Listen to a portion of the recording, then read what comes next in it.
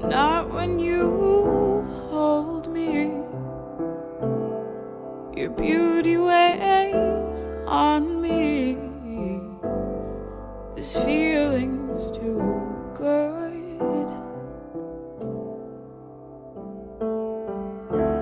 Lovely,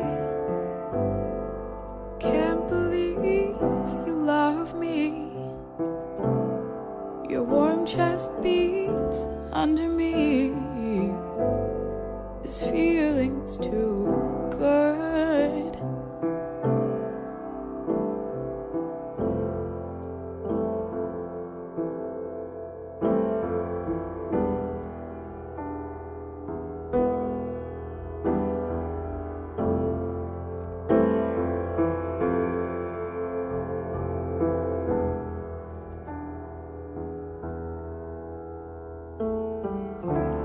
Honestly, your lips would never lie to me. I can taste your love approaching me. This feeling's too good.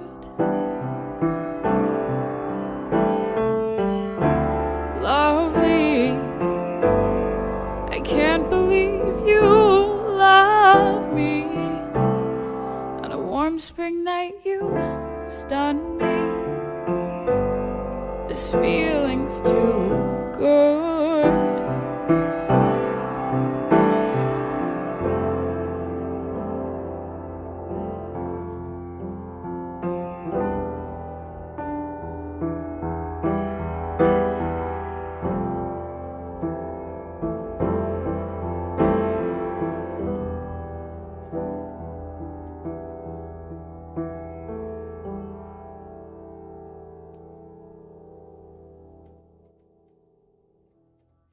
Wow, guys, what TV show should we watch on this stream?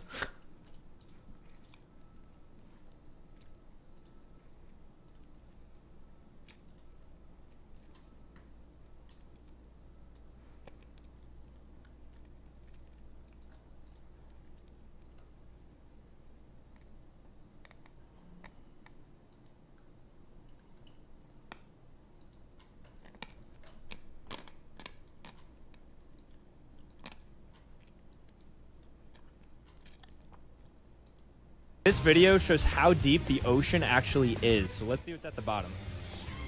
I feel like my brain is going to break multiple times throughout this video. Like it just did, trying to process that the Statue of Liberty could fit underwater. And I know it gets much deeper than that. Like the Eiffel Tower, what? So the deepest scuba diver went 330 meters below sea level, which is pretty far down. Yeah, and shout out to Metaball Studios, because this is one of the coolest 3D size comparison videos I've seen in a very long time. So the Burj Khalifa, which is the tallest building on Earth, can comfortably fit. Why do all political streamers have such trash movie slash TV slash book takes for entertainment content? My movie, TV, and book takes are, for the most part, pretty mainstream and pretty good. Sorry if there's a few that trigger the fuck at you, but I'm right, and time will tell. This gets. So there's an oil platform that goes 2,500 meters below the sea. I know James Cameron, the director of the Titanic, took an expedition to the Mariana Trench a long time ago, and that's about 10,000 meters. I think that's the deepest we've ever gone. But what's even down there? Just a bunch of pressure and like 5 animals. Mount Everest could fit underwater. 11,000 meters. What is this stupid fucking video? Why did I watch this?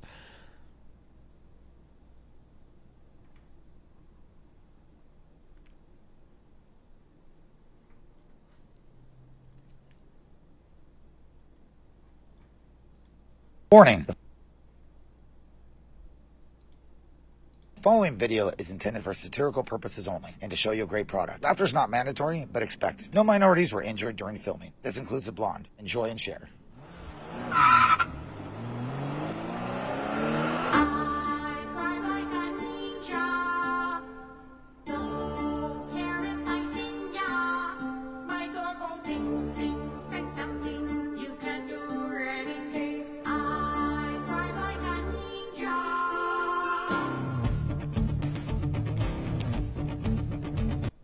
I feel like we're trying a little bit too hard to hold on to our moment.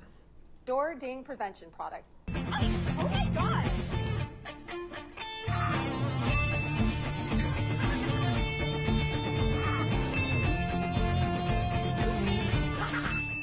tired of those unsightly and costly door dings? Well, now we have a solution. Ding Sticks. Ding Sticks is a door ding prevention product that installs within seconds when your car is parked, which is 95% of the time. Once you're parked, you simply touch the ding stick to your door and it magnetically attaches. And then just touch the safety strap to the inside of your door and now you're protected. Remember, every time you park, prevent the dent with Ding Sticks. Only $29.95. Order now at dingsticks.com. I drive like a ninja.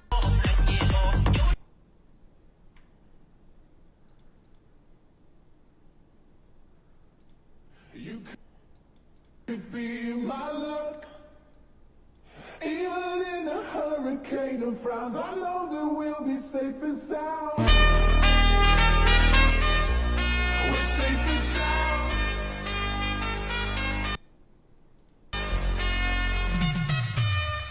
I can feel your cup. You know I never won't evaporate. This world we still appreciate. You could be my luck. Even you could be my luck. What? Hey guys, Uncle Adam's back with another how to get verified video. Alright, in this one we're going to be talking about how to get verified on Twitter. I am verified on Twitter at Uncle Adams. You can check me out on there to confirm. How did I get verified on Twitter? Now this one was kind of difficult, but it's just like anything in life. If you look at it for long enough and you study it for long enough and really dedicate yourself to getting it done, then you will. But if you think, oh, it's too challenging and yada, yada, yada, then it's not going to happen for you.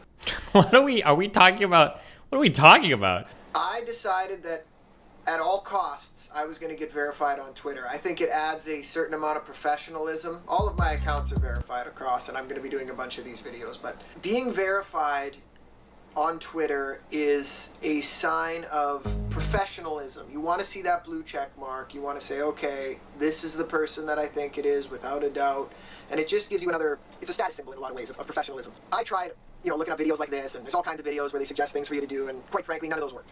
What I'm going to tell you is what actually works, okay? I couldn't find anywhere to apply myself, and I have quite a few followers. I got 20,000 followers now, and I'm a musician, so I'm not just a regular person. I'm sort of like a public figure. Still, I couldn't find anywhere to apply. They say that Twitter will search through their users and verify people that they think deserve to be verified. But how I got verified is through my publicist, okay? And I know many other people who have done this too, where they have been verified on Twitter through a publicist. I don't know how it works exactly, but somehow publicists are connected with the people who know how to get a person verified on Twitter. And trust me, when I was finally verified, I was super pumped because this is a very difficult one to get verified on. My publicist took care of it. It comes down to how bad do you want this? Do you really, really want to be verified on Twitter? Because if you're willing to hire a publicist, they will hopefully be able to reach out to the right people to get this done for you. I'm extremely dedicated. Wait, this whole video is hire a publicist? Focused person who attacks from all different angles, and I couldn't figure out how to do this without the help of a publicist. So do your research on a publicist and reach out to them first and be like, if I'm hiring you for so many months, I'm looking to get verified on Twitter. Is that something that you can help me with? And they'll tell you whether they have the connections or not. It's kind of one of those things that it's difficult to do, but it can be done, and it all depends how bad you want it. So again, this is a great video. Okay, hold on. New Unk song, guys. Let's go.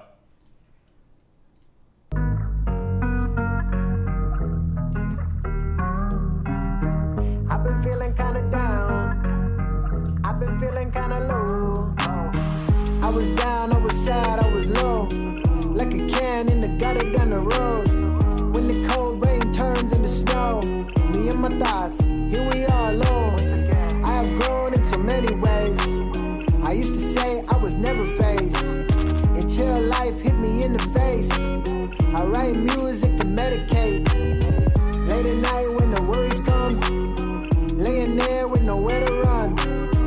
Was I wrong? Was I right? I don't know now. Mind running laps through this whole town. I was low, beyond measure. Never fold from the pressure. You can have the gold and the treasure, but only if you cut yourself away from the tether. I've been feeling kinda down, I've been feeling kinda low. Gotta pick myself up right now. I've been through a whole lot, now I finished with the plot. Gotta write till I get this all out. I got a story to tell, been through heaven and hell. Lived a lot of dark days in my life. I will always prevail with the wind in my sails. No matter what, I'ma be alright. Careful with the social media, cause if you let it, it'll eat you up. Saw you online but you don't say what up. When I see you in the parking lot, antisocial out in real life. Extroverted only when you type. Don't trip from comparisons. Too many artificial narratives. What is real? What is fake? We don't know anymore. I just know that I don't wanna feel low anymore. It's like my body's gotta pick up my soul from the floor. Cause feeling like this is really oh such a chore.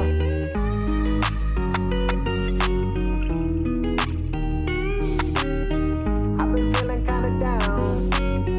I've been feeling kinda low. I've been feeling kinda down. I've been feeling kinda low. Gotta pick myself up right now. I've been through a whole lot. Now I finished with the plot. Gotta write till I get this all out. I got a story to tell. Been through heaven and hell. Lived a lot of dark days in my life. I will always prevail with the wind in my sails. No matter what, I'ma be alright. Swear to God, all this sympathy is really draining on my energy. Sometimes I gotta disconnect. Only dense. Just so I can feel content. Past friends turn to enemies. Small talks gotta mention me. If you don't, then it's incomplete. That means that you're the one who isn't free. All water off a duck's back. Let it slide, they don't want that. Please do not try to contact. I'm out of range now, big facts. What is real? What is fake? We Does don't anyone know know what happened to anymore. Destin I just today, know though? that I don't wanna feel obsessed. low anymore. It's like my body's gotta pick up my soul from the floor. Cause feeling like this is really oh such a chore. I've been feeling kinda down, I've been feeling kinda low. Gotta pick myself up right now. I've been through a whole lot, now I finished with the plot. Gotta write till I get this all out. I got a story to tell, been through heaven and hell. Lived a lot of dark days in my life. I will always prevail with the wind in my sails. No matter what, I'ma be alright. I've been feeling kinda down, I've been feeling kinda low. Wow, guys. Certified banger or what? I'm gonna need the lyrical breakdown though from Unk himself before I can really have a good opinion about this. Destiny explained the fucking lyrics line by line. I can't for the life of me figure out the deeper meaning behind Unk's lyrics. I need an expert reactor such as yourself to get me on the same level as Unk's endless brain of creative thought.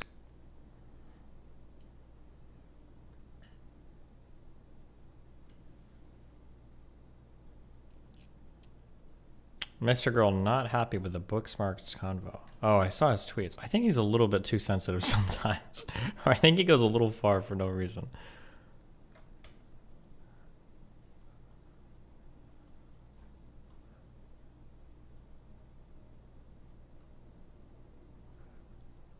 Your California tax tweet was stupid. Why so hyperbolic on Twitter? You can call it dumb if you want. California taxes you out the ass and every city is fucking disgusting. I don't know what that is. I don't know if that's me being irrational. I don't know if that's me. Maybe I just didn't live long enough in California. But every major city in California is fucking disgusting. All the cell phone reception everywhere fucking sucks. The public transport is fucking ass. The roads are fucking disgusting and disastrous. Homeless problems out the fucking ass. I don't know where the fuck all the tax money goes to. Maybe that's just me being an asshole, maybe, or whatever. I don't know. But like, yeah, a disgusting, an absolutely disgusting fucking state in any of the major cities.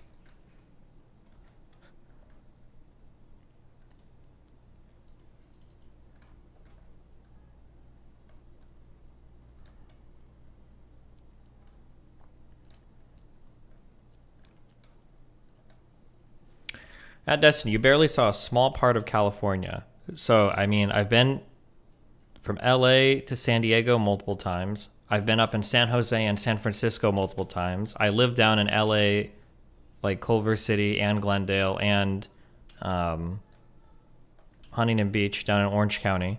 I've been up to Bakersfield. What parts of, I'm sorry, like what are the missing parts of California? Like, sorry, bro, I've probably been to more parts of California than you have, just based on some random shit you're typing in chat. I'm sorry, like, I'm sorry if there's like some hidden, mystical, magical part of California that's like so fucking magical.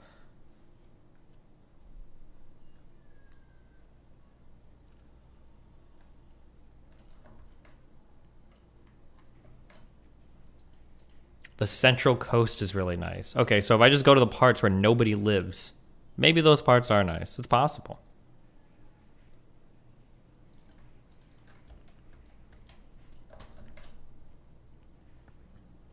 Best part of California is the I-5 drive. The nature is beautiful. The nature is beautiful in California. I will always say that, and I will always defend that. But you pay so much in taxes. It's a little bit unreal. It's actually unbelievable, dude. Like, I think I live for free in Miami. I think. Because I'm pretty sure my state tax in California was higher than all of my rent will be here. Like, it's just ungodly how much you pay, and then it just seems like there's just not much being done with it. Also, fuck Prop 13 or whatever. I don't want to live in a state where idiotic loser fuck homeowners. I hate Cisco. Don't have to pay taxes either. Fuck every homeowner in fucking California too. Just fuck that whole state. Sorry, fuck them all. Disgusting fucking horrible place. Price to pay to live in the only relevant state. How do you think California is the only relevant state? You don't think New York or Washington or even Texas or Florida, none of these states are relevant states? Are you okay, my dude?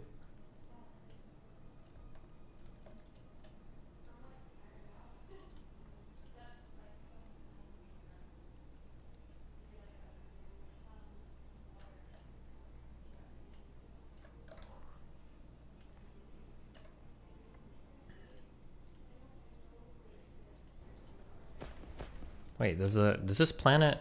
I don't remember what the words mean.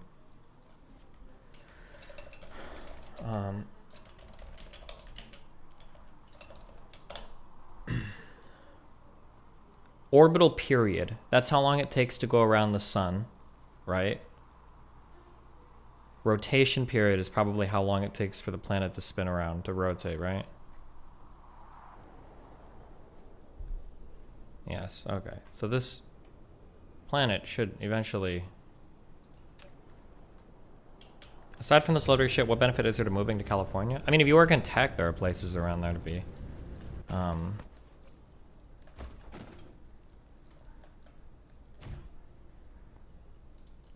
Or if you go to school. UCLA, I'm pretty sure, is a really good school. Or at least it was when I was in high school looking to apply to colleges. I don't know. You're gonna go over the RGR of it? I don't know. It was titled like political hobbyism. Is it like, I feel like I've read and heard so much about this. Is this really like something I'm gonna care? Do I need to watch another video on this?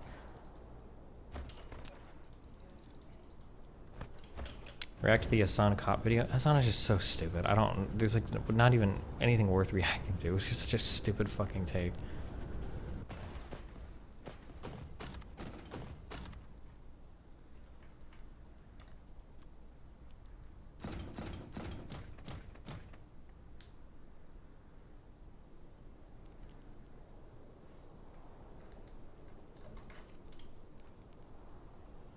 Can you critique my girlfriend's squat?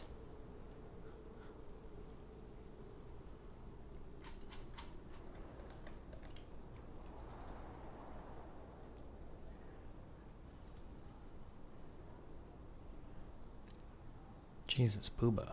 Why does she have these knee things on? Also, these are horrible clips. Get something cooler, okay? These look like shit.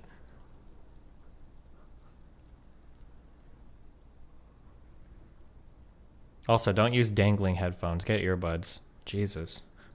So many mistakes already.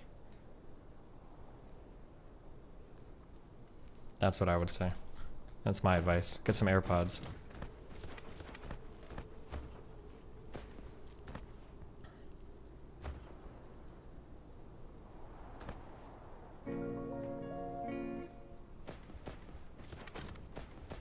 Yo, Dest. Which of these 4 things do you like the most? Sex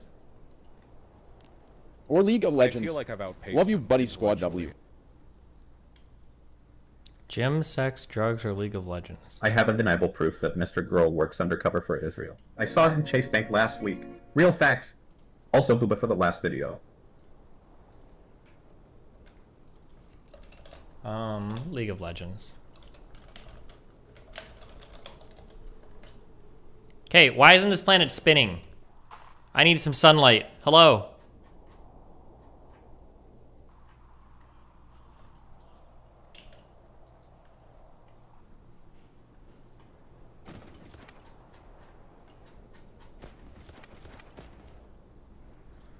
Xanderhall versus Brittany. Oh, God. Man gets physically assaulted in his own vehicle.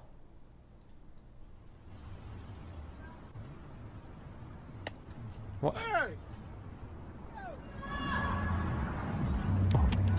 Did this guy just throw an egg at him? Why?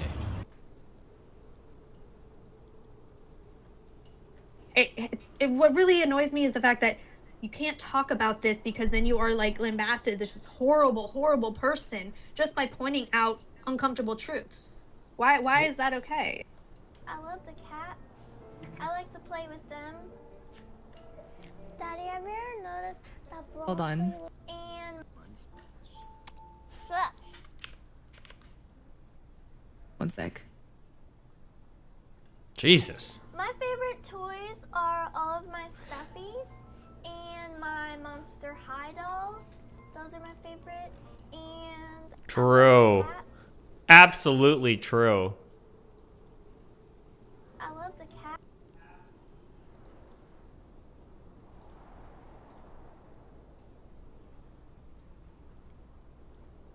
You're a genius, dude!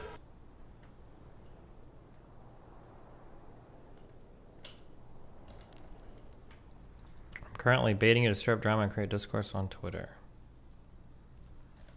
Obviously, but this is just stupid. But like, it blows my fucking mind that like any other country that you go to, you'll see videos like cops are out in the fucking streets. They only have pepper spray. They only have like a baton, max, and homies are brawling. The only countries outside of the United States where people can't fucking brawl with cops are dictatorships. What does this mean? Like, where are all these countries you can go to and fight with the cops?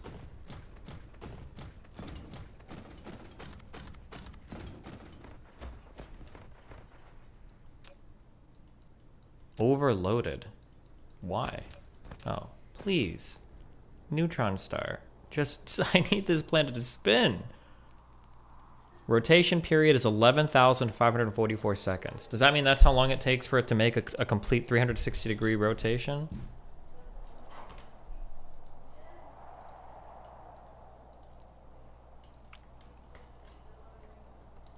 New Destiny lore, Jesus. Is this more Anna shit? Oh, Jesus Christ. Damn, she's leaking everything now. Hold on, let me listen.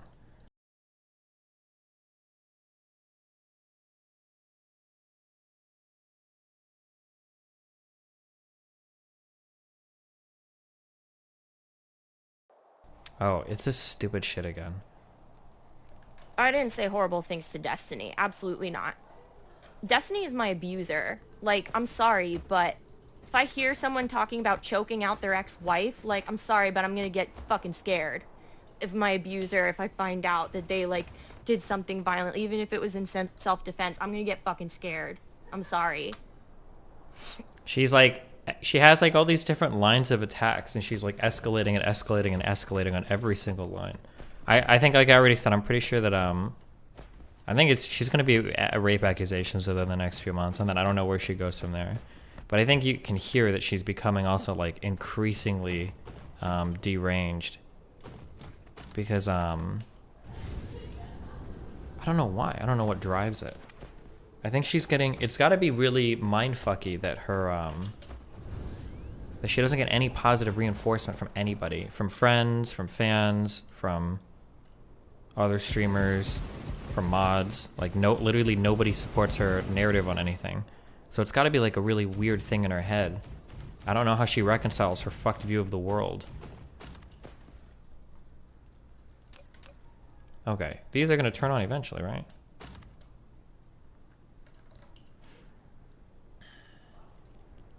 Work on this in therapy now. I literally have like worksheets on like trauma now because of Destiny. This is what Destiny did to me. And nobody should ever forget what he did to me. The fact that he should be paying my fucking therapy bills. Destiny, by the way, pay my fucking therapy bills because you caused this. You caused me to have PTSD and need therapy. You piece of fucking garbage shit. So, Frills, what kind of stuff is on these worksheets? It's cognitive processing therapy. Yeah. So what kind of stuff does it ask you to work on? I could take pictures of it. It's literally for PTSD and abuse victims. But yeah, I wasn't abused, you fuckers. Why the fuck am I in therapy having to deal with PTSD then, huh? Answer me that, you fucking pieces of shit. If I wasn't abused. Rose? Yeah, aristocracy, Stardust, Cherry, why don't you fucking answer me that, you pieces of shit? Why don't you work on this in therapy Destiny now? is my I abuser. literally have like Giga Chad. worksheets I will need on you to like stop sharing our private trauma sex life now. details. Because of Destiny. This is what Destiny did to me. And nobody should ever forget what he did to me. The fact that I need...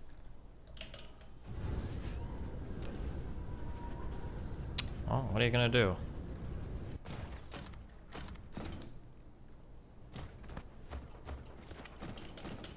What are you gonna do when she starts telling people that you raped her? I'm just gonna hope that she's like discredited herself enough at this point that people don't take it seriously. But who knows? There's already like a lot of like lefties that are kind of like nice-ish to her.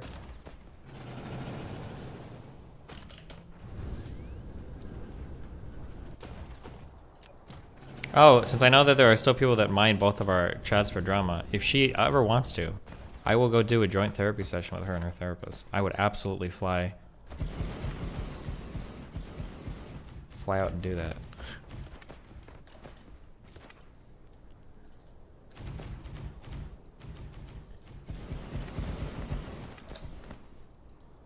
Sasquatch, Godzilla, King Kong, Loch Ness, Goblin, Ghoul, a zombie with no conscience. Question, what do these things all have in common? Everybody knows I'm a mother... Fucking monster. You're a fucking statistician! Have you sent Twitch the official complaint? I think I emailed them once. Melina reached out to her partner manager once. There's nothing there. They don't care. There's nothing I can do about it. I feel like I've outpaced him intellectually. I've reported her channel, like.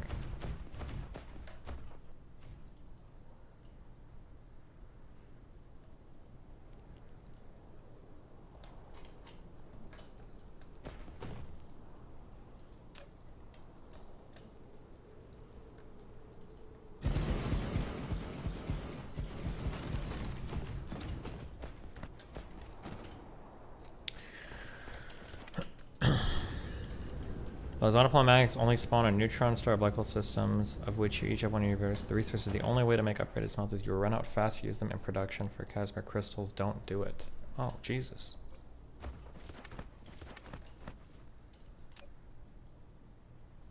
Wait, why would I use them for the Casimir crystals when I can just do these things? The optical grading crystal.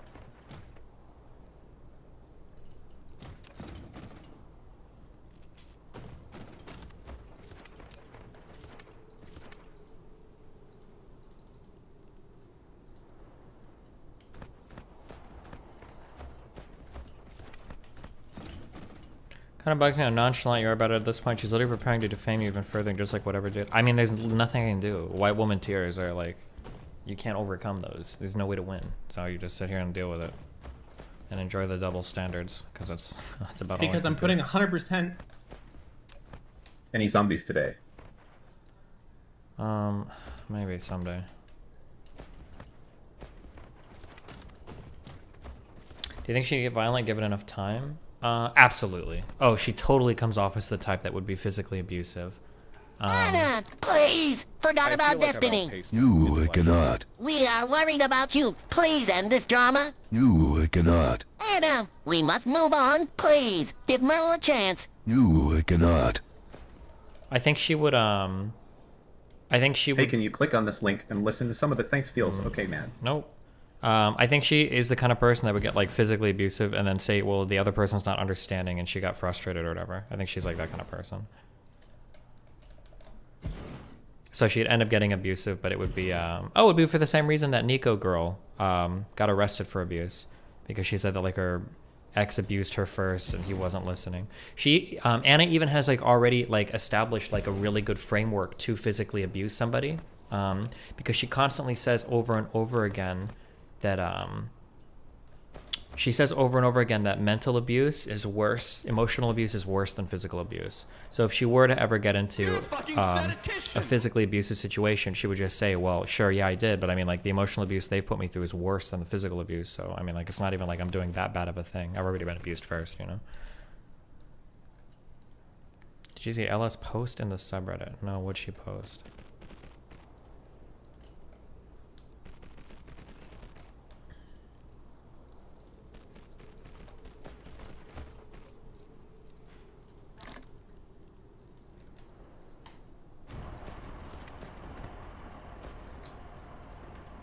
Vosh says he doesn't care about optics, new React content. Wait, hold on.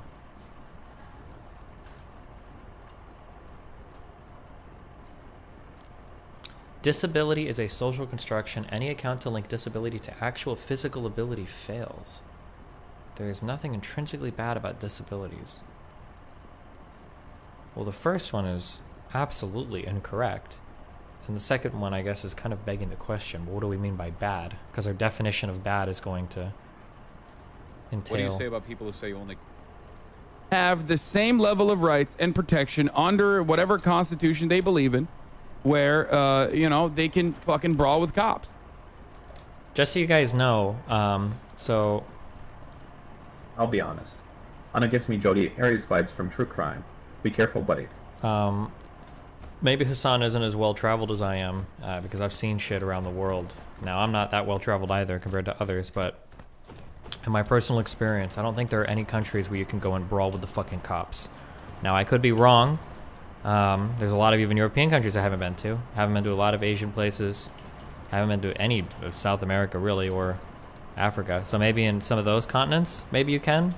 But from the limited traveling I've done, generally, yeah, not allowed to fight with the cops. Now, maybe in Turkey, I guess, where Hassan is from, sometimes, depending on who he's fighting against, maybe that's a thing, but... Georgia state flag used to be the Confederate flag and was waved in the Capitol for decades. Lamau. Yeah, I mean... Happy anniversary, Arjan and chat. Smiling face with hearts. Sparkling heart. Sparkling heart. If you brawl a cop, you're gonna get clapped. They train a ton. Dude, you are literally out of your mind, dude. Are you fucking kidding me? What? Homie said cops train a ton. Have you seen a cop, dude? What?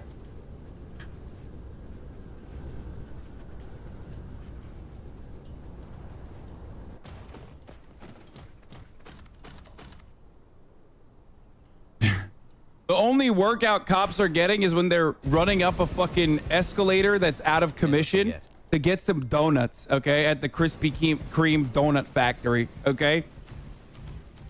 The most exercise a cop gets is when it goes, ooh, yummy, Burger King. Oh no, the drive-thru is not working. I gotta walk inside, okay? I have been a watcher for years, but now I want you to... Motherfucker said cops train, bro. That's crazy. Yeah, they're fucking... Yeah, they're training their gut. How delightful! That dumb fucking laugh. You should Yeah, laugh dude, at this I've been watching Baki. Yeah,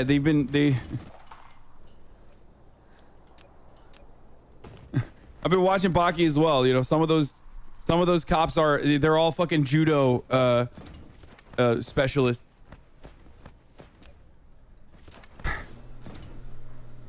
This might be worse than the Celebrity Imagine video. Yeah, they train by lifting that baker's dozen, that whole extra donut than us normies train with. Yup.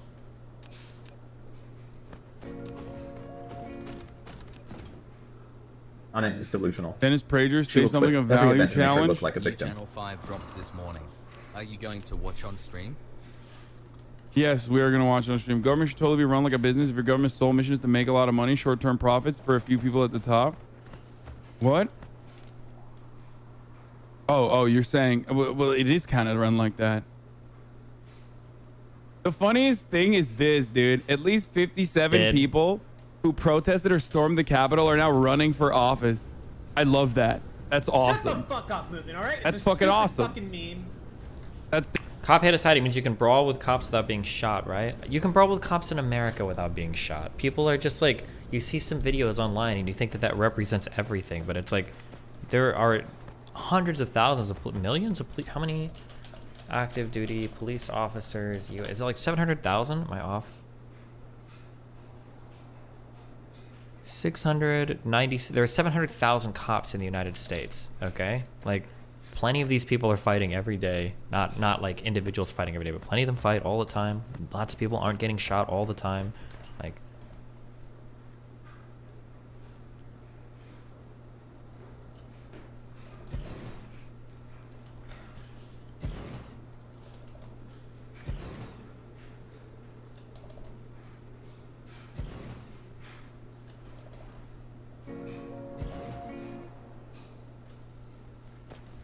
As whitewashed as Hassan is, I still see him as brown. Even if he's culturally Muslim, that's another fucking attribute we share. Him from Bangladesh, South Asia. I've seen cops drag out drivers from cars for a traffic violation.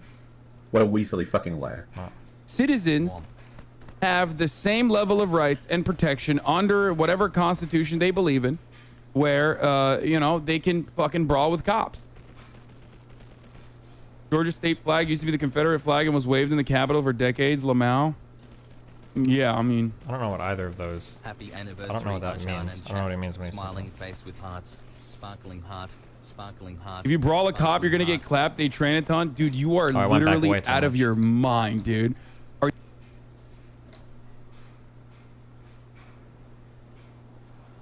the only workout cops are getting is when they're running up a fucking escalator that's out of commission to get some donuts, okay, at the Krispy Kreme donut factory, okay? Cops in the U.S. are woefully undertrained. Yeah, they're fucking, yeah, they're training their gut. How delightful. Yeah, dude, I've been watching Baki. Yeah, they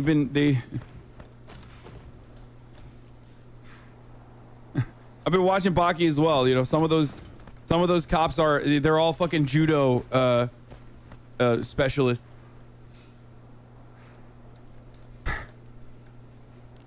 This might be worse than the Celebrity Imagine video.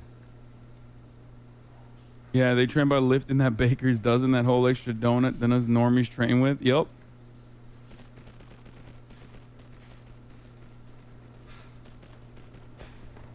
Dennis Prager say something of value challenge. New Channel 5 dropped this morning. Are you going to watch on stream? Yes, we are going to watch on stream. Government should totally be run like a business. If your government's sole mission is to make a lot of money, Wait, did we watch the the whole capital video? are now Evil battle. The hell. For the record, one thing I will admit, I think even some cops This would tiny, fucking brand be spanking more new season. You're not doing to get Diamond 1 by making space robots. The Rift calls to us. inclined, okay? The thing I'm talking about is like, I'm simply stating that there should be, okay, there should be a base level of humanity, okay, where you don't go above that. Like, in the eyes of the law, cop, human, same person, right? And in any other circumstance, if a person treated you like a fucking cop does, you would never stand for that. You would never, ever, ever stand for that, right? I was trying to get. And that's what I'm simply stating. I think it would literally fucking make policing better. Some cops would actually train for the first time ever, so they can, like, you know, engage in hand-to-hand combat. It would make policing better overall, I think. No arms, no guns. Just that. I don't even know why I'm saying this. This is so boring. I mean, like, it's kind of obvious, right? Like, the reason why cops carry firearms in the United States is because a lot of criminals carry firearms in the United States. It's relatively unique in the U.S. But, like, if you go to the U.K. or something and you start, like, fighting with a cop and you've got a knife out, they're not going to brawl with you. They're going to either shoot you or they're going to tase you or they're going to beat the shit out of you with, like, a baton or something. They're not going to go hand to hand. I don't know if he thinks that's what happens or...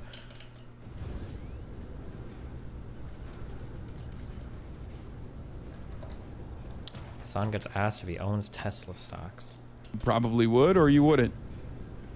Do you really own Tesla stocks? If so, I'm disappointed. No, motherfucker, I don't own Tesla stocks. What are you, stupid? I don't own any stock. I mean, I have a fucking IRA or whatever, like a SCP IRA, but I don't know what the fuck's in it. I've never looked. I don't even know. Well, how can he know if he doesn't have... How does he know if he has Tesla stocks then? What?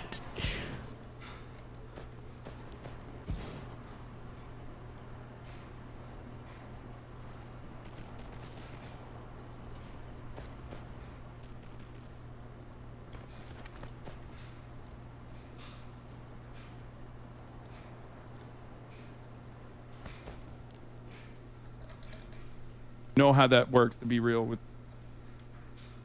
Dylan on GLP.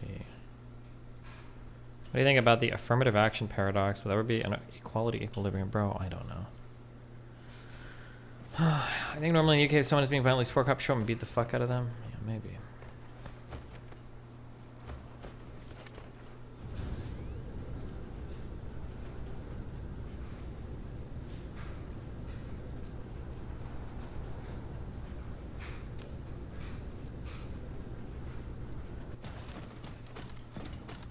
Do you ever want to talk about the EU and the pros and cons of state-subsidized industrial policy? Oh man, that just sounds exhilarating. I'll just get back to me on that in a bit and we'll think about it, okay?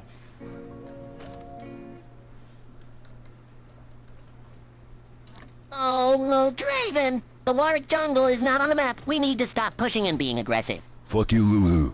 I'm going in. Oh, fuck! Here he comes!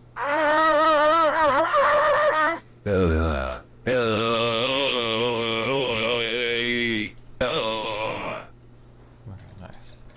Is there no way to tell when I look at like other star systems to see which planets I've built on? Can you actually fuck yourself? Like, I named this one Mining World so I could tell, but like, if I hadn't had named the world, is there no way to know what I've built on already? Are you just completely, you just have to go to check every single fucking planet?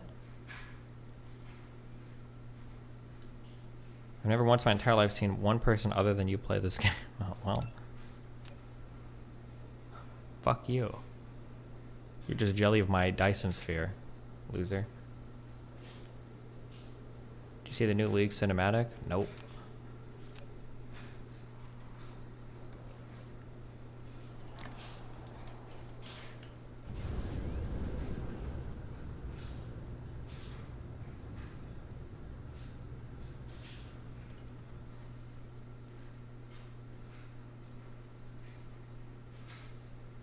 Does the Rift call today? I'm not sure.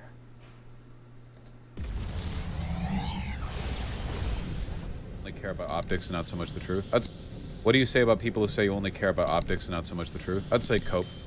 I'd say giga cope, mega cope, super mega ultra cope. What I'd say, for the most part. You know. Also, how the fuck do I only care about optics when I'm constantly getting myself in deep shit? How? Do you motherfuckers even follow my stream? I argue with anyone and everyone all the time. I'm literally the most... Why would he say that? When he so obviously dodges the fuck out of so many people? Why would he say that?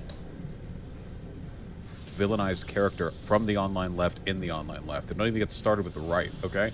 If my only concern is being a master of optics, then clearly I am an utter buffoon when it comes to them. True. I do advocate for the importance of optics, but if I cared more about it than the truth, then I wouldn't be in the position that I am right now. I would have been a Bernier buster first and foremost. But I wasn't. Got the whole online left to turn against me when I went against the Bernier busters, and now they all agree with you anyway. Well, not necessarily. I dropped in on the Antifada, the Antifada, I think, Twitch stream earlier. You know, just said hi, and they're still dabbling a little bit in the Bernier bus. You know, they're still dipping their toes in a little bit. I think it's a little bit counterproductive in my humble opinion. Yeah, Sad Boy Social. I've been spending a lot of time bouncing around Twitch channels lately when I'm not streaming because I really like getting called in. You know, because sometimes they're like, "Oh my God, it's Voosh," and then they ban me. But sometimes they say, "Oh my God, it's Voosh." And they invite me to talk with them, and it's keeping me a little bit less in my echo chamber, which I think is nice. Yeah, it's always a good thing. I think it's important to diversify the social experiences you have a little bit. Wow. Base. And V-pilled. Hey everyone, this is going to be a pretty different video from what I normally post. If you're from the Flat Earth realm, you know what this is. Response to Globebusters. The Earth still isn't flat. Okay. I don't think you're calling. Hey everybody, today we're debating immigration, and we are starting right now with Brittany's opening statement. Thanks so much for being with us, Brittany. The floor is all yours. Okay. All right, so I did write something up. I don't normally like to read things because I'm a little blind, but I'm going to do it anyways. Oh my God. So before I give my opening, I just want to say I'm not normally on this side of the debate. In fact, this is my very first debate. So this will be a new one for me, hoping Xander Hall will be kind enough not to use those crafty little voodoo debate bro tricks on me, and have a good faith discussion, which I think he will. But for those who don't already know me, I was once the left-wing host of Politically Provoked. Over the past year, that went from left-wing host to centrist host to now just host. Got into politics through Trump, hated him, thought he was the worst president to ever take office. I supported basically every left-wing policy you can think of. Open borders was one of those things. Why did he do that?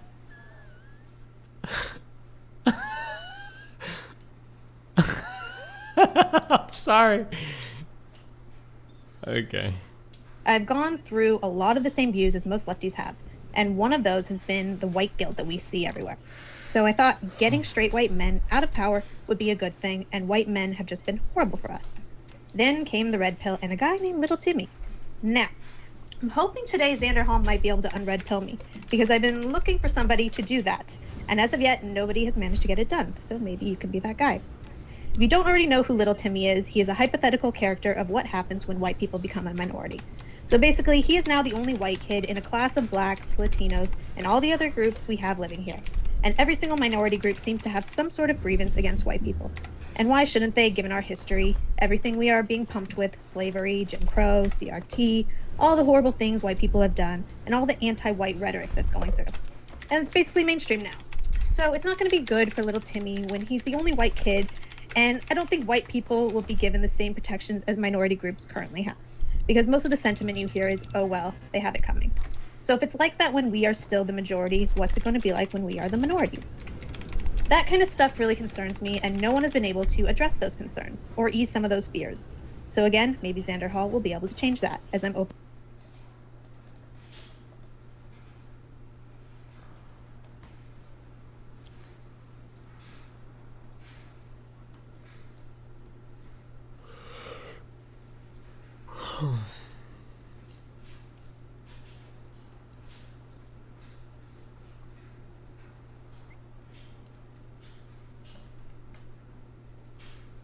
I have hardcore, like, tennis elbow today, and it is actually triggering the fuck out of me. It's been so bad all day, so that's why I'm grumpy as fuck, okay?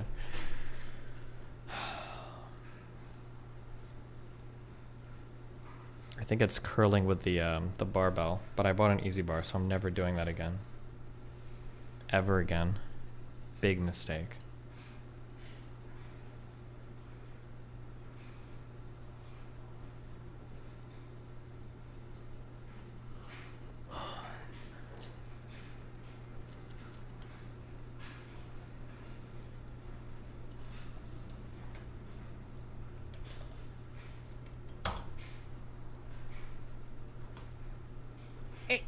What really annoys me is the fact that it really concerns me, and no one has been able to address those concerns or ease some of those fears.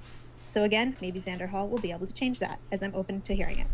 One thing we can say is white people becoming a minority is basically... Is there a difference between golfer's elbow and tennis elbow? No. Stop, don't. We're not sidetracking into gym talk. I'm pretty sure they're the same thing, though. Basically inevitable at this point. So for me, I want to slow down the process as much as possible, and closing the borders is a good first step. Now, personally, I don't care about a multiracial and multicultural society, as I don't have any of my own issues with anyone else, and I have no hate in my heart for anyone. I wish it wasn't like this, but this is the reality, and a multiracial society has not worked. Lefties love to paint this ideal world we wish we lived in, but that doesn't tend to align with reality. And when you point those things out, you are called a racist, a Nazi, or a bigot, instead of just pointing out uncomfortable truths. Perhaps I never took any issue with this because I wasn't able to see the damage it was actually causing until someone pointed it out in a way that made sense. Not to mention everything that happened with the summer riots, which was also a huge wake-up call that made it clear to me I just don't like the direction things are heading. So as I started to think about it more in conversations I've had with other lefties, that kind of future became a pretty easy thing for me to see happening. Why we have so many white liberals pushing this narrative is beyond me, and I wish more lefties would wake up to how dangerous some of the rhetoric is and the kind of damage it is causing. But I used to be one of those lefties. So until someone can unred pill me, those days are over, and it's time to close the borders. Xander Hall, you are up. Thank you very much for that opening, Brittany. And want to let you know, folks, if it's your first time here at Modern Day Debate, we are a neutral platform hosting debates on science, religion, and politics. We hope you feel welcome no matter what walk of life you are from.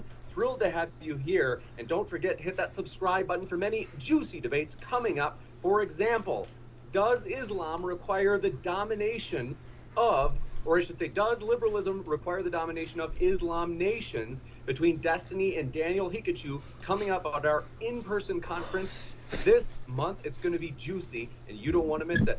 So with that, we're going to jump into Xander's opening statement. Thanks so much for being with us. The floor. Sounds exciting.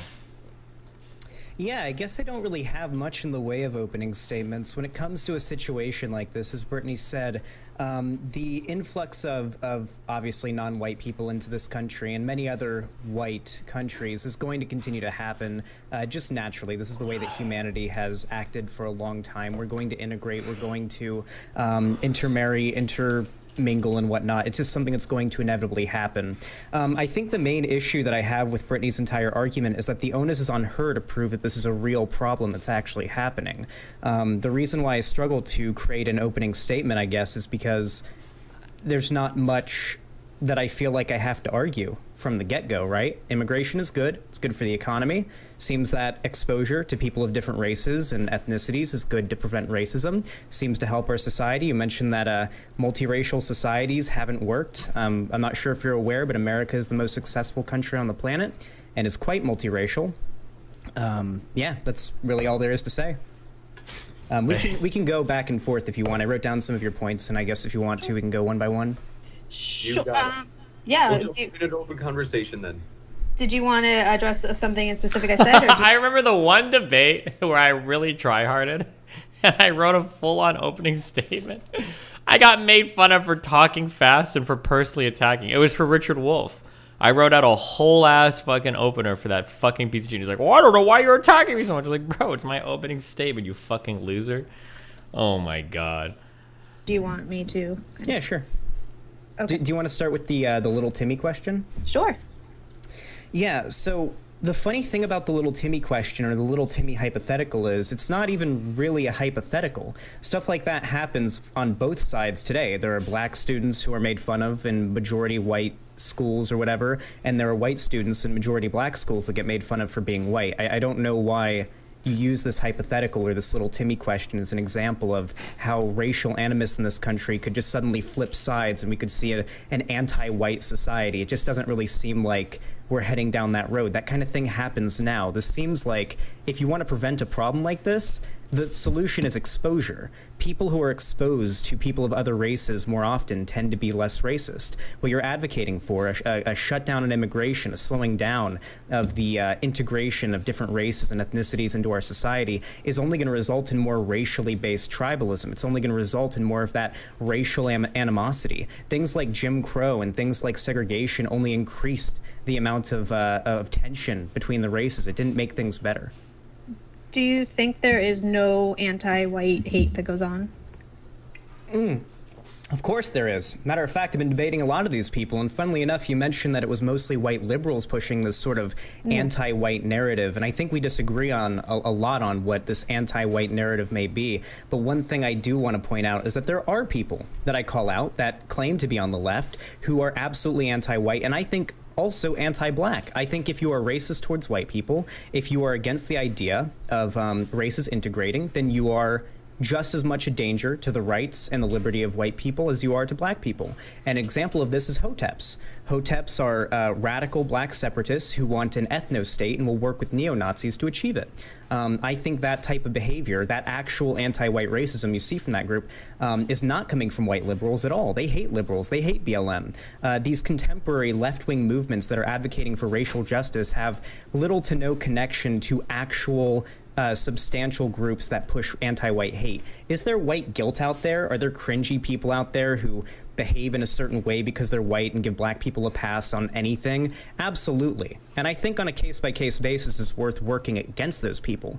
But to just put up a shield and say, no, we gotta stop immigration, we gotta cut down on it, we gotta stop this white replacement thing, which we can get into more in a minute, because I don't even agree with the theory there.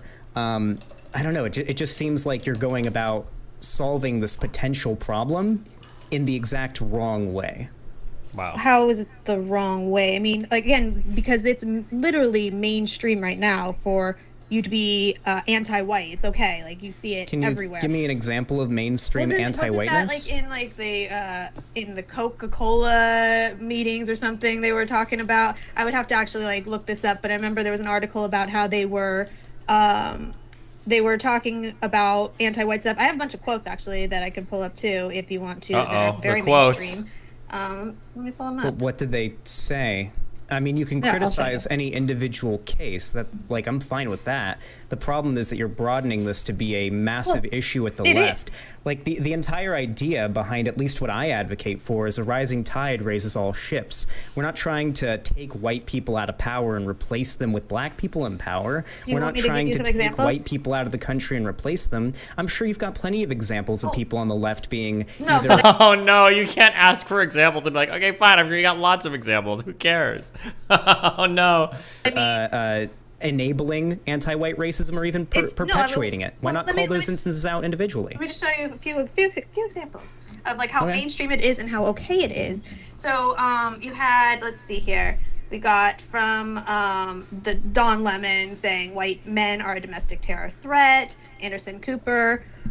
You were wrong about a far-right anti-vaxxer being too far to reason with. I was deep into the rabbit hole and getting borderline racist, and your streams would seem to drag me out of that spiral. It'd be cool to talk on stream or private. Well, thanks, buddy. I don't know if there's much to talk about, but... Whites becoming minority is an exciting transformation for our country. Van Jones. Even the most liberal, well-intentioned white person has a racist virus in his or her brain that can be activated at an instance. John Brennan, I'm increasingly embarrassed to... Damn, is she pulling these from the Nazi guy that I argued with? She's just doing the quote machine shit.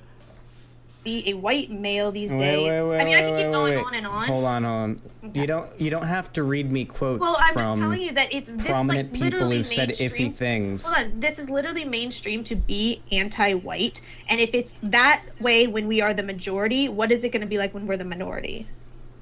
Don't you think that maybe the tendency for people to engage in rhetoric that maybe pokes fun at or is sometimes even hostile towards white people might be because our society has come to an understanding broadly that the amount of objective harm caused by jokes or comments at the expense of white people typically don't have that same outcome. I think that's why you see a lot less. Hold on. I think no, he's actually like, he actually started off like decently strong. I was surprised. I was like, oh, that's not bad. But now he's like, now he just kind of like made her argument for her, because a lot of her argument kind of like rests on this idea that it's okay to shit on or make fun of white people, and now Xander Hall is about to justify why it's okay to shit on or make fun of white people. That's why you see a lot less pushback against that kind of thing. Is it okay? No. I don't know the context of every quote that you just listed to me, but if the context is as you said it was, then I don't like any of those people and I don't like what they said, and you can call those people out on their individual, like what they've said. But I don't think there's a trend in the left to be anti-white. I don't think it's nearly as big as you're making out to be. And trust me, listen, Brittany, I get called no-lip white boy by hoteps and literal anti-white racists every single day. Hoteps are a radical group of usually black activists that typically call themselves black separatists. They're in favor of a black ethno-state, and they're willing to work with neo-Nazis and white supremacists to achieve it. So maybe they typically hate Jewish people and stuff like that. They're basically black Nazis. So basically, these are people that are also looking out for their own self-interest and realize that being around people that are going to hate them is not really working out for them either.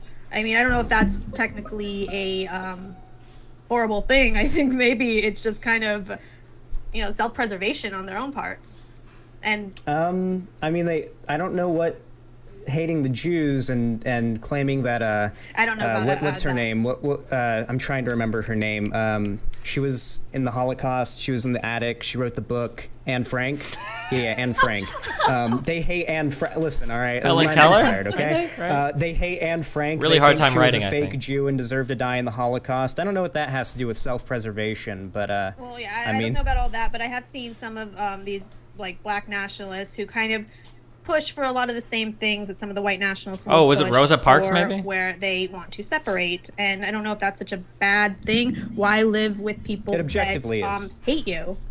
I mean, do you think white people hate black people? I think that there are a lot of problems that happen in this country due to a multiracial society that we can't address because there's so much infighting. I was looking up, actually, for this debate, I was looking up what the 10 happiest countries are. You want to know what they are? Can I give them to you? I'm going to give them to you anyways. All right. I'm pretty sure they're like Scandinavian countries, right? I'm going to do it, European Xander. countries. So, number 1, Switzerland. Number 2, Iceland. Number 3, Denmark, Norway, Canada, Finland, Netherlands, Sweden, New Zealand, Australia. Do you sense a theme there? Yeah, so most of them are social democracies with a lot of but maybe they access are to like that because they're secure also social homogenous safety nets. countries that are able to address a lot of those issues. Do you know there's studies that show when you are scared, you become more conservative. When you are liberal, you're going to become Yes, and people are afraid of the unknown, and what you're advocating for is to make brown people more unknown to white people, and vice versa. What you're advocating for, all the data and everything that we've collected having to do with exposure to other races has shown that contact with people who aren't the same race as you, just explicitly, just massively decreases the likelihood of you being racist or holding racist ideas. Like what you're advocating for right now will only make different races more afraid of other races because they're going to be more unknown, less familiar. I mean, I get that at this point there's nothing we could really technically do about this. I'm not somebody who's saying, oh, let's go round up all the people that are different races or whatever and send them back. I'm realistic. But I do think that we can kind of slow down the process of how fast this is happening, because what's happening, and I'm noticing it big time, and again, I know people don't believe me, but I really was left-wing. I was very left-wing, and I had all these policies. I was for open borders. I didn't see any problems with this. But maybe it was the riots that happened that kind of like freaked me out, and then hearing it in a way that really did resonate. But what do you think is going to happen when you are bringing in all these different people and you are teaching them how bad white people are and all the bad things that white people are? And do you think that they're not going to end up hating white people? What are they teaching in school that you think is making people hate white people? So I was actually so every time I talk about critical race theory, I'm getting different definitions. I feel like maybe that's somewhat to do with the fact we live in a country where every state kind of teaches things differently, so you don't really know exactly what each state is doing. But I did look up, okay, what critical race theory, and here's what it is. So critical race theory is an intellectual movement and a framework of legal analysis according to which race is a culturally invented category used to oppress people of color, and the law and legal institutions of the United States are inherently racist insofar they function to create and maintain social, political, and economic inequalities between white people and non-whites. And then, hold on, why is critical race theory important?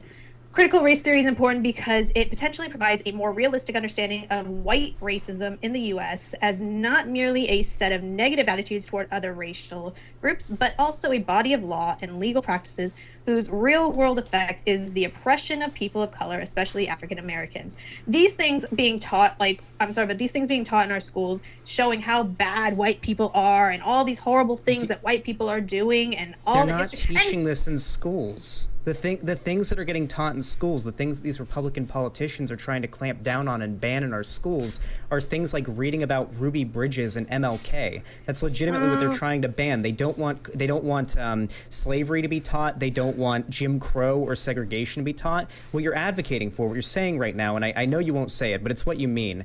You believe that teaching students the actual history of this country, a history that unfortunately does involve white people doing a lot of really bad, horrible, racist shit. I'm sorry, but that's just the history of our country, and that's the history of a lot of countries out there. If teaching the truth results in having this outcome, then we need to engage in different types of rhetoric to help combat whatever white guilt or anti-white sentiment that you may think is becoming a huge problem. There is people out there that are like that, and like I said, argue against them individually. But what you're arguing right now, at least it seems to me, is that teaching kids the reality of what this country has been and what has happened is going to result in people becoming more anti-white, and thus we need to either not teach that or just keep non-white people out of the country, or find some way to slow down the influx of non-white people into the country, because God knows what happens if they learn that white people did slavery.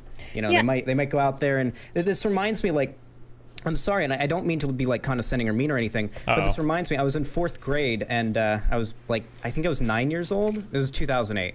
And Obama had just gotten elected. It was the day after the election. You know, Obama that morning had been announced, like, yep, Obama's new president.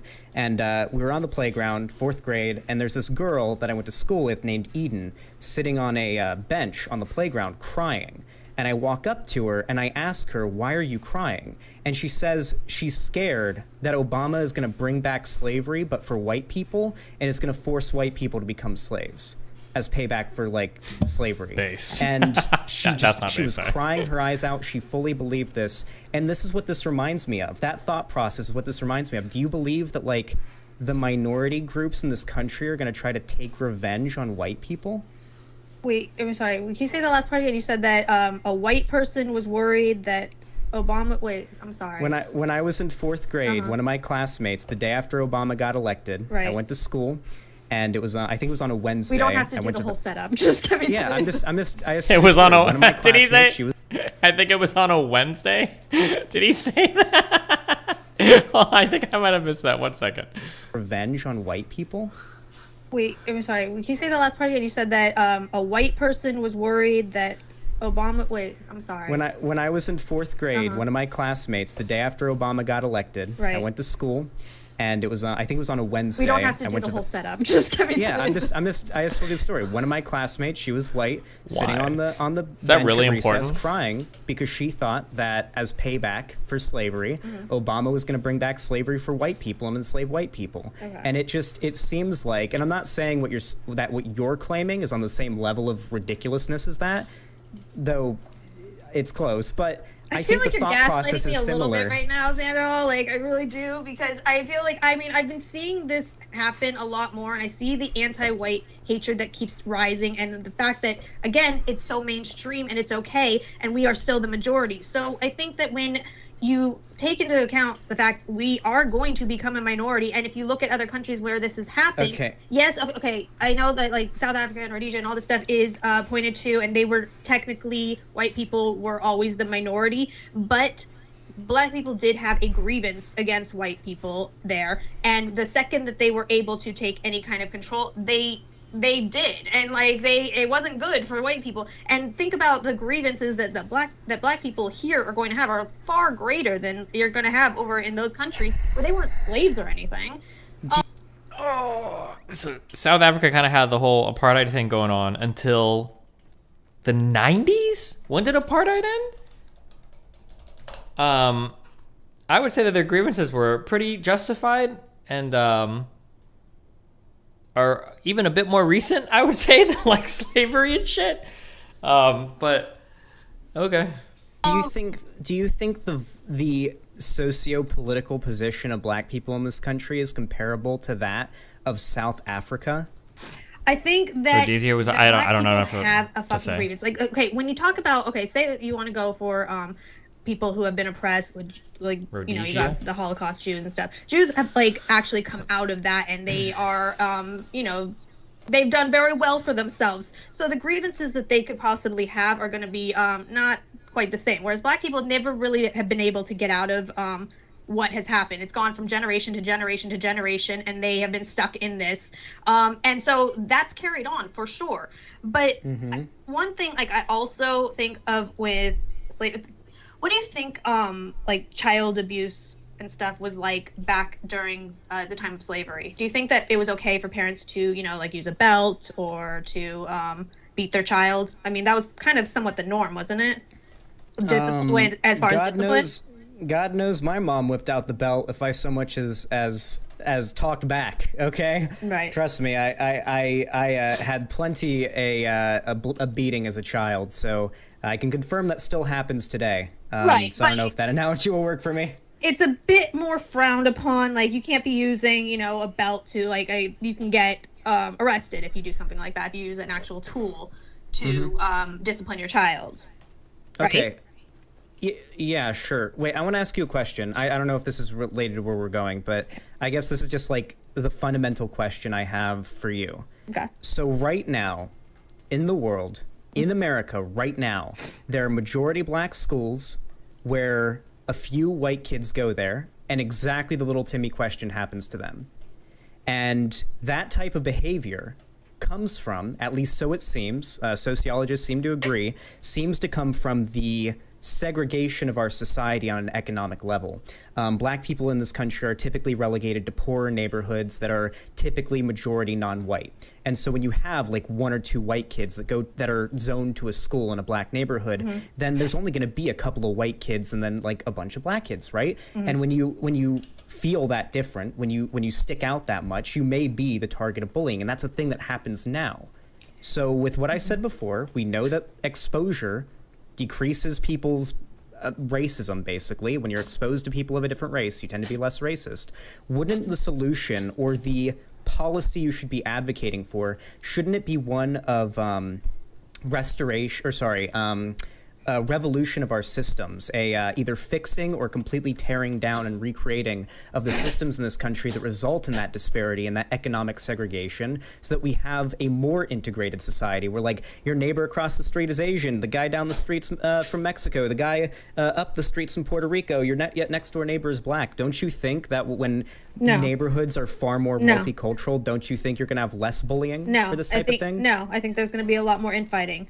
And I think because I think that that's just like human nature, that you're going to have those you're going to be wanting self-preservation, you are going to have infighting, and this is exactly what we're seeing in America in general. We are unable to address this just isn't borne out in the data. Literally, are you kidding me? There's so many problems we cannot address because we are constantly infighting over stupid shit. Like the poor people have less racial tension and racism when they live together. Xander, all right, one sec. Just to let Brittany talk. Let Brittany talk.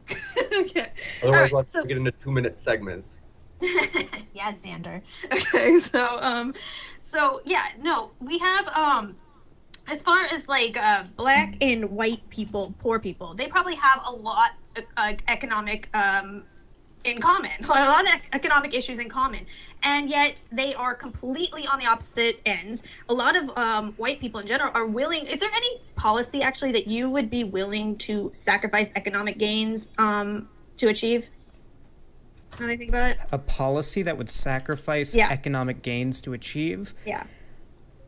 I honestly, like I said before, the policies I advocate for are ones that are like a rising tide that raises all ships, right? Like one of the biggest examples that I brought up just on stream recently is a way that black people are kept down, and a policy that would help both black people and white people and people of every race is the current federal criminalization of marijuana. Means that states where dispensaries are allowed to exist and you can sell marijuana legally, unfortunately, as long as it's federally legal, banks will not loan to people who need a loan to start a business, which means that the marijuana industry, marijuana being a drug that black people in this country have been disproportionately policed and arrested and incarcerated for, despite not using it more than white people for a very long time. What kind of deal is fair for hiring editors to operate YouTube channels like yours? I think the standard is usually a pay per video. I like doing a rev split because I think it's a little more fair, but most people pay per video. And weed being legal, that like the black community in these areas could possibly see some level of recovery because of that. But unfortunately, due to its federal criminalization, you can't get loans. You have to have the capital at your expenditure. Can you answer her question if Xander isn't? The problem is that like all of this is on like kind of these hard to tango cultural issues. Like if somebody has like a narrative that they've got assigned culturally about like this little Timmy thing, there's not like a data-driven answer that you can give to like talk somebody out of it. I don't really know what you could possibly ever say to a person that is like convinced about like the little Timmy thing. Like the reality is that like kids get bullied all the time for a large variety of reasons. We should probably make it so that kids don't bully each other. What Xander Hall is saying is true, that when different people are around each other, they tend to like each other more than when they haven't been exposed to each other. That's just like not self-evident, but like you can see that when you look at like liberal cities versus rural communities, when you're not socialized around different types of people. So I mean, like that's true, but I just don't know how much there is a I don't really know what you can say to a person that is like super narratively driven like this. Like in the future, white kids are going to be bullied for being a minority. Like I don't know I don't know how to deal with future problems like that have no data related answer or whatever. Ready to be able to start a dispensary, and you can only operate in cash, and there's just a lot of roadblocks in the way. Just federally legalizing weed and making it so that like anybody could go get a loan to start a dispensary like they could any other business is just, that would literally help everybody and black people. These are the types of policies that I advocate for. None of the policies you're going to see me pushing for are going to be about taking white people out of power and putting black people in their place. That's not what anybody who's sane on the left is advocating for. No, I wouldn't think that would be anything that you would advocate for, of course. But I'm just saying, like, I'm sure there are policies. I mean, I don't know if technically that was one of them, but I know there are policies that people would be willing to sacrifice some economic gains to achieve.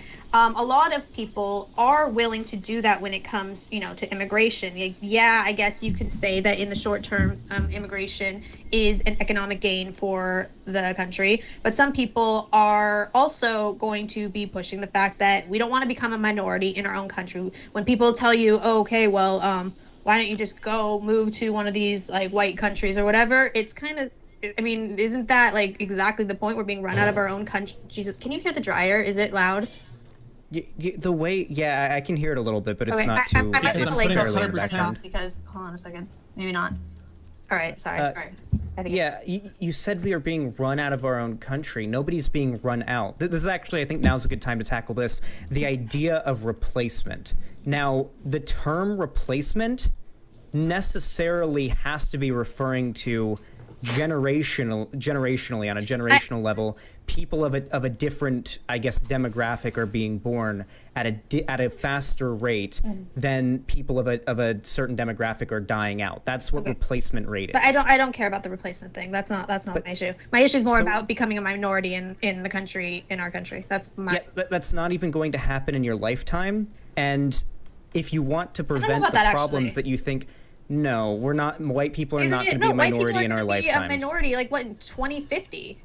No, I don't think that math lines up perfectly. Yeah. So there's a lot. I think that it probably is the true, birth or around rates of millennials in this country and of Zoomers. Well, Zoomers aren't exactly birthing age yet, but if the birth rates of millennials continue with the same track for Zoomers, for Generation Z, then yes, you can make that argument.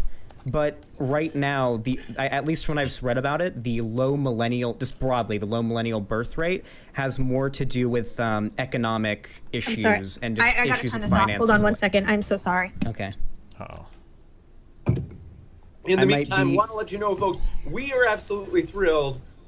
In less than 10 days or so, Modern Day Debate's first ever in-person conference, DebateCon, is going to be huge. In fact, DebateCon. Xander Oh, himself boy. is going to be there, among many others. For example, at the bottom right of your screen, you can see there. Among? Destiny Why didn't he and play it? Infrared Why are didn't he going play to the debate sound? Biden on trial. That's going to be a juicy one. And so that is linked in the description box. So you can get in-person tickets for that event in Dallas. And the crowdfund is in the description box as well. That way you can watch all the debates live, as some of the debates will be live to the public. And some of them you have to be either a Patreon supporter or Did he throw say into public? the crowdfund for. Did he So with that, misspeak? we'll jump back into open conversation. Okay, I'm so sorry about that. I'm like Or- ADD. All right, So what do you mean? What do you mean when you say that white people are being run out of America? I'm saying that's one of the arguments that you hear when we talk about these things is, okay, we'll go move to one of those white countries, which there are not very many left, and every single one is kind of experiencing like mass migration that's happening into their countries, and there's no real place for white people to go anymore. There really isn't. Wait. What do you mean no place for white Because people? Are every white si- people trying to escape the brown people? For people who might not want to become a minority, people who might not want to experience any kind of racial revenge that could possibly emerge. This has to be like a sub where do sound they or something, go? right? If He's that not was to actually happen, manually where are they triggering supposed these. to go? Why don't we just not encourage Let's not have racism and racial fight against revenge.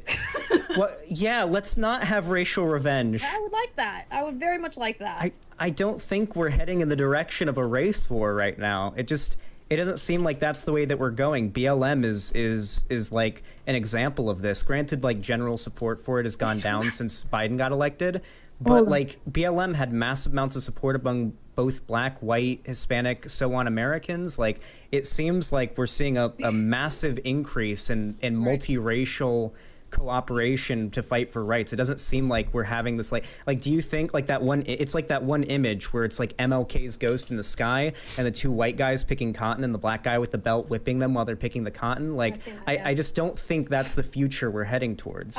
Okay, you haven't caught, like, obviously, like, I've gone down these rabbit holes since this whole red pill. I don't think you probably have. I've seen a lot of some scary freaking shit.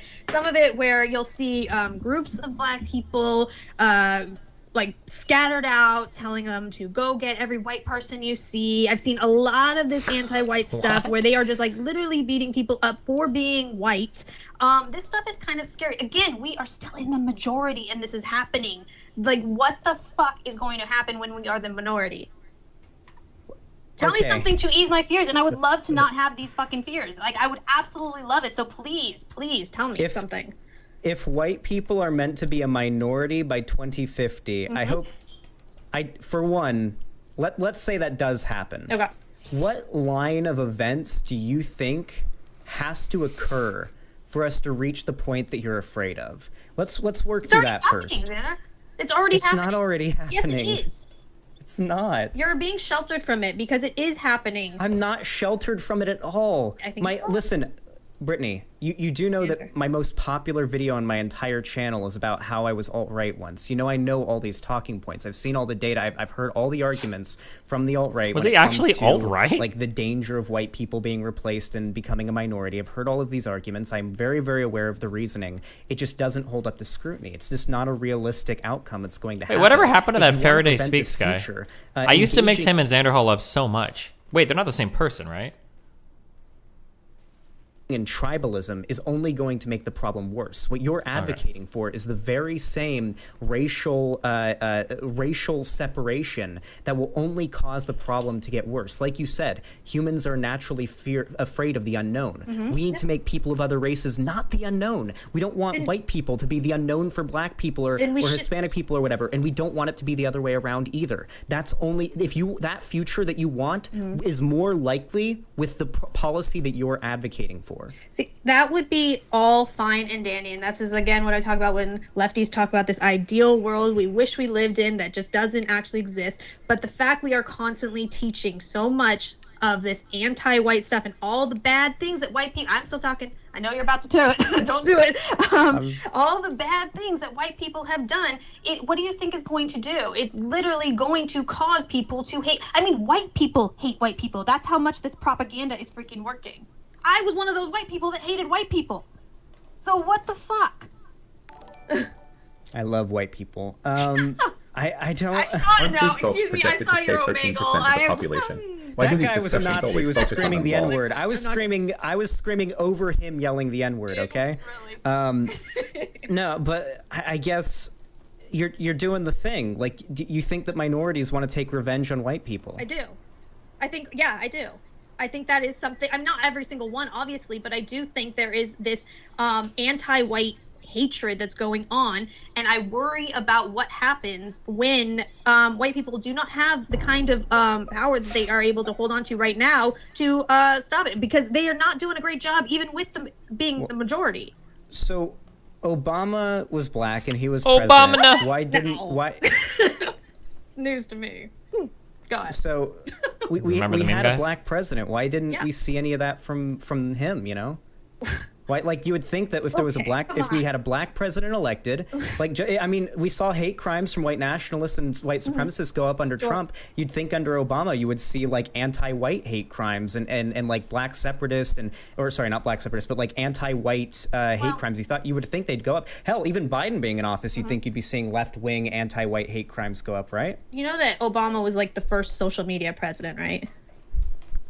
I mean, you might be too young to know that, so... Well, I mean, yeah. I mean, Twitter was like... When did Twitter come out? Like 2006? Well, 2008 is like kind of when social media started to skyrocket in general. I mean, yeah, there was stuff here and there, but it was like MySpace, you know, way before your time, though, chat. Okay, but what's this have to do with... I'm saying that, don't you think that social media also plays a huge role in some of the stuff that we are dealing with, in some of the, you know... social media makes it easier for a president to radicalize their base. That's how Trump stoked his fans into doing the Capitol riot with social media. That only helps my argument. The idea that that Obama or Biden could reach their left-wing anti-white. Do you think Obama used social media to be audience. Trump did? Come on. I mean, he could have, but He he didn't, didn't. It though. doesn't seem, because the left doesn't want to start a race war, is why. Obama didn't want to start a race war. Obama was somebody who literally he was one of those, I think I even saw an interview where he was saying he was worried about not being black enough for black people, not being white enough for white people, and he was in that like center where he was trying to please both sides and walk that line. In a way, in this country, I feel like that is like the best line you can actually walk, because I'm a big Obama fan. Sorry to people that that's probably going to piss a lot of people on both sides off, but I'm a big Obama fan. I think he was a really good president. I think he did a really good job, but he was the first social media president. Your prophecy is coming true. What prophecy? So just ignore that one. Oh no, is this gonna piss me off? Uh-oh, what is this? Frills, anything's gonna piss you off tonight. What did he say? What is he saying? Why do these political streamers have to be so fucking horrible, dude? Dude. Why do they have to be so fucking horrible? Why do they have to defend my abuser? What's happening? Why do they have to defend abusive behavior? Why do they think it's okay? Why was it okay for me to be treated as horribly as I was? Yeah, I don't think it was. Because I I'm don't putting understand 100%. why they think like it's okay the way I was treated and fucking She's talking about manipulated Dylan for Burns? sex. Oh no. Why was that okay? Why is that okay? Why? Oh, manipulated for sex. Almost getting to rape. We're getting closer. We're getting closer. Fucking manipulated for sex. Why was that okay? Why is that okay? Why do I deserve to be treated like a piece of fucking shit by someone who I thought cared about me? Why is that okay to do? Why do they think that it's okay to do that shit? And to treat someone horribly? Instead of lipping, let's go back to psychology. As I was. Yeah, I don't think... And that there were a lot of problems that arise because of social media that we don't ever think about, because somebody like you who literally grew up in the social media age, that was your world. But for a lot of other people, we had to adjust to this entirely new world where information was coming at you so much faster. Yeah, hate groups were rising. People were able to like get into conspiracies a lot easier. There were people who were going with like-minded views, and you're getting information before you can actually have any facts. And there was a reactionary kind of environment going on. And I think Obama took a lot of heat for some of the things that were actually caused by social media. But I don't think that but I think that like for our country in general, and if you look at the way our social media is going now, we're not even able to, like, right-wingers are literally purged off of every freaking platform you can have. Like every single one. They're not allowed to have even a space online anymore. Didn't Twitter come out and say that they specifically have to be more lenient when enforcing the rules of their TOS on conservatives? Because if they weren't, then there'd be virtually no... it was a few years, or 2 years ago, I think, maybe a year ago, they came out and they said they had to be more easy on conservative politicians and public figures when it came to, like, upholding their TOS, because if they enacted their TOS as they would anybody else, basically every conservative politician would be banned off of Twitter, so they have to, like, kind of play it easy there. They've admitted they had to do that. They gave Trump so many chances. You should meet the new CEO. I literally got banned off of Twitter for following somebody, like, on the right. That I'm not even kidding. I didn't break any TOS. Somebody I was following had a Twitter space, and everybody that was in that Twitter space got banned. Suspended completely. No warning, no nothing, just banned. What was the Twitter space about? It was a Fuentes Twitter space that he had, and everybody in that. But no, who cares? Like, why should the people that are just listening in a Twitter space or following somebody get banned? In what world is that okay? I mean, Twitter makes the rules, I guess. Don't get me wrong; these platforms practically are not very good at upholding their TOS, and you've probably seen me complain about that plenty on Twitter. But I mean, I don't. Nick Fuentes is a public figure who's a neo-Nazi and is banned off of Twitter. It's not exactly surprising that people hanging out in like a fan club group. Do you disagree with that? Do you think Nick Fuentes isn't a Nazi? No, I don't think he's a Nazi. I don't think he's a Nazi. I think he has maybe some controversial views, but I don't think he's a Nazi. And I think like we throw that term around quite loosely. But I don't even think like Nazis are even actually a real thing anymore. So, but yeah, no, I just think that the way we're not even able to live in the same internet spaces where you're not even going to have any kind of like human contact with somebody. You're not going to be able, I mean, it would be literally the safest place to be somewhere. And we can't even be in these same internet spaces. So yeah, we're supposed to be able to be in the same country. I don't know. What percentage of the left do you think is anti-white? I don't know, Xander. I don't know, but I'm sure there's quite a bit. I think it's not, I don't know if they even recognize that they are anti-white. I think that they have like this anti-white guilt. I literally had it myself, and I went through like the worst cognitive dissonance going through this whole red pill process. So I know what it feels like where I was going through this, and I felt like some of the thoughts I was having were fucking with me a bit, and I didn't want to have those thoughts because I know that this is where my black pill came in too, because there was a lot of problems I was recognizing that there were no solutions to, and that freaked me out as well. And yeah, so I've been a little bit more red to black pilled, if anything. But I think that the fact the propaganda is so strong that so many white people are so anti-white is not a good sign. I hate to say it, but I think you've red pilled yourself into supporting anti-whiteness. Wait, what? I know it sounds strange, but like the groups you've said that you agree with here are explicitly, like, for example, the Hoteps, a group of people that you said are just looking out. You said they were black separatists, black nationalists, etc. They're part of that umbrella.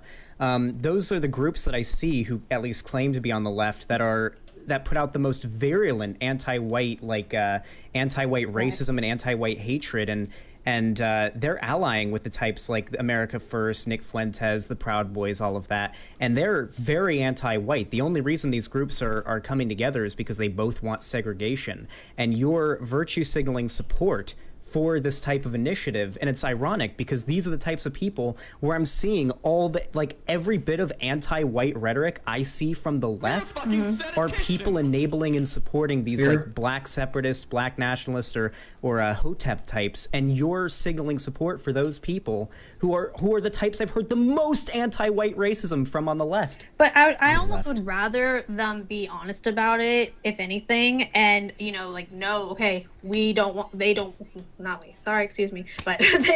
to live amongst white people, and for white people, they shouldn't have to live amongst people that they don't like either. If I feel like that choice should be allowed in this country, and it doesn't seem like it is. We had this like forced integration that's happening. Jesus Christ. What again, if we're having all of this propaganda that's being pushed, what results do you think that's going to cause if that's the case? You're pushing people to be around people that they don't like, or that they have been like trained to not like, and telling them, okay, now you have to be in a company with them, you have to be in a school with them, forced integration, be in this community with them, and deal with it. What do you think that's going to do? We gotta see if like anti-white hate crimes go up. I guess it seems like the country's just getting more and more progressive as it gets more and more diverse. Sheltered. How am I? I'm not sheltered. I live in Palm Springs. It's like it's like an hour drive from the border to Mexico. You know, like you'd think that there'd be. I've gone to LA and shit. I've seen a good amount of stuff. Like I don't know why the you're sheltered thing is an argument from you. I've used data to back up what I've said. The data from sociologists, criminologists, everything seems to demonstrate that exposure reduces the amount of racial animosity and racism in that somebody has, right? And you're using, well, I have common sense, you're sheltered, that's my argument. I think. Do you understand where the disconnect is? Well, Here? I think that what I mean by being sheltered is a lot of the people in these communities are, I would say, terminally online. I'm probably one of those as well. But when you have, like I said earlier, that all these right-wingers are being pushed off of the internet completely, it's a lot easier for left-wingers to get their messages out than it is for right-wingers. Like, left-wingers can kind of push whatever freaking message they want on any platform they want, whenever they want, wherever they want. Right-wingers are not able to do that. They are kicked off of everything, so they are not able to counter any of this stuff. They can't even talk about half of these things because it's against TOS. I got false striked by YouTube twice in a row because I talked about vaccines. Yeah, Any I got YouTuber, one of those too. anyone who talks about COVID or anything that's a controversial topic at all might get the strike on It's an YouTube or algorithm, Twitch that's or what I'm whatever. saying. Because it's an algorithm, and all these platforms care about is maximizing their revenue. And small creators that have no accountability talking about these topics is a threat for YouTube's bottom line. They aren't pushing an ideology. YouTube doesn't want to push an anti-white. You'd think YouTube would be banning every conservative right-wing creator on their platform, and Twitch would be doing the same if that was their goal. They're not pushing for some anti-white, anti-American, anti-whatever narrative, okay? Like, I'm actually curious. This is a question that I have. What about whiteness? Is it a question you have or your chat has? I have it. Okay. What about whiteness to you is worth preserving?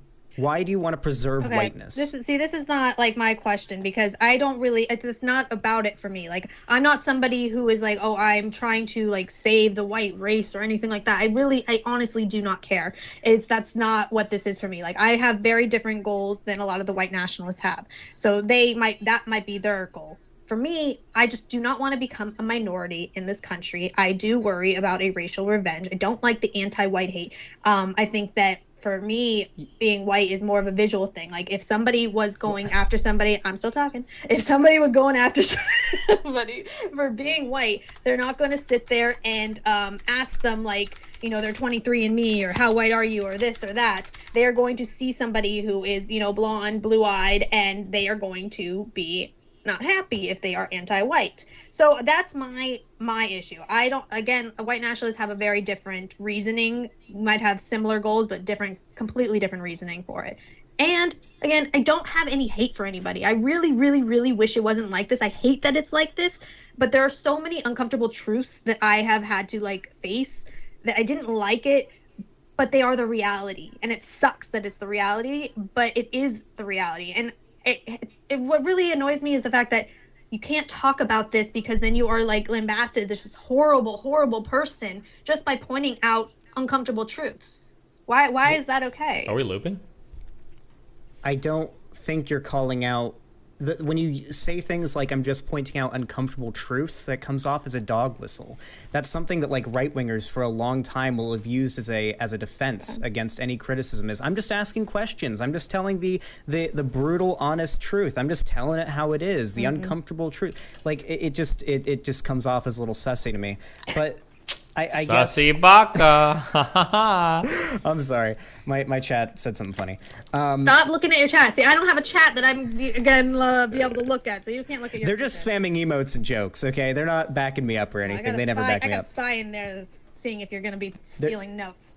They're just spamming the emote of Hank Schrader from Breaking Bad doing the sus face. That's what they're doing right now. I guess.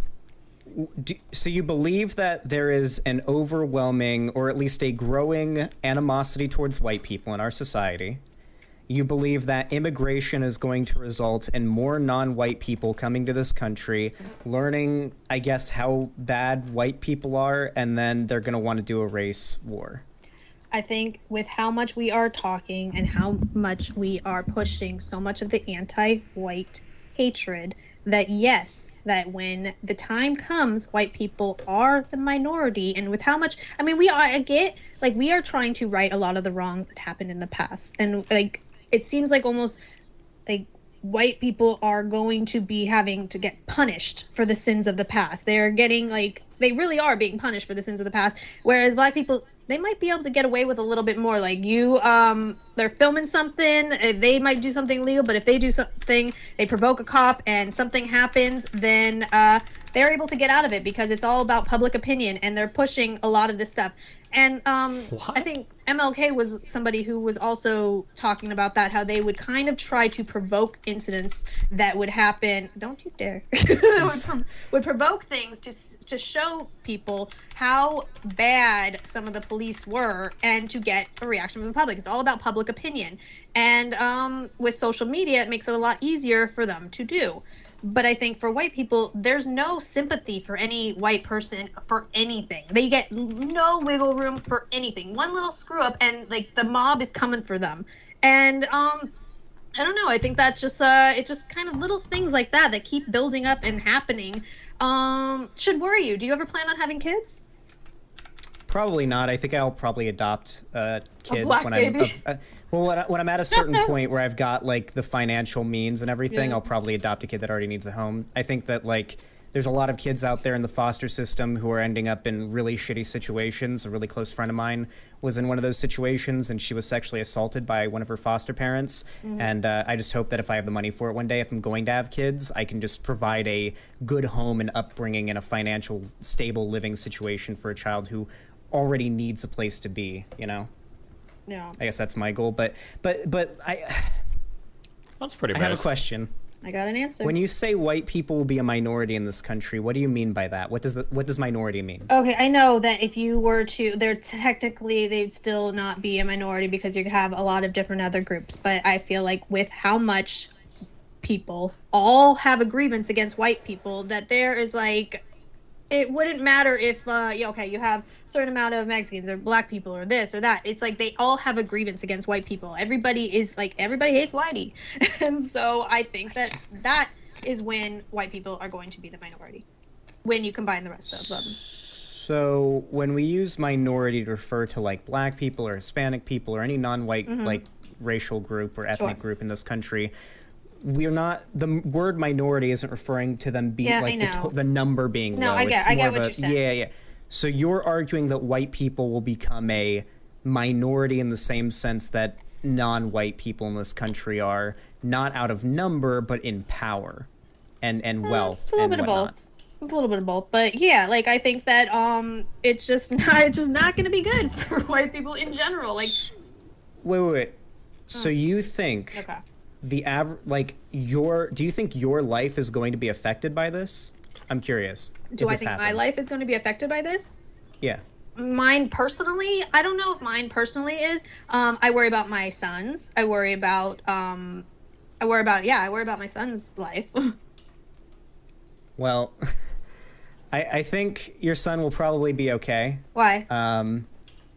I don't think the race war is coming. I'm gonna be honest. If anything, if there's going to be any type of race war or massive violent racially motivated outbreak, it's way more likely gonna be like white right-wingers going against like a multiracial protest of black, Hispanic, and white people's way more likely. Okay, I mean that seems like it's way close. We just like following the Capitol riot, Christchurch shooting. I mean, we can even look at the terrorism rate, the politically motivated rates for terror, it just across the world and in this country. It's overwhelmingly right wing. Virtually no. Hold on a second. Sure. I think actually I might bring this up for when she gets back. It just might be worth referencing. We will keep that. Put a pin in it. I promise we'll come right back to it, Xander. I've got to let you know, folks, Xander is one of the people who will be at this conference coming up. It is going to be juicy, and that is linked in the description, as that's in Dallas, Texas, January 15th and 16th. We'll jump back into it. Okay. Yeah, no, it like every bit of data. I mean, I could DM you on Discord if you want to see some of it, but it looks like left-wing political violence has been. It didn't really exist much on any serious scale to begin with in this country, but just it's gone down. The tiny bit that existed has gone down over the decades, while right-wing violence has been on an upward trend. It just doesn't seem like, if we look at the current trends, the direction this country is heading in, it seems like those that are advocating for more progressive policy and more equality are the same that are trying to fight against the concept of racism. I mean, you even listed when you talked about critical race theory, the main idea behind it is that in reality, the conceptions we have of race are totally bunk. They were invented in order to help support racism. The idea that the people you're claiming are anti-white are pushing is to abolish the idea of race. There's not supposed to be a concept of white and black and Hispanic, etc. Like, are you? Do you believe that these people are not in favor of racial abolition? Wait, are you saying? Wait, hold on a second. The idea purported by most of the types that support critical race theory, actual critical race theory, not when Republicans claim that teaching about Martin Luther King is critical race theory in schools. Actual critical race theory, most that purport it are racial abolitionists. They believe the social construct of race is one that only results in more racial animus between us, and they want to abolish it. You're saying that White. No, you're not saying white people are doing that. Plenty of white people support. Like white lefties. Okay. But even say that you're right about white people are going to be the ones that are going to go do all these horrible things and blah blah. It's still an argument against being a multiracial society, because it's still an argument that there is a lot of tensions that are going to happen. Shouldn't we want to protect all these groups as well from each other in general? Is it like bog standard, like you've been, white separatist, white nationalist talking I don't points? think you're a Nazi. I imagine my chat. Okay, hold on, wait. I think my chat's gonna get really mad when I say this. I don't think you're a Nazi. I think you are extremely into the white moderate pill. I think is no, she's not. This is not the white moderate pill. This is like the white separatist pill, my dude. From Birmingham jail, because I think this quote perfectly applies to what you're saying here. Okay. Let me take a nice drink of water first.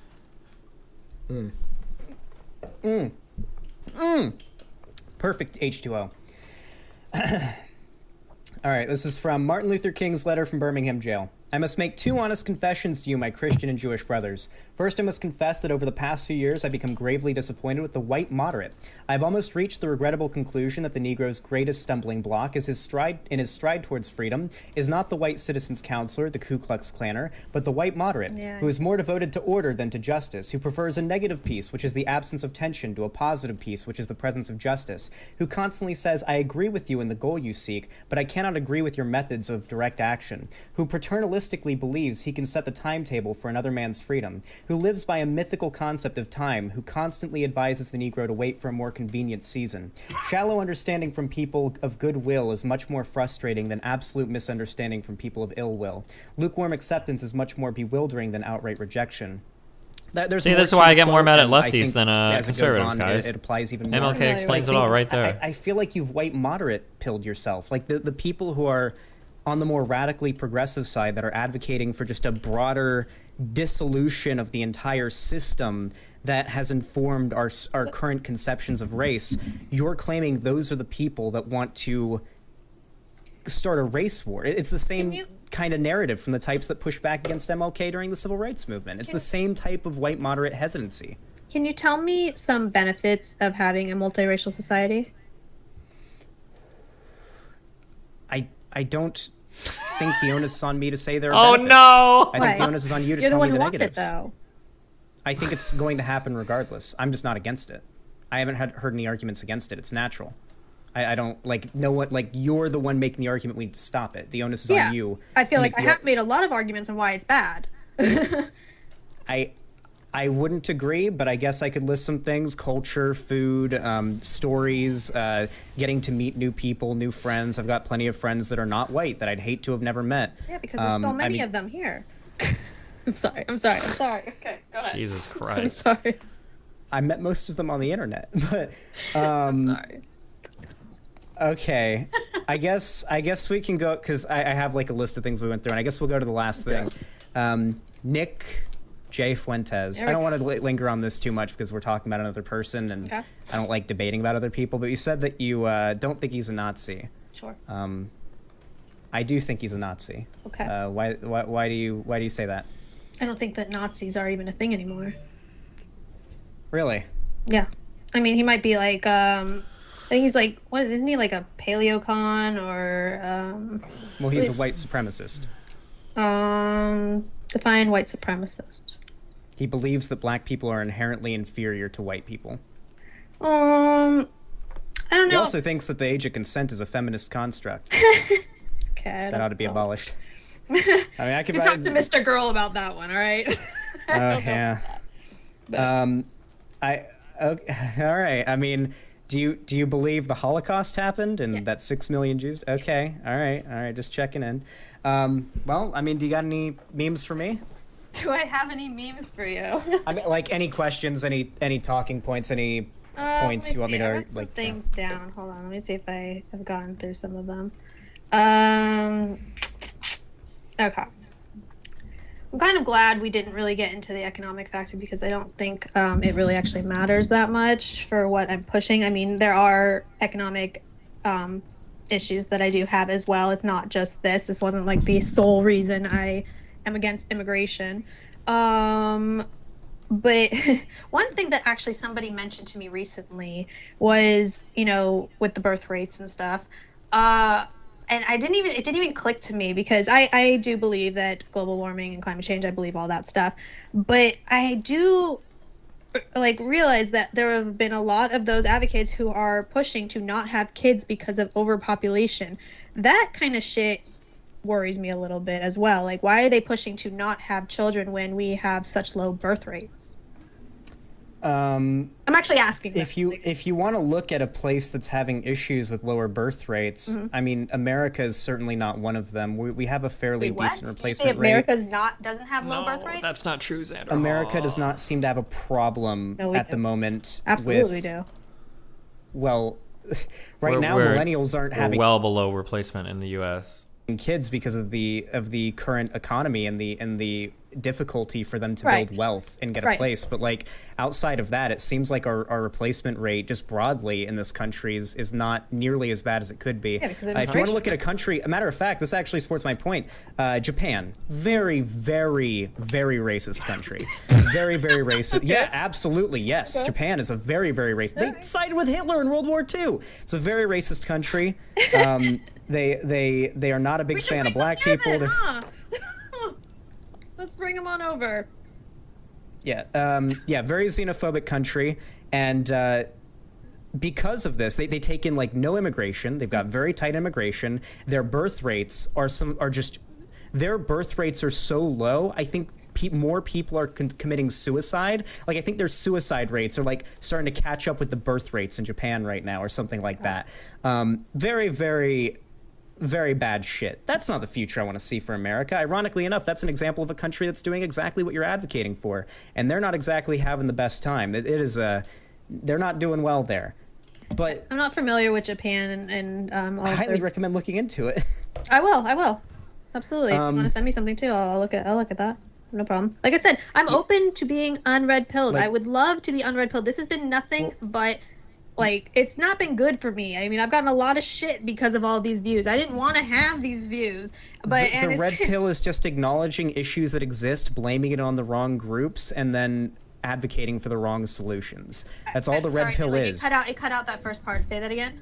All the red pill is acknowledging the same issues, blaming it on the wrong groups, then purporting the wrong possible solutions.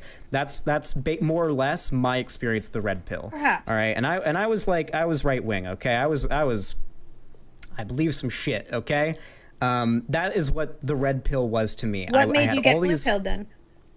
Hearing that the arguments these right-wingers were making weren't true. Whenever someone made a lot of arguments that I've heard on the right will point out actual issues in our society. The arguments that convinced me when I was younger were real issues in our society, whether it be the anti-feminist content that pointed out that like men have disproportionately higher suicide rates than women, or content that made claims like black people commit more crime than white people for socioeconomically related reasons.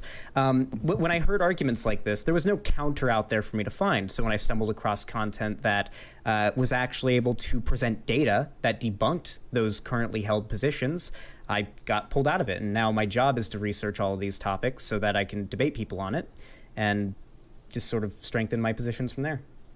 Was there one particular issue that like got you into the alt-right, and then one particular issue that maybe got you out of it?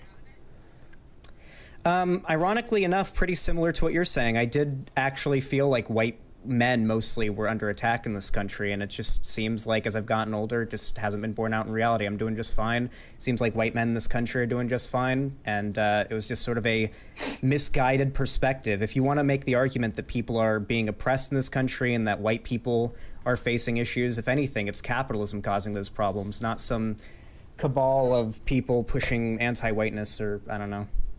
Okay. Yeah, I don't know. I don't know if you guys want to go into the Q&A. We can.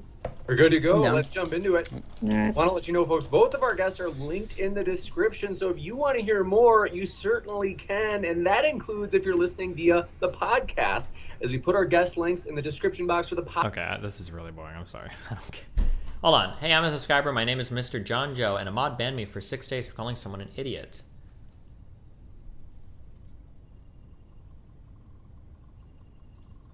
RTBA, is this true?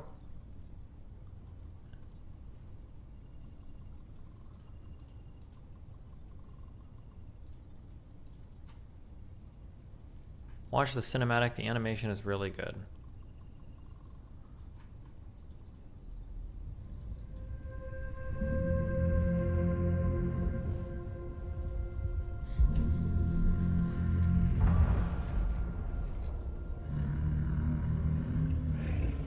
Oh, you guys can't see it. Sorry.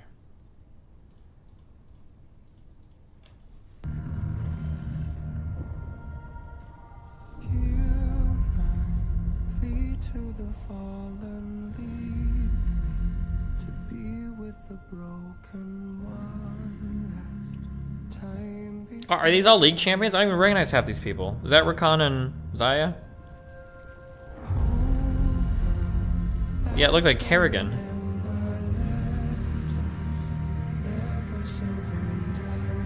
That's Kaisa. It's from the lore.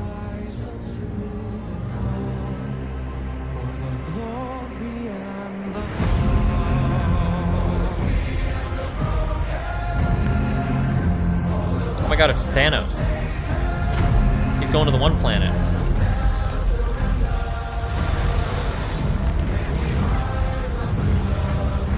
Oh, that is Kaisa. That's not Zaya. You guys lied.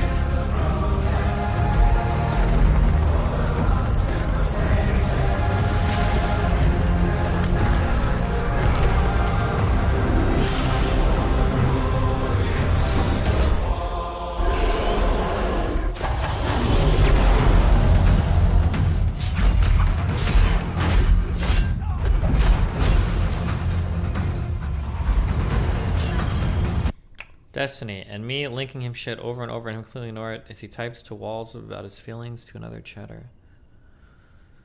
You are beta not responding. What is this? Oh, Jesus. Okay, you know what? I believe you.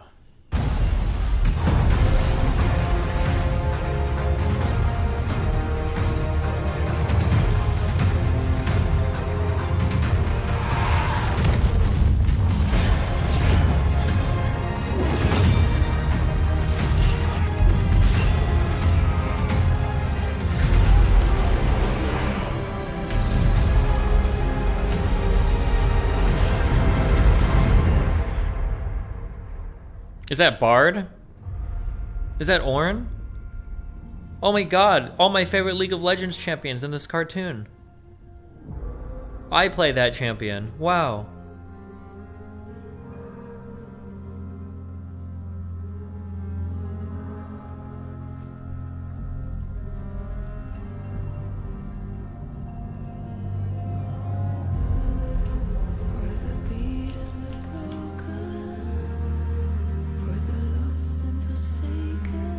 Who is that champion? That one. Is that supposed to be Nidalee? I don't know. Is that the new one?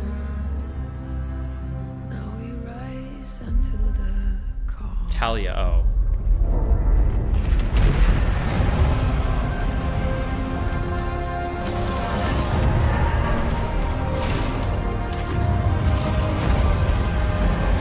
Who's the big sand guy? Is that supposed to be Rek'Sai? She's not that big in game.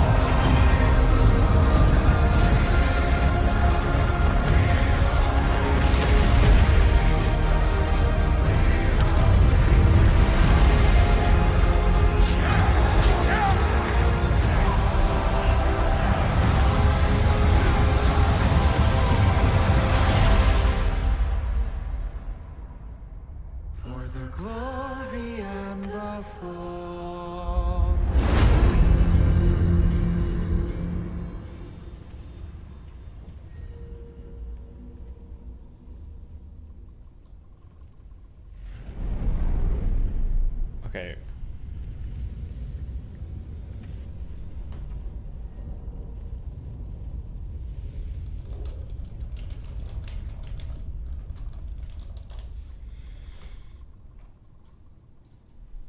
The Rift calls. I feel like the Rift is not as exciting as the cinematic sometimes.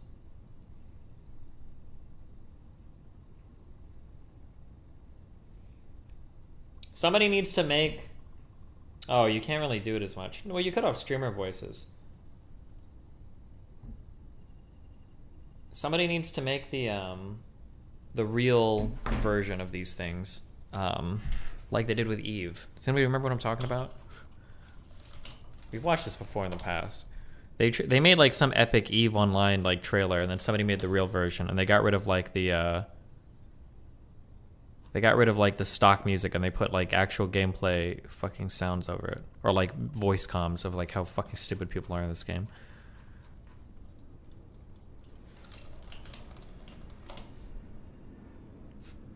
Is it this one? Has it really been 6 years? Holy shit.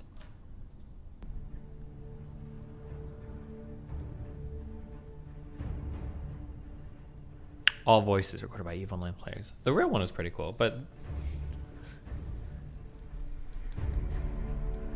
Drama? You want to fucking cause drama to me? Well, guess what? You got it back one... Wait! Are there bad words in this? I don't remember. It's 2015. Who knows? Does anybody remember?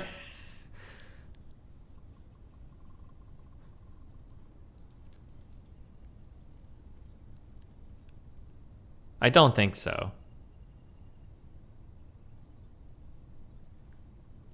%100% equally. Whoa. Fuck this Bubble. shit! Luffy's pointing. Oh my god.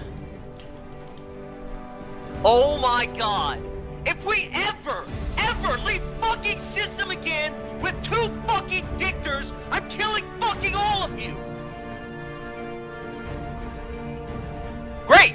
That bubble just trapped half my fucking fleet! It would've been good if it trapped their fucking fleet!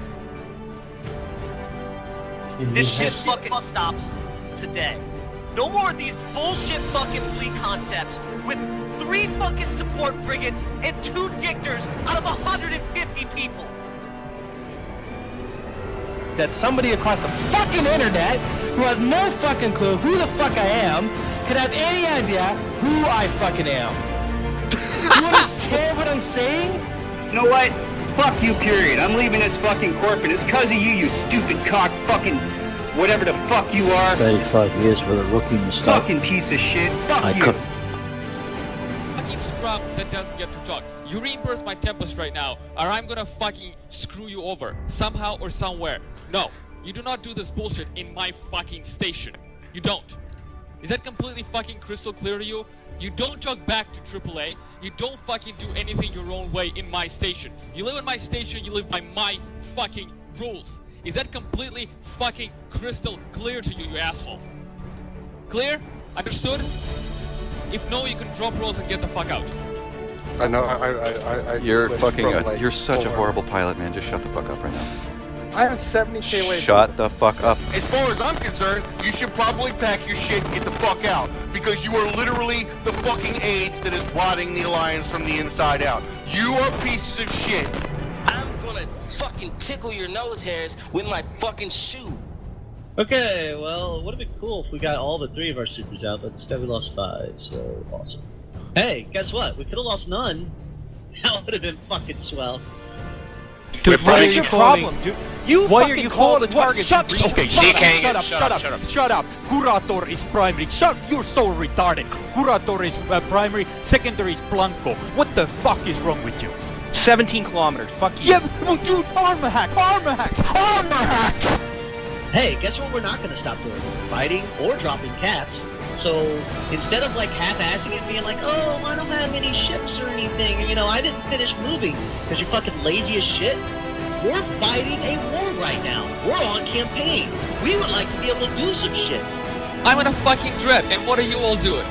It's like, my god, we're flying around the bush shooting these tanks because we're cool like that.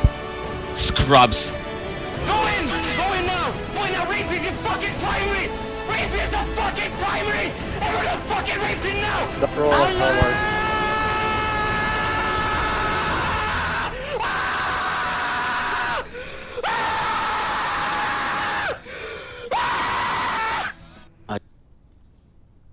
I skipped the last voice, I'm sorry. I'd call that an op success, thank you. horrible game, guys. Don't ever play this game.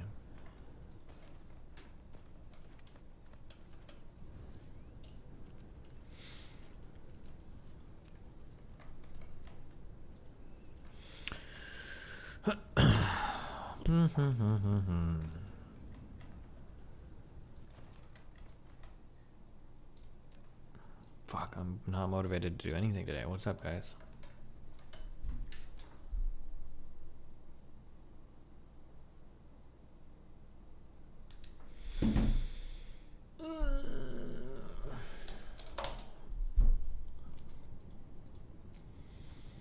When does this debate start? Hour and 20 minutes. Hour and 15 minutes. Watch Dylan Burns and Joe P. I don't know if I care. Like, Jesse Lee Peterson is, like, funny, like, a couple times, and then it's just, like, all the same crazy, stupid shit. Like, not being able to see him again and what that disease could do to him. And I'd rather him be here for as long as possible because I want to see him. Because a future where he's not here is frightening to me. Are you an only child? I have a half-brother. Oh, okay. And so have you forgiven your father for not being there for you while growing up? I don't know. I would like to. Have you forgiven him? I don't think I have yet. And why not? Because there's certain things where I don't know if he has been 100% honest with me in certain things he's told me. And what does it have to do with you forgiving him? I would like, if I'm to forgive him for something, he has to be honest that that thing happened with me. That's not the reason to forgive him. You forgive him because you don't have a right to judge him. All human beings are born in sin, and they can't help what they do. And so, but we don't have a right to resent them, to judge them for anything. And that's why you should forgive him, not because he will or will not admit anything, but just knowing you're wrong to resent him is what will change your life. As you forgive him for not being there, God will forgive you. You don't need anything from him. Have you ever thought about that? I've thought about it. I'm still mulling it over. Are you a Christian? Yes. And hey guys, I was packing my closet and I noticed some of my hangers are a little bit different. And it just reminded me that, you know what, even if you look different, you should still be able to hang out with everybody. Because I'm putting 100%. Hey guys, I was... Good one. Hello, Steven. being a Christian, what is it that you're molding? I don't know exactly how the conversation would go, and... How about, hey, Dad, I'm sorry for resenting you for being a beta. Jesus. I know now you can't help yourself. I'm sorry for resenting you. Yeah. What about that? I'll think about it. Did you know God said that if we have aught, meaning anger at anyone, we should go and forgive them? Yes, he did. Mean to apologize for rejecting them? Yeah, I do my best to work and do my best to live in righteousness, but I guess I'm not perfect, and this is one of those instances where I'm not being perfect. Yeah. You have anger? Do I have anger? Do you have anger? Like any amount of anger? Do you have anger? Anger generally? Do you have anger? Probably, yes, yes. Do you? Yeah. You do have anger? I do have anger, yeah. Well, your anger would disappear when you forgive your father. I don't think it would. Why not? Because I don't only have anger at my father, I have anger at a lot of other things too. Well, once you forgive your mother and your father, all anger would disappear. God would forgive you. He would take away the spirit. And then you could be free. 1 second, I'm getting a call. There we go. You getting a call? Yeah, I turned it off. What? So is the phone off or on? Well, now it's off. Just turned it off. Oh, okay. Will you think about that? I'll think about it. Yeah. Because the purpose of Christianity is to love one another and to not hate anyone, including ourselves. Yeah. Are you at perfect peace? Am I at perfect peace? Yeah. I would like to hope so, but I don't know. And so you say you are a Christian, right? Yes. What does it mean to be a Christian to you? To me, I think it means living in righteousness. I think there was a verse. It was sow in righteousness to reap mercy. And it had to do with that you living a righteous life, accepting God as your Lord and Savior, so you can one day reap in that mercy. And can you live in that with anger on your heart? Probably not. Yeah. Smoke on it, man. You're a little smart zoomer. Mm-hmm. Can you imagine a world without computers, iPhones? Oh, no. I couldn't imagine I mean, obviously, I know there was a world without computers and iPhones and such, but... Those amazing days. It was amazing days? Amazing. Well, these days, with iPhones and computers, I can do the work I do. Without iPhones and computers, I wouldn't be here talking to you because I wouldn't have my show. I probably wouldn't know that you exist or your show exists. And so with iPhones and computers, we're able to not only have a huge access to a wealth of knowledge, but also where I'm able to do the work that I do online. But the beauty of that is we didn't know about cell phones or iPhone, right? So we didn't have it during my time of growing up. You ever pulled your viewers' religion? Nope. So we didn't know we were missing anything because we didn't know anything else but that. Well, true, but wouldn't that also be... You confirm whether Joe P was super nice or not behind closed doors? Yeah, I mean, he's a nice guy. Most of these show hosts are like pretty nice behind, like off stream. They're not going to be like screaming at you, right? Nobody would ever go back, or everybody would hate him if that was the case. True of like penicillin or any medical advancement that saves thousands upon thousands of lives. Right. And once you get it, it's like, wow, this is great. I'm happy we have this now. Amazing. Amazing. And so, you say you participate with the LGBT and all that stuff? Yes.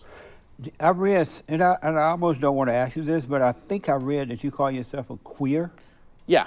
You call yourself a queer? Yeah. What's a queer? Just somebody who falls under the LGBTQ plus label, generally. I don't like to use words like gay or bi or any of that because I've tried to use those labels and I don't really like them because they've been extremely constricting, and so I've thought like, hey, I'm 20, I'm just going to use this label because I do know that I have an attraction to men, and but I also seem to have an attraction to women, and I'm still trying to figure out exactly where I lie, so it's an This Tiny, just checking in from the walls, and so you're still not playing League. I'll make a deal with you. Either queue up or tell me who was in Paris with Kenai West.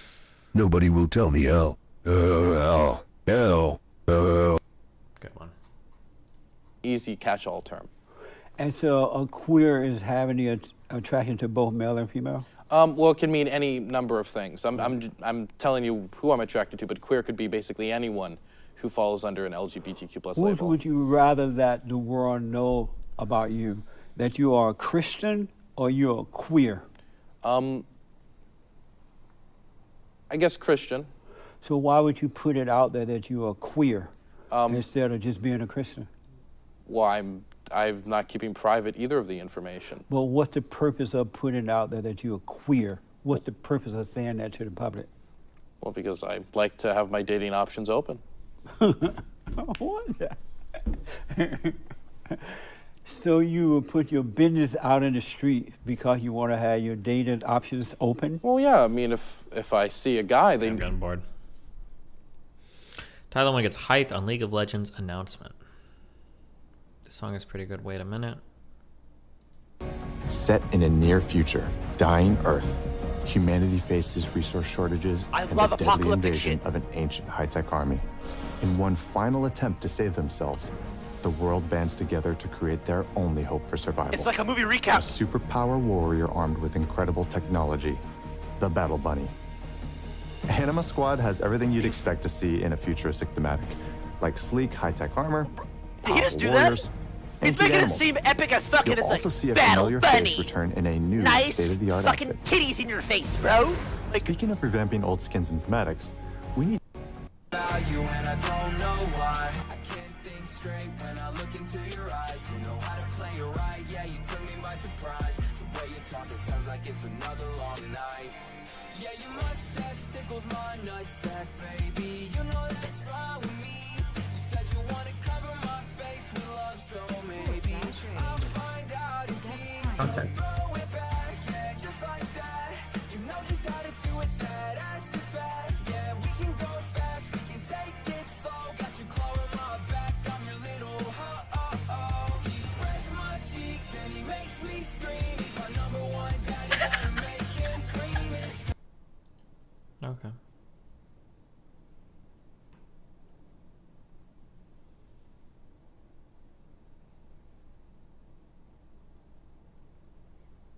Where is XQC staying in LA that you can't just get fiber internet? What is happening?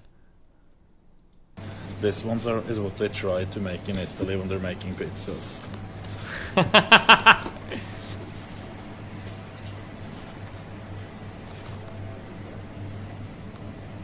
They have almost almost managed to copy this ones in Italy, but they haven't fully managed it yet.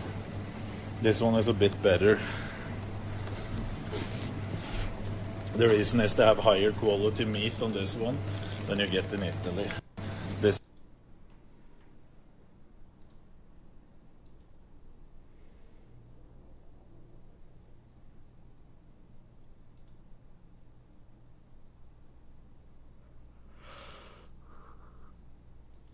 I can't.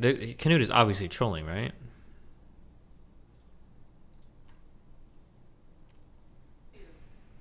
Semi. We have access to all the cool skate parks, private ones, everything, and the man will not go. Semi. I have a non-functioning leg. Both my legs need surgery. Do you not understand that? And that motivated. It's embarrassing, motherfucker. You have a non-functioning brain and dialect. Here you are talking to us for 12 hours a day. Semi. It's fine. You can make it work. Semi. Jesus. Semi. We have access to all.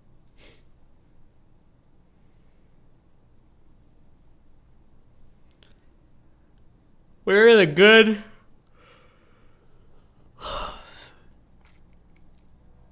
Where are the good Twitch clips? God damn it. I swear to God, if it's a shot, I'm ending stream. You can't stop me. I will end the stream. Thank you for the sub. Wait, can you do like the gambling for the spinning to take a drink? I thought Twitch like banned this shit.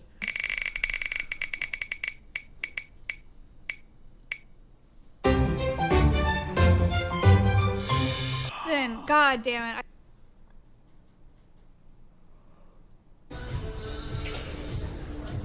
Jesus.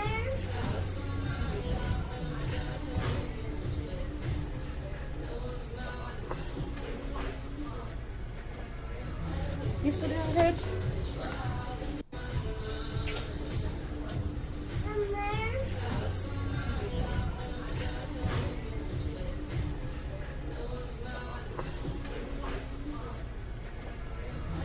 Wait, is he drunk or is he super high? Why this? Yeah, do drunk people do this?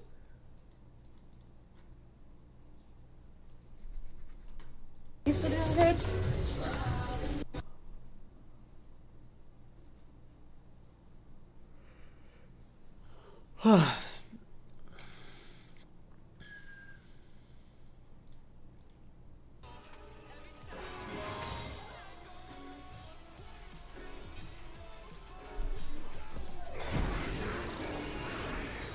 This guy thought that exhaust was gonna do something?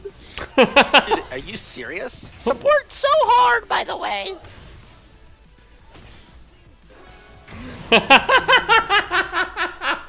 Well, that's unfortunate. That's unfortunate.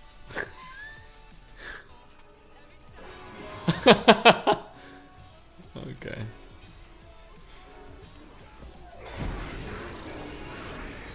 This guy thought that exhaust was gonna do something? Dude, are you serious? Support so hard, by the way!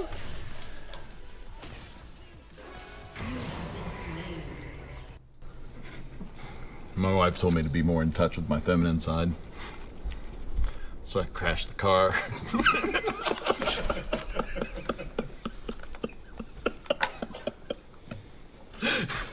And then ignored her all day for no reason. What is this? My wife Bad told me- dad jokes. Good one, lol.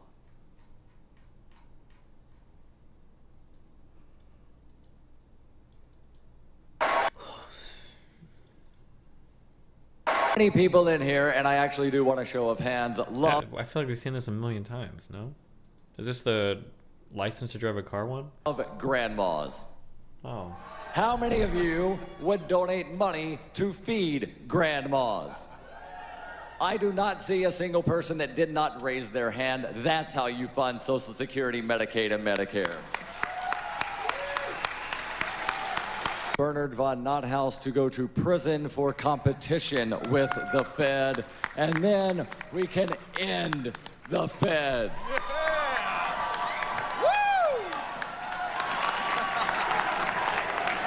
And I believe that was a felony.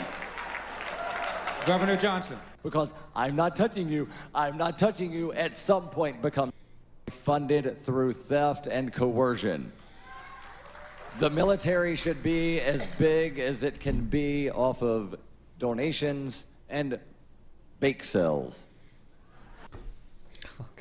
In 2006, the International Astronomical Union voted to redefine what we call a planet, and in doing so, famously, Pluto was moved from planet to dwarf planet, and nobody minded. Of course, reclassifications like that are nothing new. Ancient people staring at the sky using only puny human 45 eyes had very minutes. little idea of what was actually going on, so since then, most things have been reshuffled once or twice as we. What do you think of the new rule to require vaccination of all NHS staff? I'm not happy about that. So You're not happy about it? Tell me. So I've had COVID at some point. Yeah. I've got antibodies. Yeah. I've been working on COVID ITU since the beginning. I have not had a vaccination. I do not want to have a vaccination. The vaccine's reducing transmission only for about 8 weeks with Delta.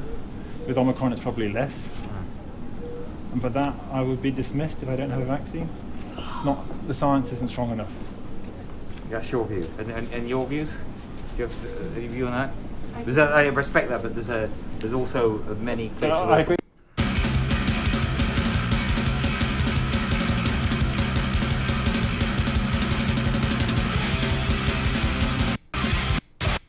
Jesus.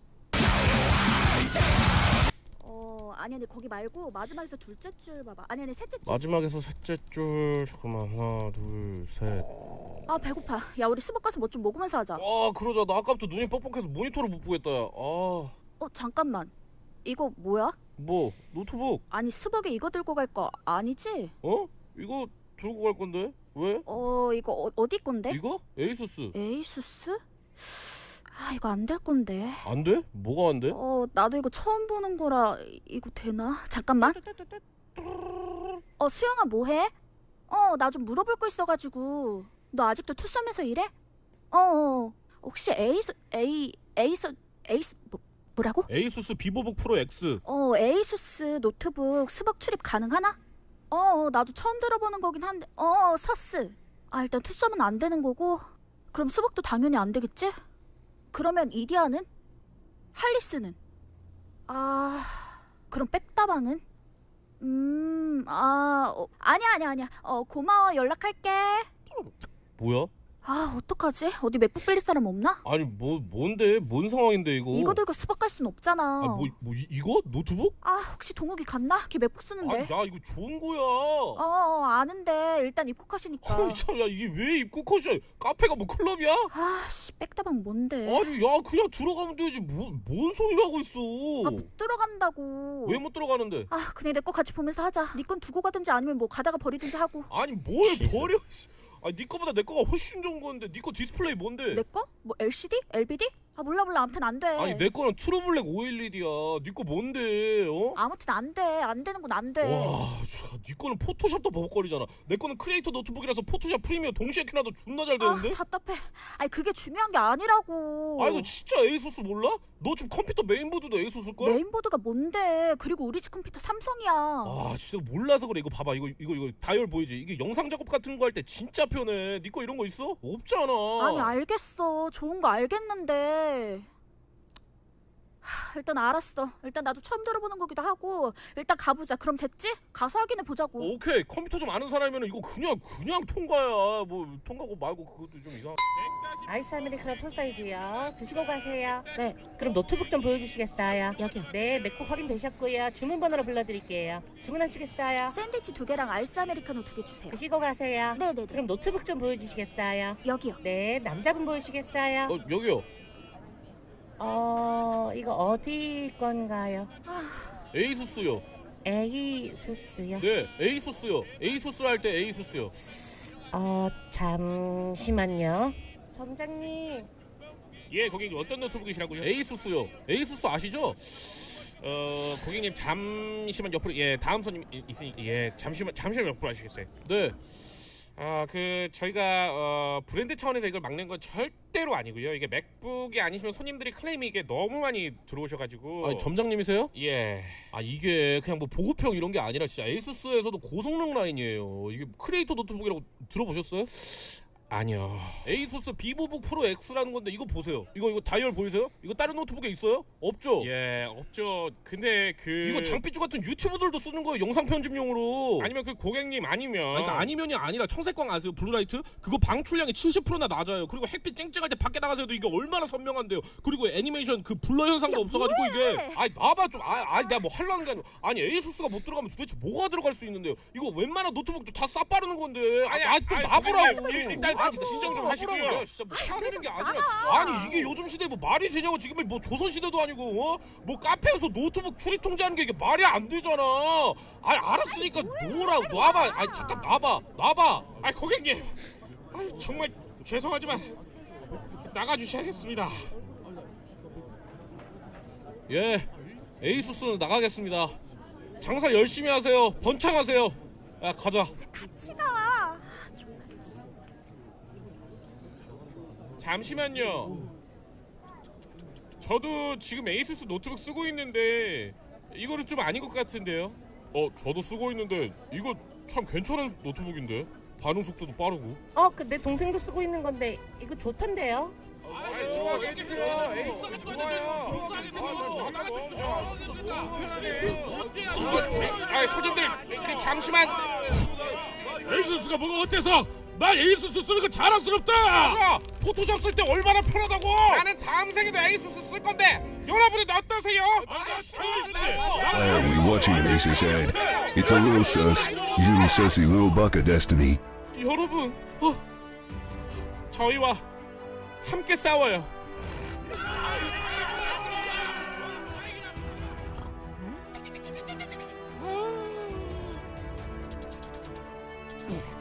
Wait, it's okay. Jesus.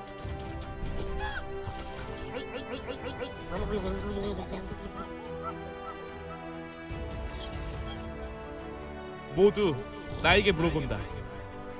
왜 에이수스를 샀냐고. 더 좋고 예쁜 노트북들 많지 않냐고. 그런 말을 들을 때마다 내 대답은 늘 한결같다. 왜 에이수스를 샀냐고? 도대체 왜 에이수스여야만 하냐고? 에이수스가 우리를 선택했으니까. Stop stuffing your fat fucking mouth. You mean change my degree path in urine from engineering to Scott. Still graduate early compared to the STEM nerd. Fuck speaking time. Bonus me. I'm your boss.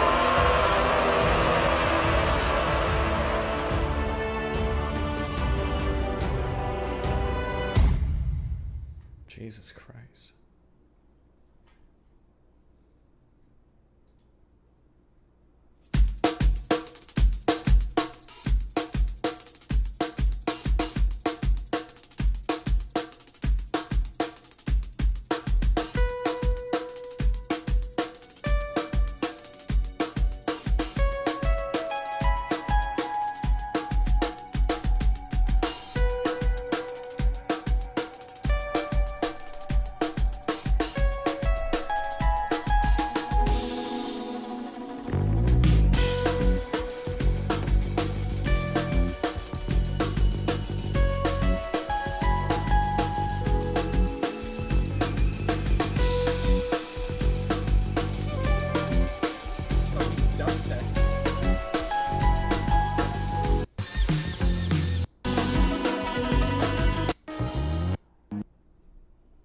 Wow.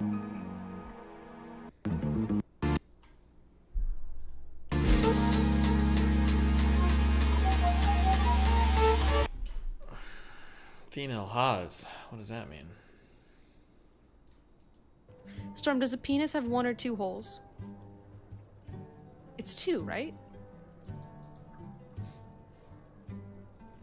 It's one for the pee, and then one for the cum. Or is that women? It's one? Shut up. Why did you ask me that? Storm, does a penis have one or two? The president has no constitutional authority to regulate drugs. That being said, at the state level, I would support some legislation that would stop children from being allowed to purchase drugs and prosecute anyone who would put a child in danger, because I do believe that children do need some protection. Yes, you should not be able to sell heroin to a 5-year-old.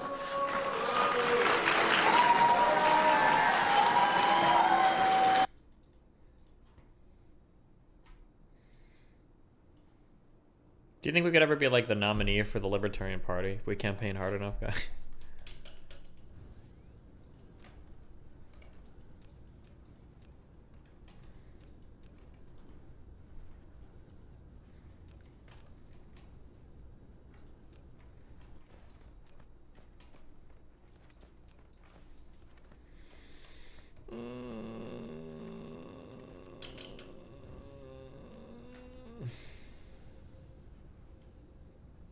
Who would be your VP? Good question. Probably Dan. He seems up to the job.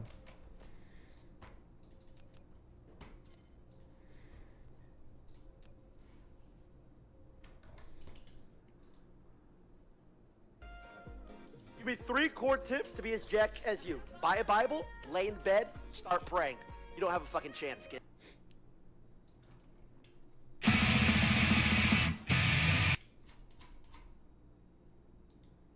Ancient Greece, every year, 500 people. Oh, well, if it's the 3rd time posting, my dude.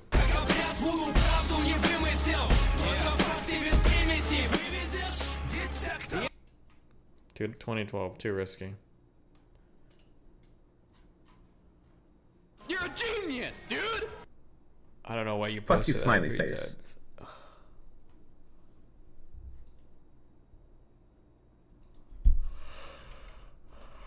Okay, what is this? It's dumb anime meme. 私選ばれたの。人類を守るエリートパイロットなのよ。世界一なのよ。誰にも秘密なの。でもママにだけ教えるわね。いろんな人が親切にしてくれるわ。だから寂しくなんかないの。だからパパがいなくっても大丈夫。寂しくなんかないわ。だから見て、私を見て。ねえママ。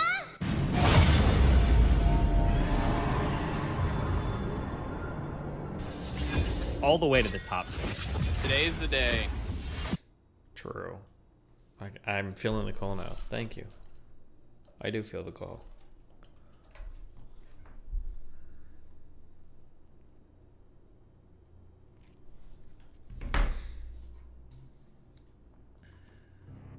This is a free call from Jacob Chansley.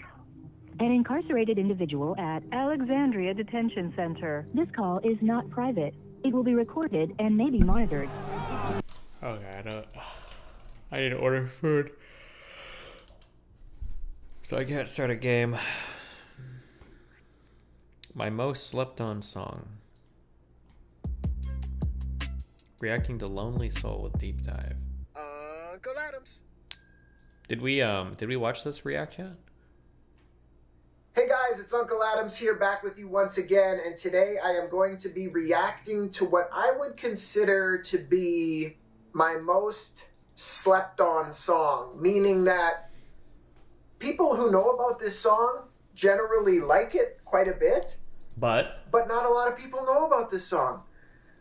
It's called Lonely Soul, and it's from my 2015 album Pulse. Okay, so there's actually a video that goes along with it. I did a performance at the University of Regina, and we filmed it, so we used...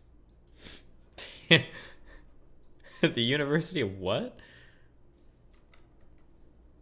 Goes along with it. I did a performance at the University of Regina, and we filmed... Oh, he's Canadian, so instead of Virginia, is he saying Regina? Or is there a place in Canada called Regina? It's a Leaf school? Maybe it's a Leaf school. So we used that for the video, okay? So we're going to check it out. let's get into it. Oh, by the way, if you're wondering why some people in the comments have a special badge beside their name, it's because they're channel members, and you can become one too. Click the join button and sign up today. All right, we'd be happy to have you. Shout out to the members. Here we go, Lonely Soul. Wait, why does this one guy have... Does he have a schizo poster? You're my closest friend at the moment. You don't even know me yet, lols, but truly appreciate you, brother. Oh no. Jesus.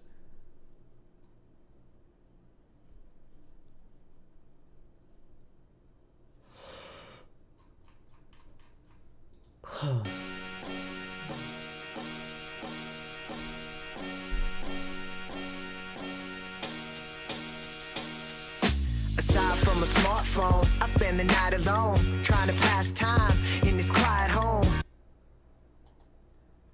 Okay.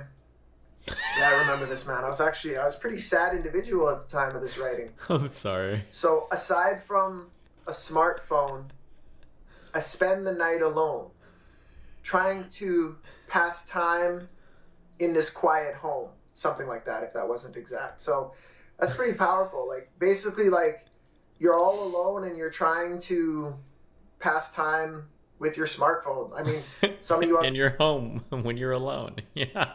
They're watching this can relate. Sometimes it's like that's your only companion. Am I wrong? Been there. Reflecting and second guessing the life I chose, from decisions made to the seed sown. Looking back on my past and the outcome, I just want to feel proud when it's all done. All right, so yeah, just talking about my life and things that I've done, and, you know, reflecting on it, and did I make the right choices, and just ultimately saying, like, I just want it to be right when it's all done. I want it to be like I made the right choices, you know. And I think those are things that we all contemplate in life. We all look back on things that we've done and we wonder, was it the right thing to do? But all you can do is you can do your best. That's all you can do, right? Yeah. It's kind of a waste of time even thinking about decisions that were made in the past, because they're over, right? True. So, but we all do it. There were times when I hated and I should have loved. I'm the stubborn one, the one to hold a grudge. Yeah. I'm the stubborn one, the one to hold a grudge. I've worked on that a lot over the years, but I used to be like the one grudge. Yeah. I'm the stubborn one, the one to hold a grudge. I've worked on that a lot over the years, but I used to be like, if you double cross me, like, I'll be your best friend. I'll do anything for you. I got your back. But if you screw me over, you double cross me, you never hear from me again. And I have to be honest, that's pretty true still. But as far as like having fights with family or whatever, I try to let that stuff go, you know. But I was really known for that. Like, I'll hold a grudge, but I won't hold it in the sense that, like, oh, I wish bad things for them or anything. It's just like, you know, go do what you're gonna do, but you'll never hear from me again. We're like, our communications are done, you know. So I've worked on it, like I said, and I don't let that grudge attitude eat me up inside. It's not going to be a grudge. It's not a grudge anymore. It's just, you know, carry on and you do you, but we're done, basically. But like I say, if I can, I do try to fix the relationship. But as you know, some are too far gone. However, some things have occurred to me, be it epiphany, be it maturity. Wow. Okay, yeah. Let's take an unk sip. Some things have occurred to me, be it epiphany, be it maturity. So epiphany is like a realization of great truth, where you're just all of a sudden like, oh, you just realize something. Okay, so what am I saying? Things worry me, things are hurting me. It's like I'm constantly faced with adversity. Things worry me, things are hurting me. It's like I'm constantly faced with adversity. Okay. I finished high school, no university, but that was my call. I did it purposely. I finished high school, no university, but that was my call. I did it purposely. Now, I think I go... Destiny, should private citizens be able to own nuclear warheads without a license? Or are you a fascist and hate the Second Amendment? waiting for your answer before I resub. Wow, true. I want to say why, but there's no shame in that. I know a lot of my fans are like super smart, highly educated college and university graduates, man. But I didn't do that. But I'm flattered that some of you guys did that and you're still fans of mine. So what I will say is education is not everything, because the system is not perfect, okay? A lot of people just chase schooling, and it's like, when are they finally going to make money, you know what I mean? But not everybody does it that way, but I'm just saying, it can be a bottomless pit of dumping money into that and having to pay off student loans as well, right? Mhm, So you for guys sure. know about that stuff. Oh yeah. So I think I go on to say why I didn't go. And there's a couple of reasons. I think I Not that I had the funds anyway, but do you know any professors in the rap game? Okay, so why didn't I go to post-secondary? I barely scraped through high school because my head wasn't in it, man. But when I did try, I would get 90s and stuff. But I didn't have a love for it other than like carpentry, electronics, art, and some of the history stuff and social studies I did enjoy too. But what I'm saying is, look at me, I'm rambling. I got to go back to what I actually said. Oh, not that I had the funds anyway. So it's like, even if I wanted to go, my family couldn't afford that. And do you know any professors in the rap game? Is there anybody in there that can teach me about this rap stuff? I don't think so, I had to pioneer and figure out a lot of stuff on my own with this stuff. So those were two of the reasons. And then, like I say, the other reason was that I just, my head wasn't in it. I was not that type of a nose in the books academic type of person. My head was in the clouds with the creative stuff. I wanted to be doing this kind of stuff and dreaming, and it just wasn't. Who is this person? Why do we watch his videos? Well, you see. So I shouldn't laugh. I'm sorry. It's actually so sad. So he started off as a rapper thing. Would you cross the street if this man was walking toward you? And he made a podcast to follow his meteoric rise to success called the Hey guys, At Least a Million Mission. What's going on, Uncle Adam? And I think the goal was to make $1 million off of rapping, right? Here, I gotta be honest, the numbers are not looking good for me. So what I mean by that is I just checked all the money that I owe. And I'll be honest, I owe $164,000 right now. Why? Because I chose to quit my job and go all out after my dream a few years ago. And I created as many music videos as I could independently. I produced as much music as I could independently. And that's about 15 music videos that I have on YouTube, 45 songs, 3 albums. I'm proud of that. I'm proud of what I did. But the income coming in just has not been enough yet to take care of the debts. I guess you could look at it like a student loan. Some people take out student loans to become a doctor. Or, do you think, I feel like, I'm so sorry. I feel like he's the kind of guy that would show up in like a long trench coat, like trying to look as shady as possible outside, not even a high school, like a middle school, and kids would be like, shit dude, can we buy some weed? And he's like, no, but I've got these. And he pulls out like a whole bunch of Unk CDs. And the kids are like, nobody listens to CDs anymore. What the fuck are you? What are you talking about, dude? or a lawyer or whatever. And he's like, they're free. When they start earning good money in those professions, they pay them off. Well, what I'm doing really isn't that much different. It's me, Uncle Adams. I'm down bad. Let me borrow 10K, bro. Okay. I call these the rap game loans, I guess. Just like anything, it takes longer than you think. I think did he finally quit this podcast? What episode did we get up to? I don't know if he was keeping track of his finances every episode.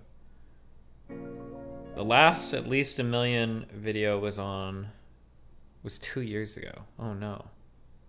Destiny, you shit on this dude a lot, but the truth is, I was completely racist before I heard his music, and it single-handedly changed the way I view others. Also, it's better then lead content 100%. Wait, was it really only 1 million Spotify plays? Was that what he was after? I thought it was $1 million.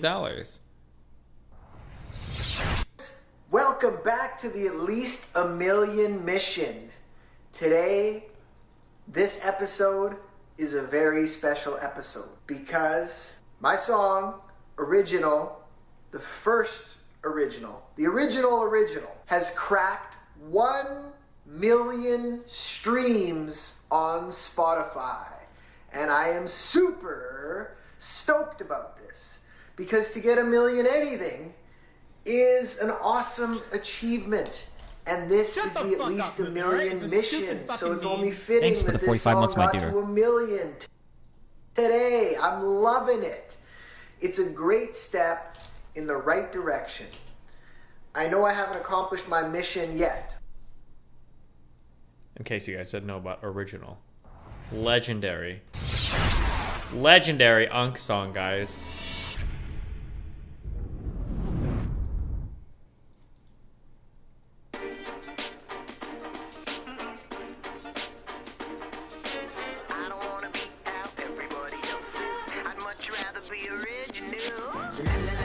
Let's show 'em how we do this.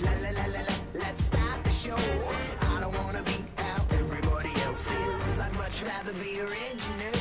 First off, I'm thankful for everyone that follows me and everyone that doubted me can swallow their apology. I'm the kind of character that's written in mythology. Living in the present day, it's in my biology. Rap about equality and rock the mic properly. It's obvious a lot of you can learn from this philosophy. I'm not a know-it-all, I'm full of curiosity. I'm fascinated by the stars and the luminosity. Guided by prophecy, working at full velocity. I grew up on the classics, class of Sean Connery. My woman's from a James Bond flick, I won the lottery. Plus I'm old young mind, similar to pottery. I just stole your fans, better call it in a robbery. I sound so original, my clone couldn't copy me. No, this anatomy belongs to a prodigy. Honestly, in my mind, nobody is topping me. Let's show 'em how we do this. My brain. I'm so bored today, guys. I'm sorry. Suffer with me. Giving back for Christmas. Wait, oh my god. Why is it giving me new shit? Winning ranked games grants you LP. You're a genius, dude!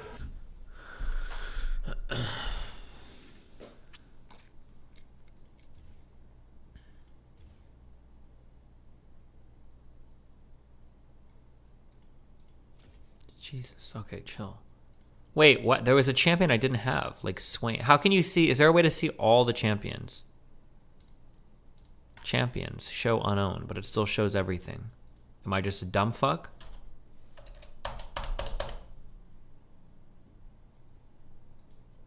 It's in the shop. Is this not? What is the backpack? Which one is the shop? Your shop? Store. That's what you meant.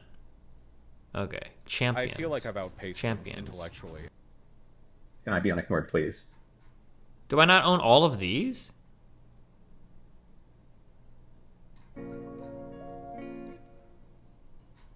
Oh, there's quite a few I don't own. How do I... Can I build them with shards or something? Isn't there a way to do that? I always... Open up. It's time to stream Uncle Adams. Oh, I always forgot to do this dumb shit. I hate the Antichrist. I hate the Antichrist. I hate the Antichrist. I hate the Antichrist. I hate the Antichrist. I hate the... Is there an easy way to tell which champions I have or don't have that I can build with the shard things? Or no? Open your boxes. These?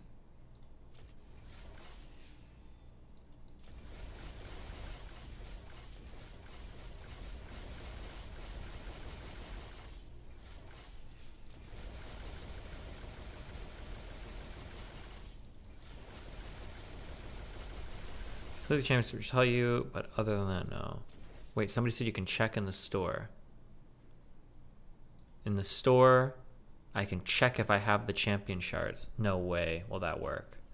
Okay, so Swain. Would it actually tell me if I had a shard?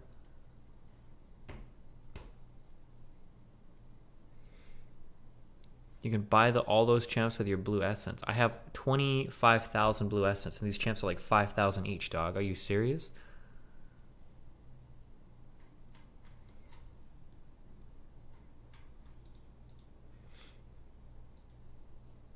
Go back to your loot. My loot.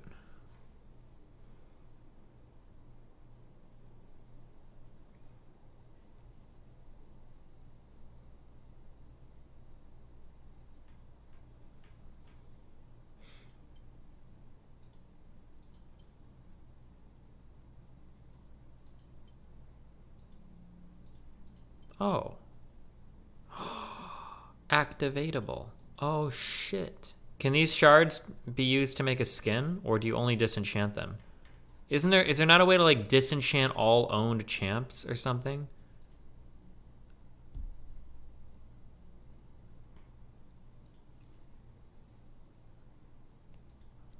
No, sort by activatable.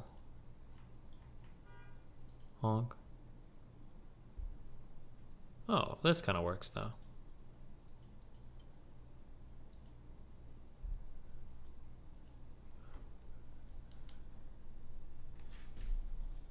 Where's my food? Why is it taking so long?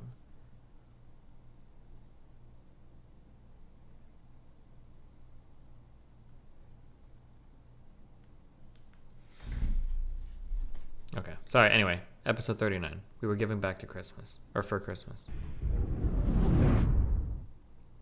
Tonight, we are... You have more shit to open at the top? Where? These things? The champion capsules? Or these ball things?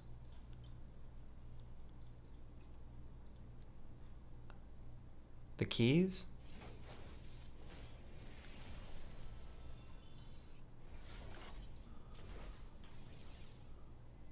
Okay, open the orb. Wow, cool. Skin shard. Wow, wow, wow, wow, wow. Are any of these NFTs?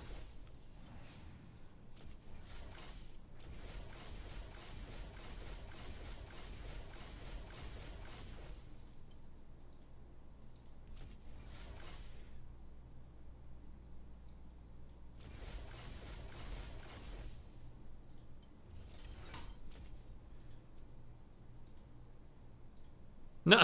Hello? Oh, these are just stupid fucking skins.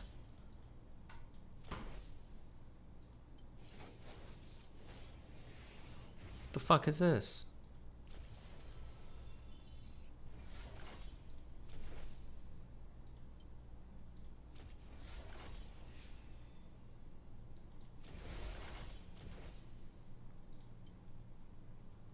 What is this shit?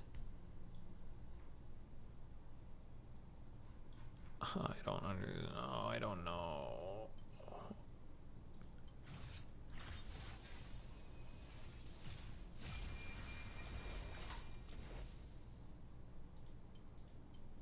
Okay. My food's here. Be right back 1 second.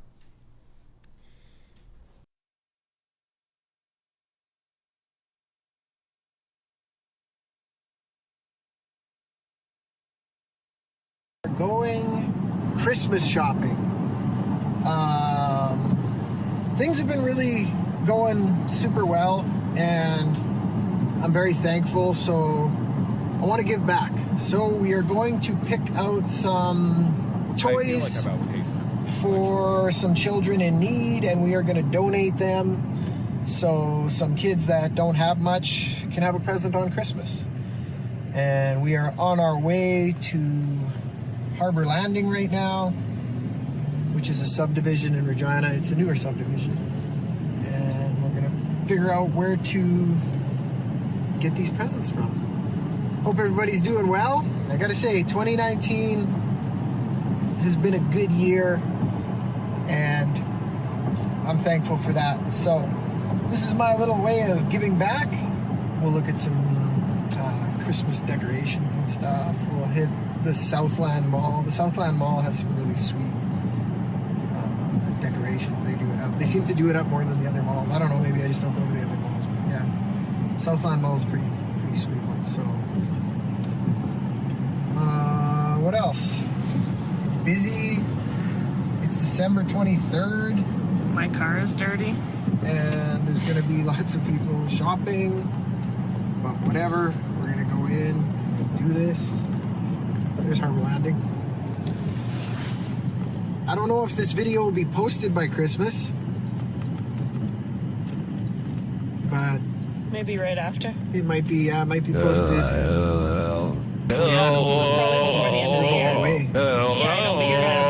Whatever, we're filming it at this time, but it might get posted in a little bit after Christmas. But that's okay. We're still doing it. It's not on film. Maybe we'll do a little zip around the Harbor Landing here and show some of the lights. The people that aren't from here, you know. People like that kind of stuff. Dying of heat stroke. Swearing again. You're going to use the deep swears. I still beep out the swears. Yeah. Because I don't know if it affects monetization or not. That's one thing, because like your video can be like, if it's too rank or whatever. I don't think they do that for swears though, but. And then another thing is, you know, there are some younger kids who watch these videos. Yeah, I know. I'm dropping F-bombs in my new song and stuff anyway, so people know that stuff, you know, but yeah. All right, so here is Harbor Landing. My car's so dirty. I need to clean it. Maybe we should take run through the car wash. I was gonna say that's exactly what. Water? Well, I needed to get. Just watch the road here, baby. I wanted to fill up with fuel and do a car wash, but are you down to do both of those things? Yeah, for sure. Yeah, let's do it. Oh, they call it grasslands. Yeah. Yeah, I guess. I don't know. Weird. Grasslands is in Harbor Landing, right? I don't know. Maybe that's wrong. Okay, it's grasslands. They're both really Well, close Harbor to each Landing, I believe, is the housing. And Yeah. then grasslands is like the shopping and stuff. Yeah, I guess so. So look at this, you guys. So exciting. I know. It's like a dreary. It's cool though. People can Are we see gonna go what to we're co-op, honey, for the? Not yet. Oh, okay. Let's go look at Hey, some chat, toys. I have a secret. Don't tell We'll do me. that first. How about that? Yeah. Oh, when the mall's open till. That's the new factory opticals right there where the Payless was. How incredibly interesting. Yeah, I know, right? This does have to do with the mission though, because it's giving back a little bit, you know. I'm not going to be buying thousands of dollars worth of toys or whatever. I can't afford that, but I want to, you know, buy some and give something back, because there's always people worse off, man. There's always people less fortunate, and Ooh, honestly, we have a lot to be thankful for. Look at that. Oh, yeah. Prime time. Sorry. Yes, I didn't want to cut off what you were saying. That's absolutely true. So. We are very blessed and very fortunate people. Things are going really good, so got to give back. Don't have to give back, but want to give back. Look at how busy it is in here, man. This is going to be insane. Okay, let's turn it on again when we're in there. Okay. Okay, we're in the toy section. Let's pick some stuff out here. What do you think? Give me some input. I don't know. Lego? Lego is always a... That's a 500 piece. 500. Did I miss anything important? I'm back.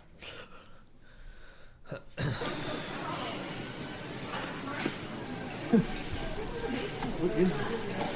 I got out of literally debt? have no idea. Mind me Wait, just doing some Cyrillic how did he tests. get out of debt? Really?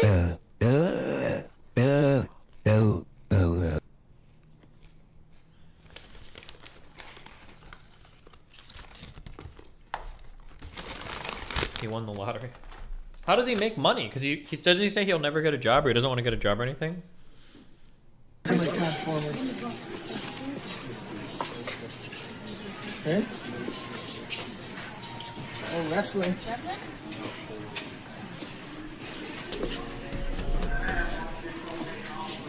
Hey, computer, take over. I have to head on. My extensive research has shown that chat is willing to watch anything rather than face the lonesome void of their existences. Today I will test this limit with an Uncle Adams video.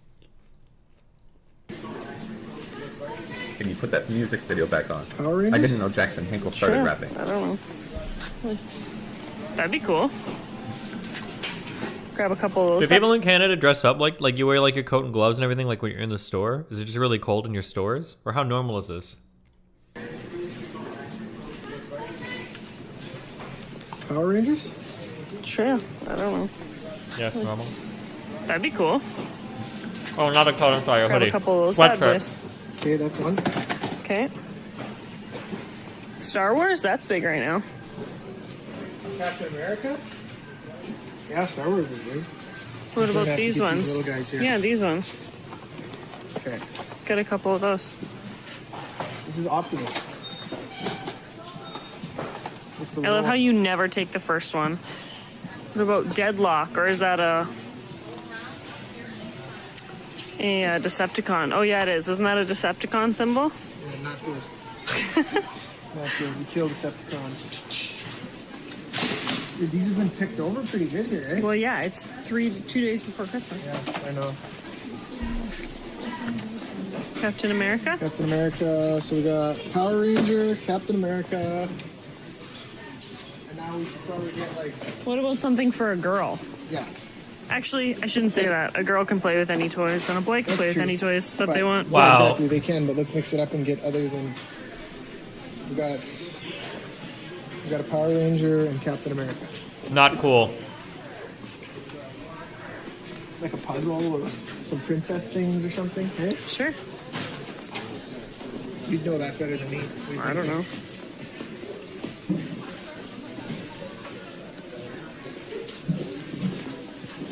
Classic Barbie. Ooh. What is Barbie Astronaut? Where's that? I don't want that one. So these are all... Look at these little cute things. Those are cute. We're gonna go to the mall yet too, so we can... What about an area? 2 weeks ago, my crush told me you are looking good. I like this You must be Barbie. a Destiny subscriber on Twitch then ask me. Yeah, she's cool. She's like, I don't conform to gender stereotypes. Are there not... Check the top of just chatting.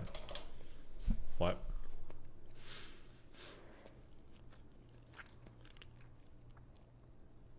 Master Chef. Oh my God, Avatar: Steven, The Last I can't Airbender. believe you skipped my donation. My donation. I hope you are ready for biggest refund settlement of your life. I am literally shaking right now, typing this donation message. You forced my hand. Plus you raped me.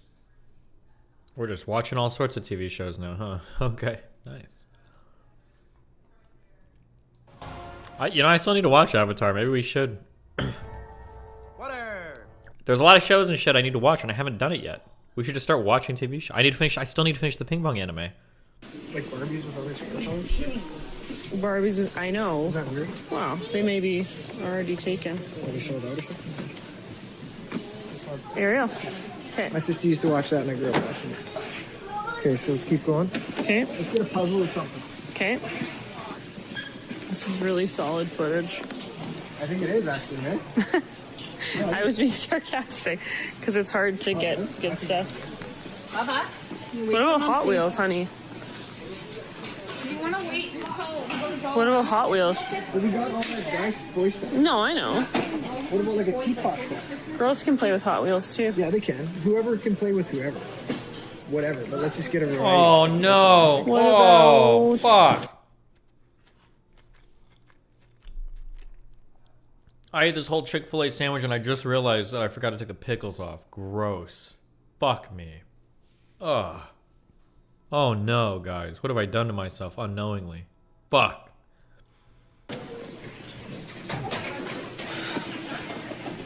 Teapot? What about this? This little unicorn set. That's cute. Look Throw at that that. in there. That's I like good. that. I'd play with that. Okay. Ooh, is that G.I. Joe? Isn't Fortnite a big thing? Fortnite. Yeah, I think it is a big thing. I don't even know what that means. I literally have no idea. Want to get to the Southland Mall.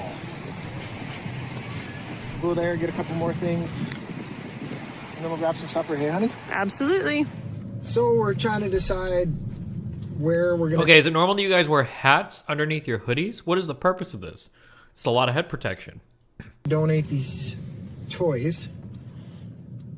It sounds like either Yes, the Salvation okay. Army or a place called the Carmichael Outreach, right? Is that right? Yeah, there's a few places. Yeah. So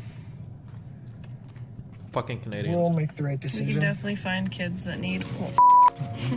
Definitely find kids that need toys. Yeah, unfortunately, there's no shortage of kids. Destiny, this is your delivery driver. Hey, kids that I need added what? the pickles back on so you would accidentally experience the sandwiches God intended.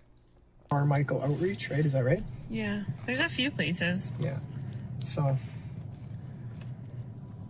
we'll make the right We decision. can definitely find kids that need. Definitely find kids that need toys. Yeah, unfortunately, there's no shortage of kids that are needing that. Like, you never know, right? Like, people grow up in some tough situations, man. And I know, like, a lot of people have been there not having money on the holidays and stuff like that. Like, It's from all of these people, and it's yeah, just. and that's not judging him. That's just how it not is, at you know, all. the Yeah. grandparents Guys, is it normal to wear glasses under a hat under a hoodie? buy, and then you got a home and stuff like that. So anyway, I was gonna say, I wonder if there's actually a difference, like in a wash like this. I don't think they can hear anything now. Like a difference between like a regular and a premium. Or soap. I wonder if they just like, they're like, yeah, we're gonna give you a premium, and then it's like, nah, it's exactly the same as the regular. Like, I'm not getting any rainbow soap right now. A little disappointed in that. One thing I hate is when they always try, at the Petro, they always try to upsell you. For like, oh, get car washes for a year. Yeah, whatever it is. Yeah, like 5 car washes, 10 car washes. Like, I went in there yesterday or the day before or something. I bought one. I said, oh, I'll get the basics car wash. Yeah. Just one? I said, yeah, just one. Oh, but there's this really good deal on right now where if you buy, I said, just one, man. That's all I want. I almost got annoyed because, like, every time you go in there, they're always trying to sell you the stuff. Sometimes you just don't want that. Oh, this is gonna be the worst footage. What? Is there water back there? Okay. No, there's not water. Man, you're freaking me out, man. Show them some stuff. Go.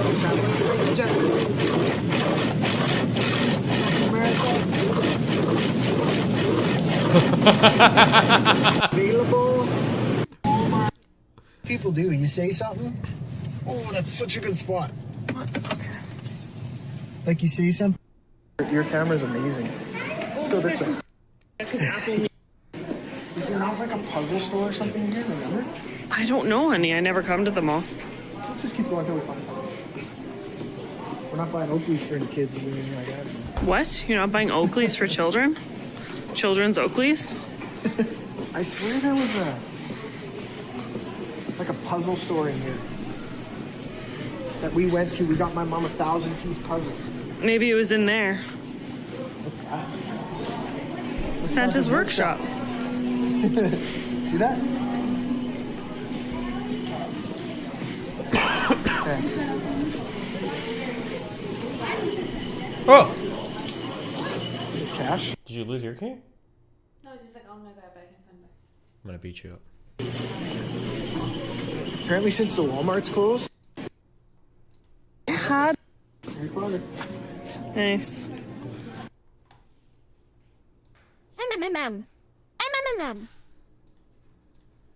I feel like I'm at One of the best movie series. Aren't Shopkins like a cool thing? A little toy, a little kid one.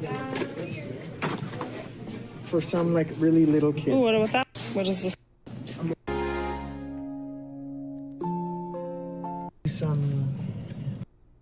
It's doing something. It's doing so. Guys, makes me feel good, you know. And wait, do we not get to see him donate the toys? What if he kept them all? Wow, I can't believe streamers are just watching full TV shows now. How disgusting. Anyway, chat, back to watching this guy go through a car wash. Wait, I don't want to click on this. Onk dropped a new song 7 hours ago. Yeah, we saw it. Episode 39. What?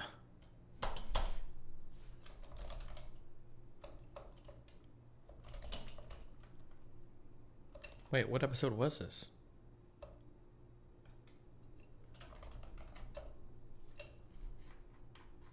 Where am? Oh, we're on the homepage. Jesus.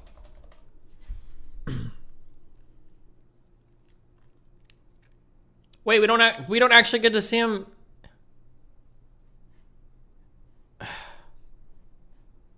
hey guys, Uncle Adam here. Welcome to Rattle Battles. I have my good buddy here, Justin Royal. He's gonna be rattled today. Are you? No, I'm gonna win. You're gonna win? So we're gonna play Jenga with, I would say, pretty thick construction gloves on. Yeah. And this is like the smallest Jenga set I've ever seen in my life. Look how small the pieces are. So, who goes first? Rock, paper, scissors. Okay. 1, 2, 3. Okay. You beat me, so I gotta go first, okay? So you can only use one hand, gotta use the glove hand on the small Jenga. Okay, ready? Let's go. So the first one to knock it over just loses, obviously. Right. Oh shit, Anka's got NFTs as well. Do you ever feel like an NPC in like someone else's life? Please, for the love of God, start playing lead and stop this eternal suffering. My show's in 10 minutes. Choice if I want to go first or second. Almost ran away at first. You gotta put it back on top. Steven. Oh yeah, what am I doing? It's for all people hear what I'm about to say. Off goes my head. A certain network utilities company has been commissioned to aggregate all legal restreams of copyrighted media. A storm is brewing. Play Lee to avoid extinction. This is gonna be hard for you, not for me. What? Okay, buddy. You're already almost tipping it. Yeah, there's gonna be 0 middle ones. It's hard with these big things on. It's hard with these gloves on, man. That's why we call it Rattle Battles. There's no rules I can get up, eh? Oh yeah. I think so. You know so. I need to get up. Okay, just hang on. It's hard.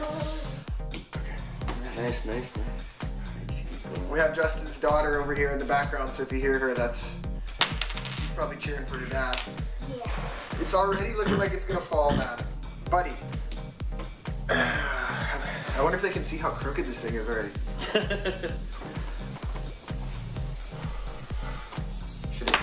Are there any gods here that can shoot one out from the middle? I absolutely have mastered that. I'm the Jenga god, okay? The nerves of steel. Hats going backwards? This is the first one, so we're gonna do lots of different rattle battles, right? Right. Winter basketball maybe is what we'll do next. Please, for the love of God, bring on the Hippy Dippy. Oh, yeah. It's word. Coming, okay? Fucking chill. The fuck is my Discord camera at like 2 FPS? Okay, yeah, I remember this man. I was pretty sad individual at the time of this writing. So aside from a smartphone, I spend the night alone, trying to pace time in this quiet home something that's deep. That's what you want to lose at next. Dreaming. That's not looking too good, buddy. Oh man, this is freaky. I don't want to lose, man. This is my YouTube channel. I can't be losing.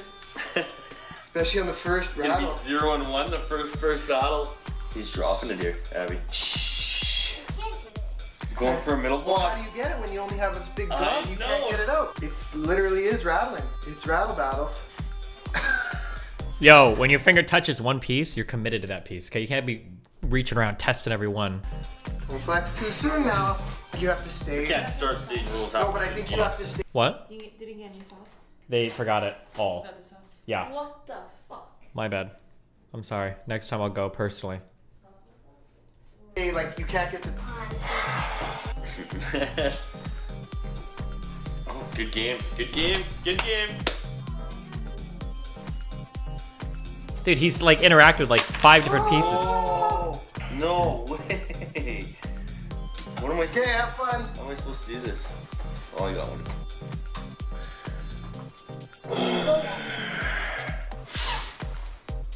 I can't lose on my own channel, man. Nice. Well done, buddy. I'll give you that. Justin. Look how uneven that top is, hey? I know, it's getting so crooked. I seen that one too. Okay, good. I might have to do a little MacGyver pinky move. You Oh, not even... I found one. Yeah, that was lucky. Buddy, it's all skill, no luck.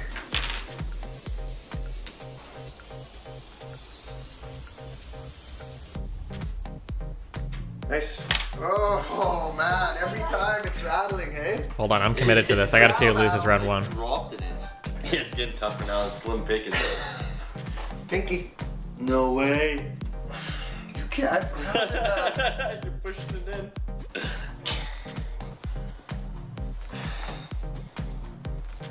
Ah! No way. Okay. Make sure we don't bump the table during this rattle fest. Yeah. Oh, it's looking wobbly. Things aren't looking so hot. What happened up here with... I don't know. I wonder if they can see on the camera. Like it's sitting like this. So I'm gonna get a little trophy made, hey? Are you? Yeah. Rattle Battles champion. We'll pass it back every time. Well, I'll just keep it most of the time. Yeah, I'll right. I'll Yeah, keep it all the time. You say it stays at my house. Oh man. I can't wait.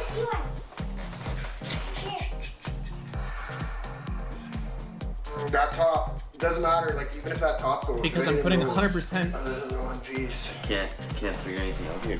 The gloves change the game. Like it's so much What's a harder. game changer? You can't be fine. What is it? Does he have it? Oh. It's too hard. Is there a reason you don't join in on the TV show / anime meta? It doesn't really seem any drawbacks. Twitch doesn't. I don't know. It's. I feel like as soon as I jump in, I feel like I'm gonna start banning people for it. Also, I'd prefer to like play games and shit. I don't know. I don't want to just sit and watch fucking TV shows, animes. It's lazy shit, alright? Or League of Legends. High effort content here. Anyway, back to Unk. Wait.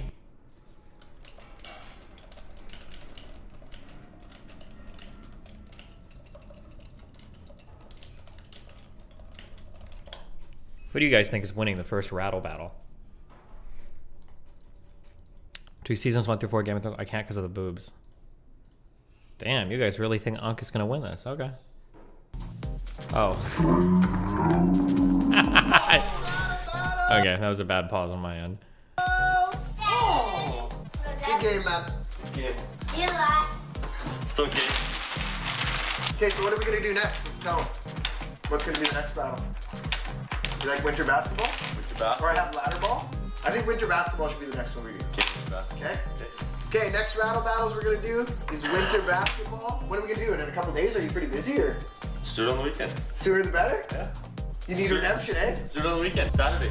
Okay guys, me and Justin are out. See you in the next rattle battles. Peace. Okay, here we go. We're on our way. Where's the ball? 6 on here right now. I'm barely. Oh man. Justin. What is this? Did they just try to play basketball in the... Hold on, I'm about to see Unk smash some moves out here. Oh my god.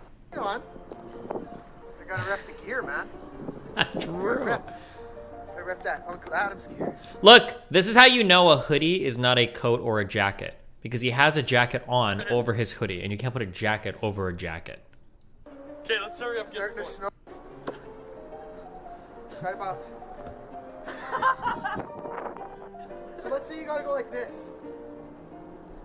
Okay. Seriously, like I wasn't even trying to defend you. Just hang on a second. Let me think about it. Get that point? No, because Yeah. bro, New rules. There's this much snow on the ground. You can't bounce the ball. It just sticks to the ground. So the way we're gonna travel, what's it called? Dribbling. We're gonna dribble like this. You have to go like this. Meow meow is a Libby B simp.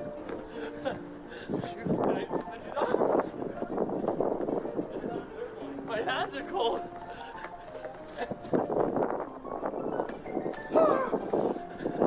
Should wear gloves. Almost.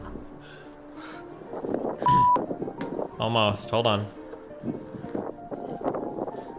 Oh my god. Wait, why did they wear gloves for Jenga, but they won't wear gloves for basketball? Hands are numb. Hands are so cold.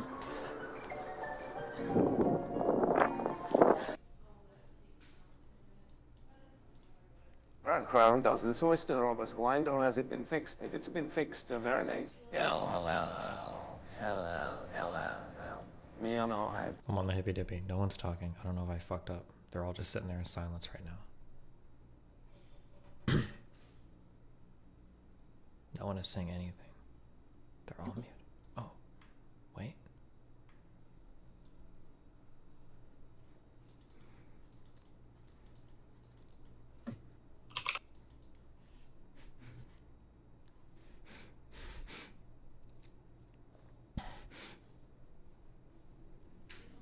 Hold on, at $50 you're forced an Ankh reference in the Hippy Dippy. Are you serious?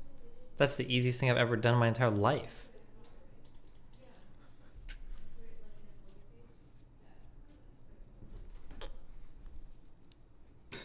What are his 2 most popular songs? It's Original and Friends Not Enemies or something? Hello, can you all hear me? Yes. Wonderful. I hope you're having a wonderful afternoon, and I would like to thank you all for choosing to spend your Friday with Hippy Dippy Incorporated. The movers and shakers, all thank you.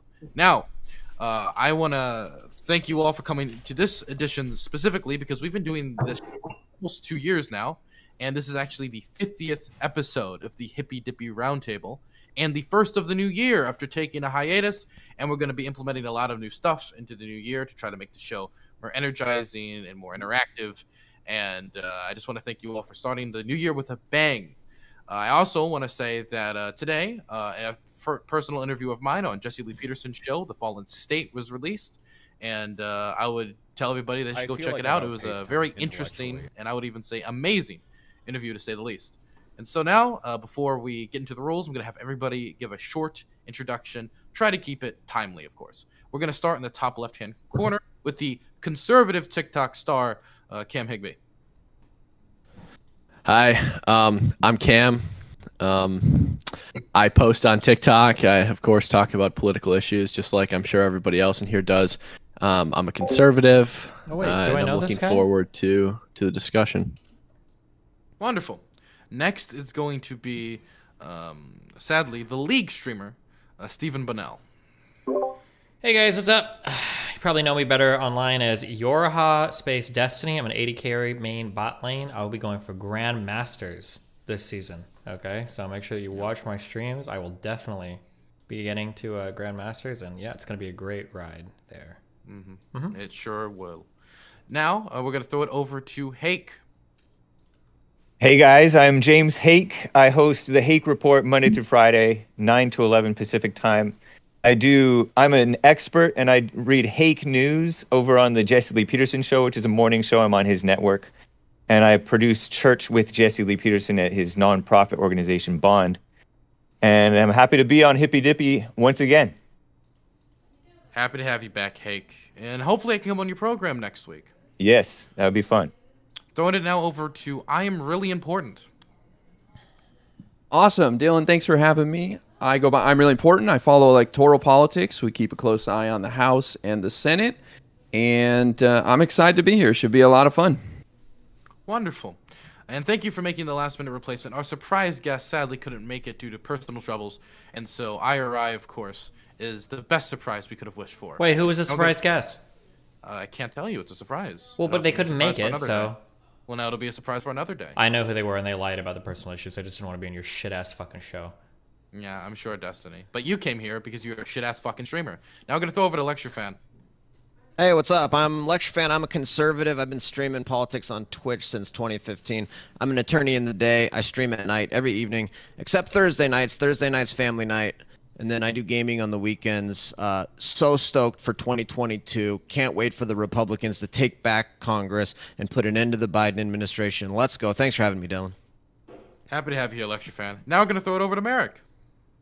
Hey, I'm Merrick DeVille. I am a leftist, allegedly a YouTuber and a streamer. That's very rare nowadays. I cover like sex work, feminism, drug issues, that sort of thing. Yeah. Happy to have you here, Merrick. Now we're going to throw it over to a Hippy Dippy Recruitment Show alum of our developmental brand, the Paradigm Shift. How you going? How's it doing, man? You are muted. I am muted. I did the streamer thing. Yay, my first time, and I did the streamer thing. Oh man, it's all the talkers. Oh boy. I am a leftist. I just believe that values belong to the people, and I try to discuss that as much as I can on my show every Tuesday, Thursday, and Friday, or whenever my depression does not kick in. And I'm happy to be here. Happy to have you here. Now we're going to throw it over to T-Jump. Hey, how's it going? Thanks for having me on. I'm T-Jump. I do debates with professors and philosophers on reasons to believe in a God, pretty much, and occasionally talk to political topics. Thanks for having me on. Happy to have you on, and I'm finally happy I'm getting your name correct. Okay, so let's go into some of the rules of the program. The first rule, of course, is that when I'm talking, no one else is talking. I am not talking to make political points. I will merely be talking in order to moderate. And so I would ask you, if you cannot hear me right now, to turn up my volume up in Discord, and try to recognize my voice among everyone else, because I will mute you if you continue to talk while I am talking, while I attempt to moderate. The next rule is we will not be breaking any Twitch terms of service. Many of us are streaming on the Twitch platform, and they have some stricter terms of service, for instance, than YouTube does. And I would ask you to do your best to follow those terms of service. I would also ask you not to make attacks on people's inalienable characteristics. That includes things like gender and race. We're not going to be doing those types of attacks. You can go ham on their ideas, okay? You can insult people's intelligence.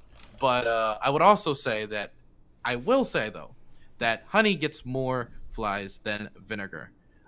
Now, I will also say that when it comes to the show, pronouns, we do respect them. If you don't want to do that on your own time, that's your business. But here we do. Does that include neopronouns? Yes, Destiny. Yes, Destiny, that does. Hey, quick follow-up questions. Can we refuse to say pronouns if we just use the person's name instead? Yeah, sure. Okay. Are we respecting neo names? Of course, Destiny. Okay. I should just interrupt. Dylan, can I even wear this on Twitch? Is this okay? It's fine. Just don't shake your head too much. I promise you it's okay. I promise you. Okay, alright. Put it like a hot tub in the background and you're A-okay. You can wear anything on this site, alright? Wonderful. Okay. God, I don't understand neopronouns. I need to figure out what the fuck that is. Anyway, so let's move on. Is there any rules that I forgot? I don't believe so. Is there anything that needs to be discussed, any rule you don't understand, or anything you need me to clarify? Yeah, what do we do if you say to stop talking? Stop talking. Oh, okay. Wonderful. Okay, so now we're going to go into the first topic.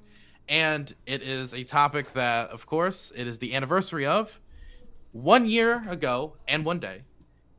January 6th occurred, which was an event that happened at the Capitol. I won't put any moral statement upon it, even though I think everybody knows what I think of the day as a personal witness to it. I want to ask you all, how do you think January 6th should be remembered? And what do you think its impact on history will be? We're going to start in the top left-hand corner with Cam Higby. Yeah, sure. So, I don't condone the January 6th attack. Oh my God, they're so boring. Oh God, it's like 30 minutes every time. The opening obviously statements. Bad, right? People got hurt. They broke into the Capitol. It was wrong and bad, but I don't think that it ranks up there with Pearl Harbor and 9/11 like certain politicians might allude to.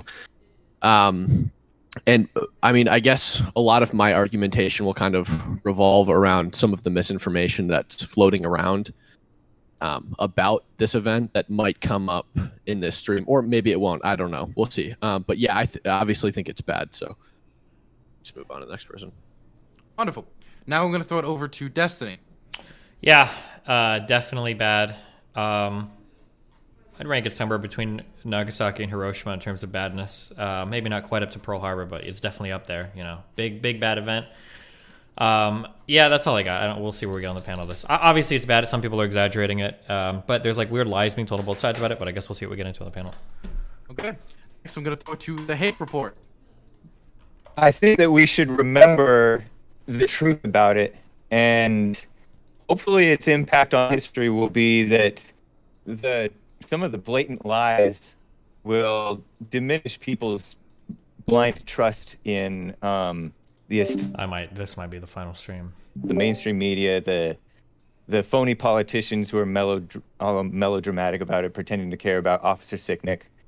And we take a good hard look at ourselves and the way that people want to just hate one another based on hype.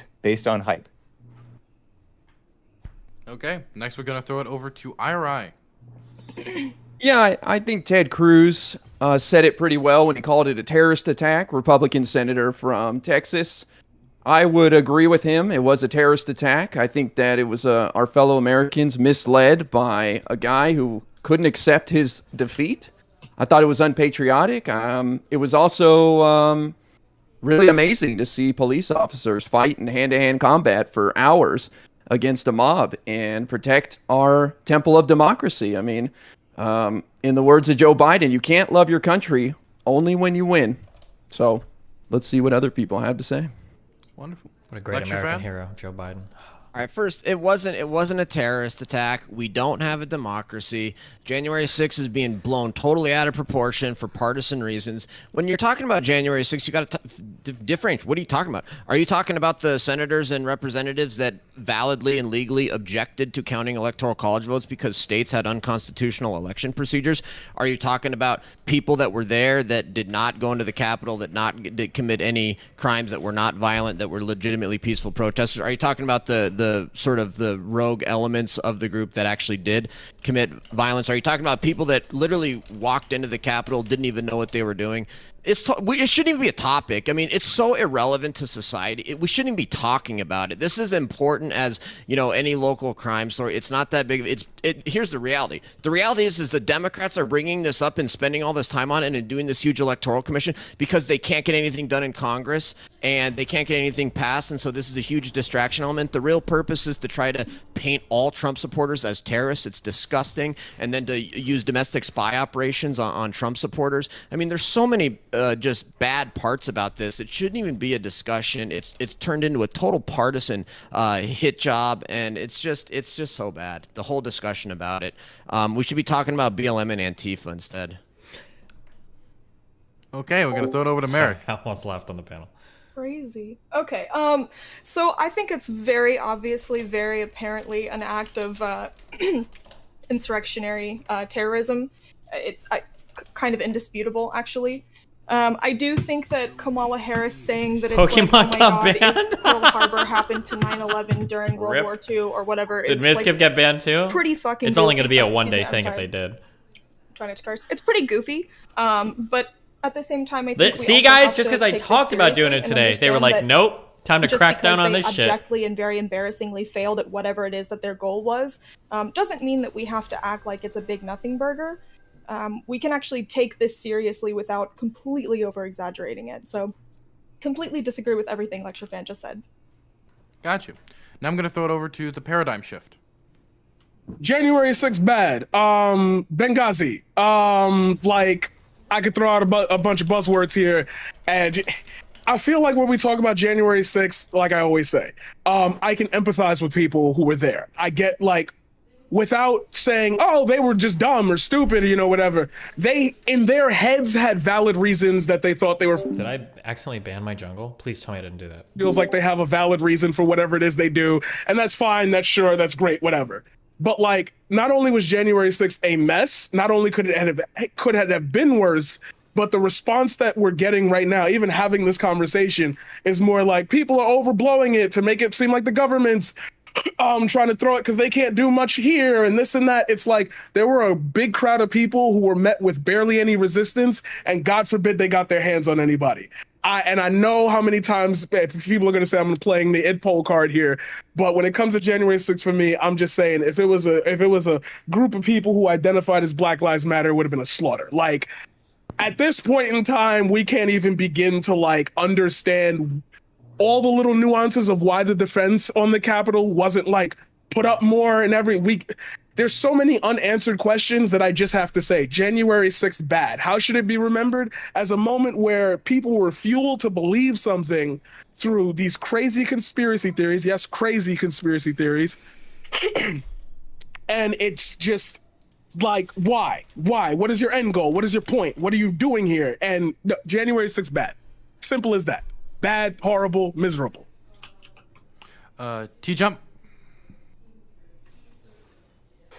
So my position is that the January 6th riots are essentially the same as all the BLM riots, like burning down a police station and raiding a government organization to try to make political change without voting for it is pretty much the same. And the only difference is the location. One is a federal government building versus one is a state building. I don't see this as any more of a way to try to overthrow the government than making no-go zones for where police can't go, or trying to usurp the government in by destroying. Fuck, I should have given this whole guy's take in advance because I could have predicted it. This guy's like the ultimate like fence sitter for everything. Say why this would be any worse or any worth more condemning than any of the other BLM protests that caused significant damage, like the ones here in Minneapolis. So I don't really know what the big deal is, and it's why there's such a huge double standard, and that Republicans condemn all the BLMs but not this one, and then the Democrats condemn this one but not all the BLM ones, or to a much different degree than one another. It seems pretty obvious these are about the same in magnitude, except like very few people died in both cases, lots of property damage in both cases, both trying to subvert political authority. I don't really see any significant difference here. Definitely not comparable to any of the tragedies where tens of thousands of people died, but scale of magnitude, they're just riots. That's about it. Way more damage in the BLM Antifa riots. Okay. The floor is now open for general discussion. You have about. I have a question. I have a question for leftists. How many people have been charged with insurrection, and how many people have been charged with terrorism? Wait, is there a terrorist 47, charge? 47. Yeah. 40, yes. 40, Terrorism is a federal criminal charge. 47 for insurrection, and I think like nobody for terrorism. Well, it's an ongoing investigation. Like, sure, you know this. Yeah, but they literally have people in jail and they haven't even been convicted of anything, and they're being held in 23-hour-a-day solitary confinement, which is like jarring enough to even make Elizabeth Warren speak up. And welcome to America's prison system. Glad you guys have finally give a shit. Yeah, literally. Anyone here is Okay. going to advocate for putting people in solitary confinement for 23 hours a day. That's literally torture. I don't think you're going to get any of us sitting here going, wow, that's so awesome. Like, we don't want that. But at the same time, what we're But you saying... won't say anything about it. Yeah, I the just punishment said- of the crime. Yeah, not one of you why- leftists said that. About it. We literally don't think that's bad. What are you But talking about? I want to reason- comment on something Paradigm said earlier. He said that if it was BLM, if it was anybody who identified as a member of BLM, it would have been a slaughter. So do you have like any citation for that or any evidence that would be the case at all? Because we went through months months. BLM already had a protest like near the Capitol and burned that church down, and it wasn't a slaughter. So that's a really bad argument. Whew, I'm gonna get ripped into a lot of crazy left-leaning shit here. Merrick, the question was directed to Paradigm Shift, so I want Paradigm Shift to be able to respond. Paradigm? Okay, so you say, do I have any evidence or citations that would have happened? Well, obviously that event didn't happen. But if we look at the protests for BLM that happened in Brooklyn that I was at, slaughters. It could have been. It was very close They to. weren't. The There only was reason tons of them why and they weren't. I was there. Like, we were beat up. We were assaulted. We were literally, like, the police themselves had to stop them, the other police, from, like, attacking them. And I have that on video. You can hear police officers yelling, like, nah, that's too much. That's too much. This is like, a general question. I'm not sure of the answer to this, but did anybody die at any BLM riot? Like, any BLM protesters die at Lots of people. riots? Way more. Yes. Yeah, way more. No. So in I'm not Austin- talking about people killed by BLM. I'm talking about BLM protesters. Yes, Okay, I can who? answer your question. So in my city in Austin, there was a pregnant woman who was hit in the stomach with a beanbag gun by an officer. Her baby died. There was also a young man who was on I-35 one of the days that I was there who was shot with some sort of non-lethal agent. He was shot in the head, and I watched the him fuck are drag you his body protesting off of while pregnant? I-35 In a and then he riot? died. What? So yes, cops have absolutely killed I'm people. glad. during I'm BLM. glad we Five agree. Trump Babies are supporters people died. now. 5 Trump supporters died that day. Yeah, one of them was crushed by other Trump supporters. No, that's not true. It was an That is OD. I'll say this. There was 5 Trump supporters that died, but like, so Ashley, or I think it was actually 4, and Ashley Babbitt was obviously shot and killed by the Capitol Police. There was 1 heart attack prior to the storming of the Capitol. There was a stroke prior to the storming of the Capitol, and there was an OD just as it happened. Echo. Merrick, So- I'm getting echo from your end. Like, yeah, the only person that died that day was literally a Trump supporter that was shot and killed by the police. And there hasn't been any BLM riots that have been a slaughter, and there's been a hell of a lot more BLM riots than there has been riots driven by Trump supporters. Right, And like why do you billions think and that billions is? of dollars. And the is BLM like riots a aren't based billion. on anything real. The Trump supporters actually I had. would love. Hold on, wait. I'm gonna save you the effort because I know it's my first time here and I'm the newbie guy. I'm gonna save you the effort right now. Don't do that. Don't. The don't Trump say that, 'cause supporters it's have a like- legitimate complaint. The Black Lives Matter do not. Do you, like, my first stream ever was complaining about a cop pulling a gun on me and firing a bullet like 3 inches away from my head for literally finding, Okay, like, this what? guy is not it. Okay, this guy is not it. Oh Dave, we're gonna go no. deeper into that. I think that that's gonna be a division between, like, what you see in your neighborhood and how you grew up versus how I grew up. I promise you, BLM has a legitimate complaint. Don't do that. Don't do that. You can make it activated. You can actually Wait, but we should stop, probably stop, just stop, stick to the stop, topic. Stop. Okay, so I want to make sure like we don't all talk at the same time. I almost forgot. I forgot to say at the start. That's what I forgot. If you raise your hand, I will write your name down. If you find it difficult to get into the conversation due to the panel format, it can get kind of hectic. And I'll make sure eventually we get over to you. I just wanted to make sure to say that. So I'll write your name down, T-Jump. What? All right. Sorry, no. Say something? You haven't said anything. Yeah, I'll say, what is the BLM riots or protests have anything to do? We're talking about January 6th here, guys. Let's stay focused here, okay? Let's talk about the January 6th event. We can talk about all the riots over the course of America's history if you want. I mean, what's the point? Let's talk about January 6th. That got brought up because Paradigm brought it up. That's why I questioned him, because he said, and I quote, if there was anybody there identifying with BLM, it would have been, quote, a slaughter. That's why it got brought up. Not because of any of us, Lecture Fan, or any conservative brought it up, but because Paradigm brought it up, and I questioned him. It's a legitimate thing because there's a double standard. The Black Lives Matter protesters are endlessly given room to destroy, whereas the Trump supporters do one thing.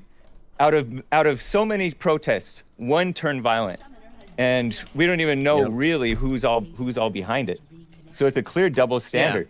Yeah, So- the point and is the the outrage BLM is the Antifa ones were way worse. We're actually way worse in terms of number of deaths, in terms of number of people killed, in terms of property damage, in terms of all these things. So you have literally like dozens and dozens and dozens of these extreme, severe, hardcore riots where people are killed and buildings are burned down. Literally, federal courthouse is under siege for an entire summer. Federal courthouse is under siege for not a word from the leftists. And then there's one, and then you have hundreds and hundreds of Trump rallies and hundreds of Trump protests, and not a single one ever. There's not a single crime committed, not a single thing wrong. I mean, look, they clean up after themselves in the park, and then we're gonna have this huge, oh my gosh, January 6th is like 9/11. It's obviously a partisan BS. So that's what we're calling out. We're calling out the hypocrisy. Two things happening right now.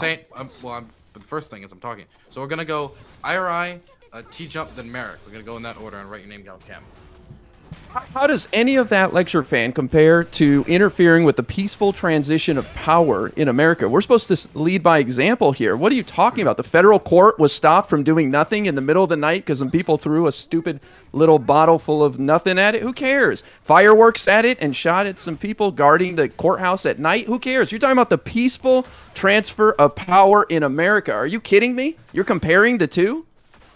There was no interference with the peaceful transfer of power. Do you realize that those people didn't have to evacuate the building with the nuclear football, right? That didn't happen. Not for a lack No, of trying.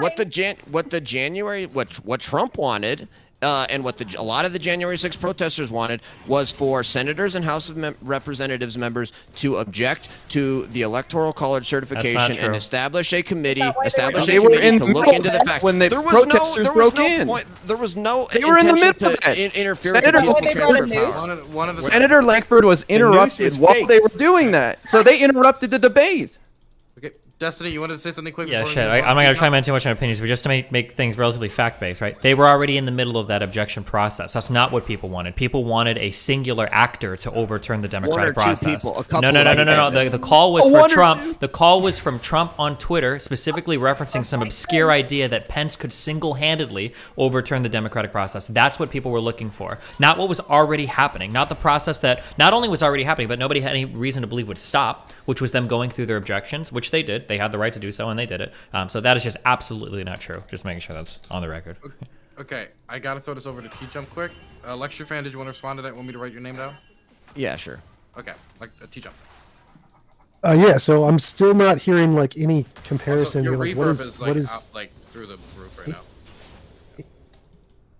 my reverb? Okay, sounds better.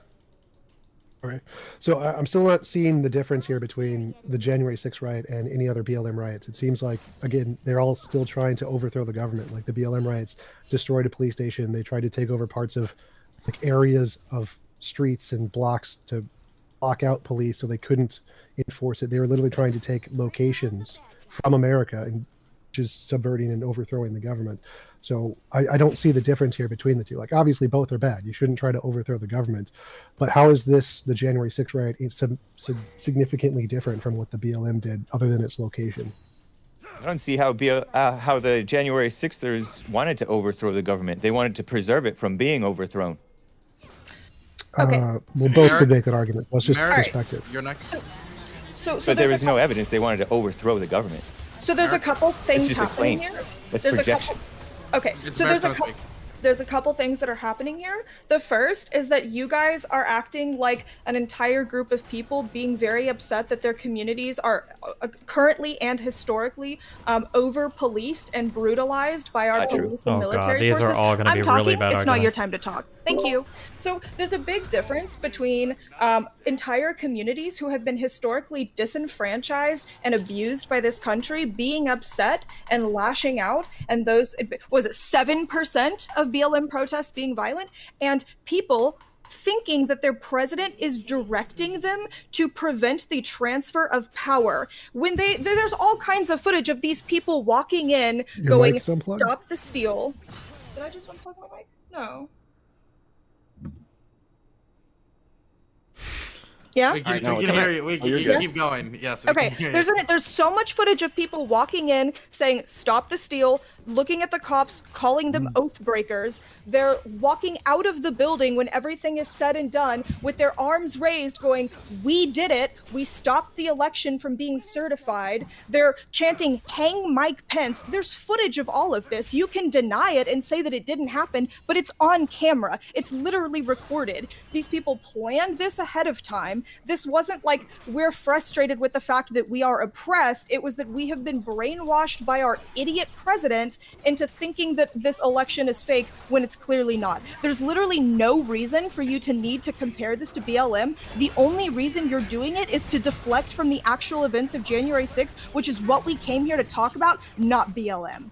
All right, can I get my response into what Destiny said earlier? Sure. Okay. It's not melodramatic. You're mad because I told you not to talk over me, and you probably don't like women speaking to you this way. It's not melodramatic. It's that I'm using a firm tone of voice with you, and you're not going to speak to me that way. Do you understand? Okay, lady. All right, lady. Yeah, that's what I thought. Okay. All right. So, and then it's gonna be Cam after. Yeah. So Destiny and IRI are completely wrong. What Trump wanted with what Mike Pence did was actually a relative, admittedly obscure constitutional legal theory that, without commenting on the merits of it, called for the vice president to reject one of the state's electors on the basis that there was questions about the legality of it and the constitutionality of those electors, which then would have caused there to be you wouldn't count those electors, and then if there was enough of them to make it so that nobody got to 270, then that would send the election into the House, and then the House or Congress under the Constitution. So the idea that this was trying to overthrow the Constitution or violently interfere with, no, like, you can disagree with that constitutional legal theory all you want, but there was nothing sort of violent or illegal about it. That was the theory. Mike Pence could reject it. They wouldn't reach 270, and then it goes into the House. That's what the Constitution says. That's what the legal theory was. There wasn't any violent or overthrowing or insurrection or anything about it. So the word I use is undemocratic. We have a process by which we elect a president. The idea of trying to appeal to the vice president, I don't even know if you're making a real argument if this is like a character. The idea of appealing to the vice president to overthrow the results of the election is obviously undemocratic. You How must is it know this. undemocratic to allow to follow the Constitution? Because and allow regardless Congress of to what decide? obscure provision is in the Constitution that might allow for this, which I don't think legal scholars were even unified in believing that that was something that they agreed could be done, right? Despite that, obviously there would have been a sort of constitutional crisis, right? Like, I think technically the executive can get away with not enforcing any laws that come from the legislative, but that doesn't mean it's a good idea that it's not democratic, right? You know this if you've been to law school. Hold on, wait, hold on. The Constitution's not democratic, okay? But when you do legal shit, when you do law, right, okay, there is a lot that's built on case law. There's a lot that's built on kind of the gentleman agreements that we have in terms of how we operate society. Just because something's on the books doesn't necessarily mean that it would even survive being tested in court, and it sure as fuck doesn't make it democratic. You know this as well as I'm sure you know this, yes? Okay, let me get a response into that, because Doesn't matter if it's undemocratic. Guess what? Democracy sucks. Our founding fathers and our Constitution are specifically designed to be undemocratic. That's why we have a Senate. That's why we have a constitutional republic. We have a constitution. We don't have a democracy. So this idea that following the Constitution is undemocratic, yeah, it is, because democracy sucks. Okay, democracy is purposefully what we're not supposed to have. Okay, then I It's agree. called a Okay. constitutional I republic. agree. Then. If you want to say Your that Trump was democracy acting in a Study America's totalitarian, founding. if you want to Study say he was the acting in a totalitarian manner and he was being undemocratic, fine, I'll agree Yeah. with it. That's fine. Okay, I can agree with that. No, Trump was fighting for the Autocratic people, though. lecture fan. No, Okay. it's The called failure here. constitutional republicanism. It's called constitutional republicanism. You guys don't wait. obviously know anything about the First of all- Constitution or about Let's slow America's down, let's slow founding, down. because Let's pure slow- lecture democracy man. is Lecture not man. what we're supposed to. Okay, Cam, it is your turn. That was undemocratic. All right. So the reason that people keep wanting to compare the January 6th riot to the BLM riots is because the BLM riots were objectively worse. Okay, they killed dozens of people, 25 people if I remember correctly, $2 billion in property damage. People lost their jobs, they lost their businesses, they weren't able to put food on the plates for their family, their businesses went permanently bankrupt. They were objectively worse. And you keep saying this like, oh, 7% of BLM riots were peaceful. Okay, 7% of flights flown on 9/11 were completely indestructive. That's a ridiculous stat, and it doesn't make any sense when you look at the raw damage inflicted by these riots. It is ridiculous. And the reason that people are infuriated by this is because there is no BLM Summer of 2020 Riot Select Committee, but there is a January 6th Select Committee. There is an in-depth FBI investigations that you're hearing about every day into these riots. Sure, there were lots of arrests, and there were some FBI investigations. We saw this with the Rittenhouse thing. There was an FBI plane, whatever. There was stuff going on, but they're not looking into it as deeply as they are this. And the other thing, we keep acting like this is some kind of coordinated, organized insurrection to overthrow the U.S. government. It's not true. It's bullshit. It's bogus. Okay? The FBI's investigation literally found that there... I want to fight back against all these talking points, but like the people that are left of me on this podcast are so far to the left, like they are uttering shit I don't agree with either. No, IRI, please you're let me go. next, and I'll write down American. Dude, you know the investigation is still going, right? You're aware that this is the largest investigation by the FBI ever. You're claiming that it's all resolved. Are you nuts? I'm not done yet. I'm not done yet, young genius. We're going to let IRI finish, and I'm also going to write down... That's true. IRI's not bad. Listen, I'm going to teach you something today, okay? I don't know what they're teaching over there on TikTok, but I'm going to give you a little education lesson here, okay?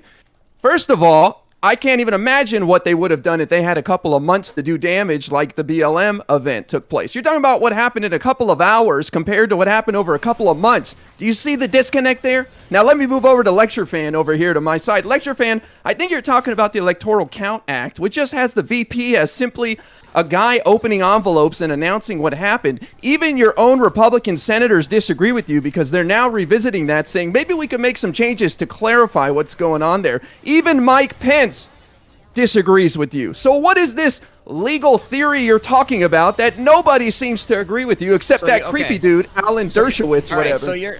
So you're admitting that it's ambiguous enough that they're considering clarifying it. And I don't know if you know this, but you can have a lot of things need clarification.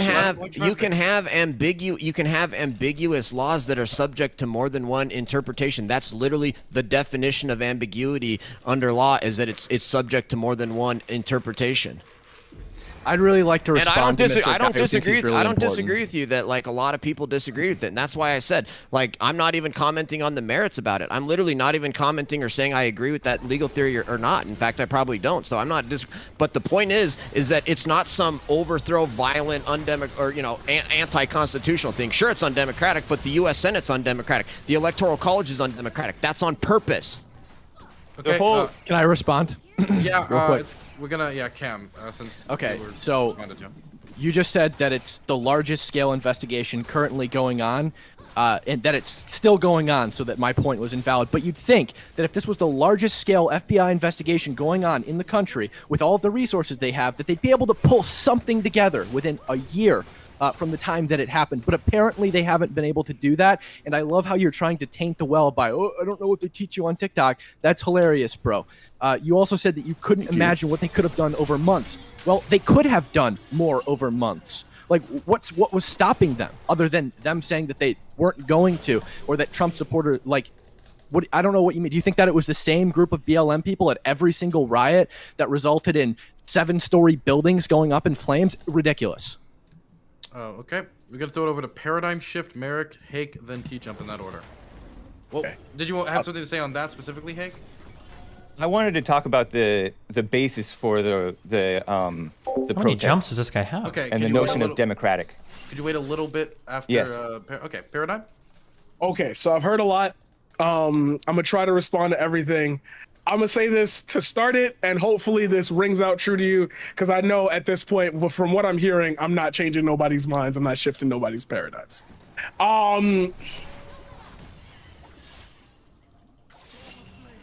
Woo, there's a lot. Okay, I understand January 6th from a Trump supporter's mind. I've talked to many Trump supporters, many close to my friends that were used to be my friends who went there that day.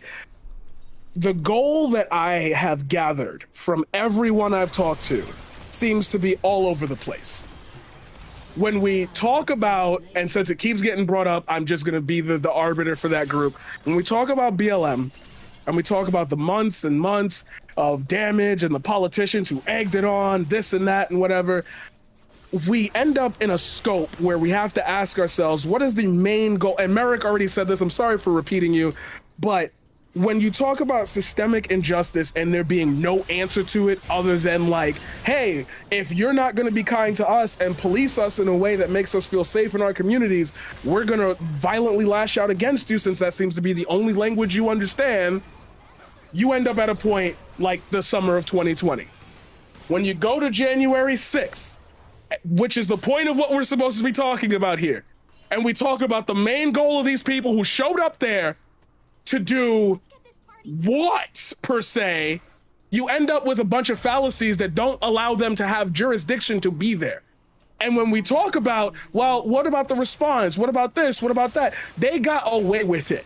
The fact that it's an ongoing investigation that they can't seem to find answers on says a lot about Operation Legend and how they were able to wrap down 1,500 people and put them in jail. Oh, but the politicians were releasing bail funds for them and everything. 1,500 people went to jail over this. Barely over 60 went to jail over the insurrection. Does that mean that the insurrection is less worse?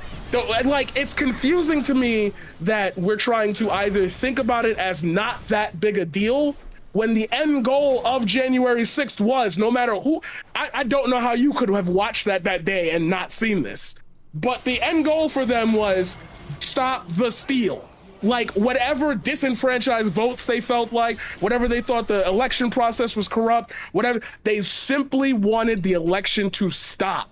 And I don't know where in the world, like, unless you're just terminally online and you don't think it had any real world ramifications, like, do you not see these people egging on consistently? We want Donald Trump to remain the president. Like, at that point, how are we comparing things? The reason why January 6th sucks so bad is because, God forbid, they got their hands on somebody. God forbid it was a senator who got hurt. God forbid it was somebody who was bigger in this league and got hurt. The fact that it didn't happen doesn't mean that we just brush it off. It means, whoa, why did that happen? Why are we not analyzing that? Which is the investigation, which is the point everyone's been making. Okay, Merrick, then Hake, and then T-Jump. Then I wrote down Cam's name. Merrick, you are muted.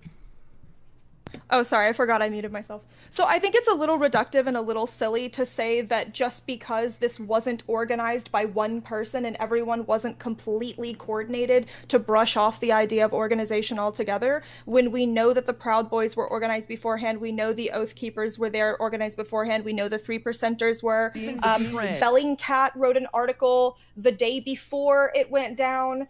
Let's see, the Washington Post wrote an article warning about all the people that were planning and organizing. NBC wrote an article and published it about people who were planning and organizing, showing receipts, showing the things people were talking about. That's three major outlets that were telling people, this is what's going to happen. This is what these people are saying. So to be like, well, there wasn't one central hub of organization so then you can belittle the idea of organization, I think is like, kind of slimy rhetoric, and it's not really very honest at all when we know that people were talking about this. Let me read you something. This one is actually really good. You can go to Washington on January 6th and help storm the Capitol. As many patriots as can be. We will storm the government buildings, kill cops, kill security guards, kill federal employees and agents, and demand a recount.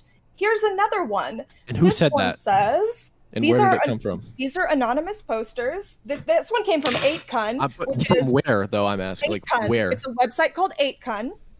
Okay, so this is one that a lot of Trump supporters and a lot of people use, a lot of very far right members use. Marjorie Taylor Greene actually used it. Did these have timestamps? This doesn't matter. These are from Impersonators. before Doesn't matter January if 6th. timestamps If or you're not. going It to talk absolutely does. Wait. Can I? Do you, January wait, can I ask 6th, a clarification? Do you mean Aincoon? is it supposed to be Coon and not Kun? I forget the I don't exact know. pronunciation of it, but okay. I don't know. I don't hang it. out with people that go on this website. Yes, people have heard of it. Marjorie Taylor Greene used it. QAnon people use it. The far right uses it. Nazis use it. Pedophiles use it.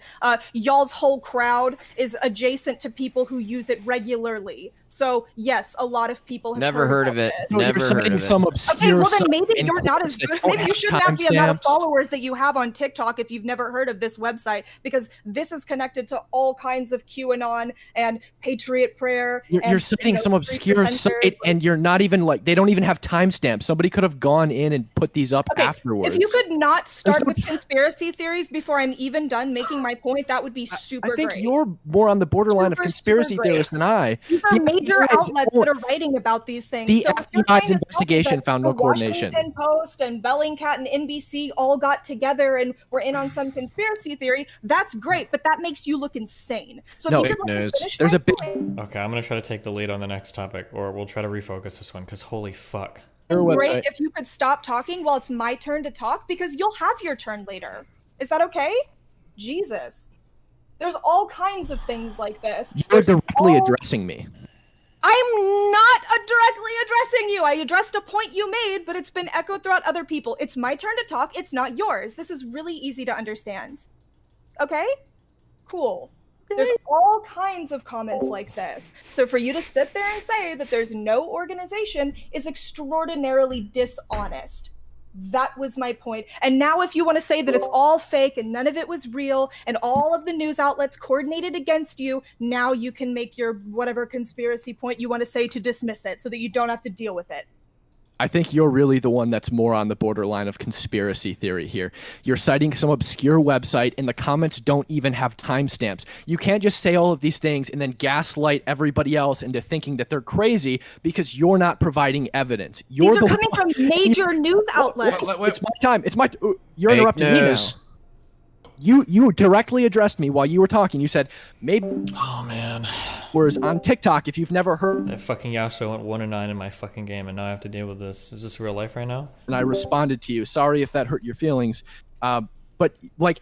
Also, you're citing like these Washington Post articles that are saying like the Proud Boys were going there. There's a big difference between people going there and people storming the Capitol, because there were 90% of the people that were there were completely We're on peaceful. It was a Twitch. very small People just faction of watch far-right TV people shows. that actually broke into the Oh, Capitol, and come opportunist on, people Lud. that didn't know what they're Like- doing, just walked in and walked Bro, making a around, video like this is right? worse, dude. So, Like, making a video like this only the draws attention, and it's FBI. absolute- Do you think you're better than the FBI? Because the FBI's investigation found that there was no coordination. Not that there wasn't coordination by one person or one group of people. That there was no coordination. That's what the FBI's investigation found. So if you think you have more intelligence than, and I don't mean intelligence like your IQ, I mean intelligence like information. If you think you have more information in front of you than the FBI, I'd love to see it. These Okay, don't so contradict give me each a other, second. though. Give me a second. Okay, so Merrick, we're gonna have Merrick respond, and then we're gonna have to go back to the list because we have a bunch of people who've been waiting. Hake, T-Jump, Cam, then Shift. Well, I don't understand what point you think you're making, because what you just said doesn't contradict what I said at all. I said because there wasn't a central hub where everyone got together doesn't mean there wasn't organization. And the way you originally phrased your point was dismissive of the idea that there were people organizing. The FBI found no evidence of coordination to break into the like a coordinated plan by anyone to break into the Capitol. And you're claiming that there was people online on some obscure website that has no timestamps of people saying that they were going to break in the building and claiming to break in the building, but there's no evidence there. I don't know if I'm on the list. Do you want me to send you the sources? Do you want me to send you the links we're and gonna, the sources that'll show we're gonna, you all this okay, stuff? so I you can all DM you. okay, you can all link the sources in the group DM. We're gonna go to the next person, which is Hake. Destiny, what are you resting your hand? Are you raising your Why the hand? fuck would I rest my hand on top of my fucking head when I can rest my hand on my desk in front of me? Obviously, my fucking hand. I is never up. said you were intelligent. Okay, where'd your name go? Okay, Hake. Black Lives Matter was pandered to by the establishment, and the January 6th, the Trump types, they're getting less and less representation in the government. The establishment has failed to convince many people, most Republicans to this day, I think, most Republican voters to this day, that this election was free and fair. And I think it's honestly been that way since 2000 between Republicans and Democrats, each thinking that it was unfair, stolen, whatever. And it seems like it's only gotten worse over time as we've gotten more divided. The motivation for the riots, or the protests, which turned into a riot in part, was what many felt were election shenanigans. We had the virus hype that caused liberals to shut down businesses and open up the voting, the mail-in voting, so any idiot could vote, no matter whether they care about the country or not. Trump was saying that it could lead to voter fraud. Everybody says, no, that didn't happen. Not more people A voting. lot of people are unconvinced that that didn't happen. So they pushed for dumb liberals to vote like I've never seen. The mainstream media and the social media establishment pushed and fought very hard against Trump from the time that he was running for office throughout the whole time. And they were campaigning against Trump. They've been campaigning for Black Lives Matter, or the Me Too movement against men. The subversives hoped that the endless reminders and making it all too convenient to quote unquote vote would help them topple Trump. And Trump insists to this day, I think, that he won by a lot. Whether the enemies of America were able to get all the useful idiots to vote against Trump, or whether they used other means and got away with it, we don't know. Totally but that's don't know. the reason for the protests. It was a democratic motivation that those people were protesting. They weren't trying to overthrow democracy. They were trying Holy to shit, save how does it take so democracy long to get to a point? in Oh their my minds. God. And F a lot of fair-minded people think that way, even to this day. But the people had suspicions about it. And January 6th was a setup. We know that DC is notoriously corrupt. They let Antifa and Black Lives Matter run wild and burn down the church, I think, across the street from the White House. They let Antifa and Black Lives Matter and others, feminists, invade the official spaces and assault cops. And the Democrats are saying, oh, don't be so mean to the protesters, cops. In Charlottesville, we had a setup during Trump's thing where the lawful, mostly peaceful, white Unite the Right protesters protested against the tearing down of Confederate American heroes. And they let the cops did not separate and oh my God, what is he talking about? Oh God, it never ends. Mostly attacking the whites over there. Too quiet. It was a setup Yeah, so that they could declare an unlawful assembly. I suspect that that's what happened here, where they did not have enough security. I think Trump wanted 10,000, at least in an offhand comment, wanted 10,000 National Guard troops to protect, to keep law and order. He's a law and order president. He doesn't want this. And so I think that it was a setup to exploit and encourage people who are angry and a little off. There's some in every big crowd to go wild and make the conservatives look bad. And now it's a clampdown on everybody's freedoms. Okay. Next is going to be T-Jump, then I'm going to go to Destiny before Shift, because Shift's talked more than Destiny. Yeah, so a few things I wanted to comment on. Merrick mentioned that the difference between the BLM protests and the January 6th was that BLM has like a legitimate claim to the fact that their group has been. This guy is like itching to argue like race or fucking racial cop shit. I can tell. He wants to go that. The government doesn't make it not trying to overthrow the government. It's just doing it with a reason. I can feel it. Adhere to, and so the fact that you think that reason is legitimate doesn't mean that their treason is less treason than the Republicans' reasons of what they think is legitimate. If they're taking land from the American government and preventing any type of policing of that land, it's literally successful treason in the case of the BLM case, whereas the January 6th riot was a failed treason, if anything. But I think there's no evidence either of those things were planned, like on the BLM side or the January 6th side. Like there is no federal evidence that the storming of the Capitol was actually planned by any group. It was just kind of a crime of passion that just happened, just like the burning of the police station. I think it's just like any protest, it just got out of hand. I don't think there was any organization that was legitimately planning to do this. And I don't see any evidence presented by any of the investigating organizations that indicate that. To me, it seems like... And I feel like when I bring up my points, I'm going to totally sidetrack the conversation. Because I think the farther left people here don't want to argue like what happened, and we're just like caught on this like crazy... I don't even know... A political kind of motivated... I don't even know what the fuck... ...riot in order to try and push a political ideology. I don't know how we should see those things. Probably don't see them as bad as most other people do. But however we decide to see one is probably about the same as we should decide to see the other. And then, of course, we should incorporate death count and property damage as to how bad they are. But I don't see the January 6th riot as sufficiently worse in any case. Destiny.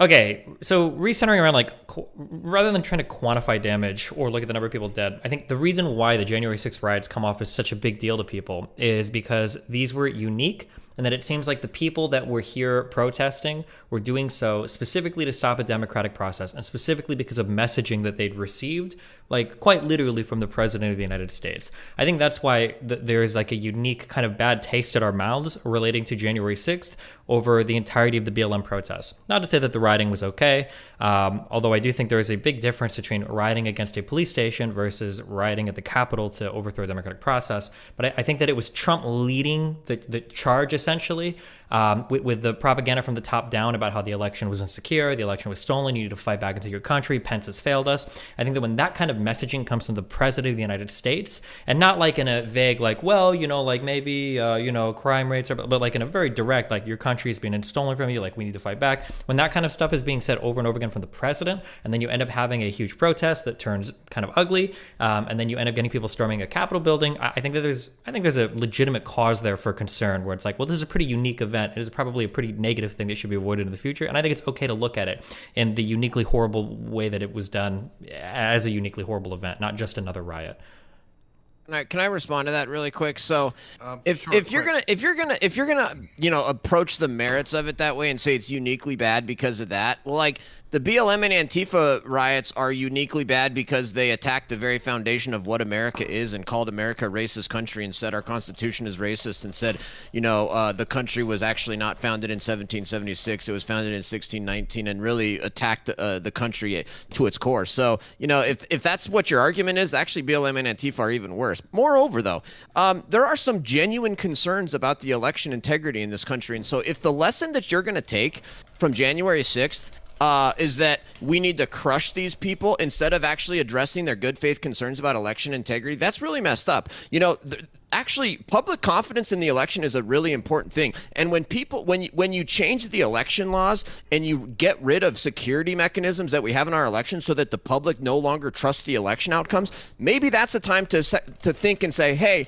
you know, actually we do need people to believe in the elections. Maybe we shouldn't do all of these insane election laws that destroy the integrity. So you guys are taking the exact wrong lesson from it. What you just said is so incredibly true and incredibly important. The last half, not the first half. Everything in the first half was insane and stupid. I don't know who the fuck you're even talking to for it. But for the public needing confidence in the electoral process, that is incredibly important. Unfortunately, the undermining of that process came from the big man himself, came from Donald Trump. If you're looking for Democrats changing the laws. It didn't, because half the laws that you guys claim, you didn't even know when they were changed. Not to mention that every single one of these laws were tested in court, because of course every motherfucker was suing. Fucking states were suing.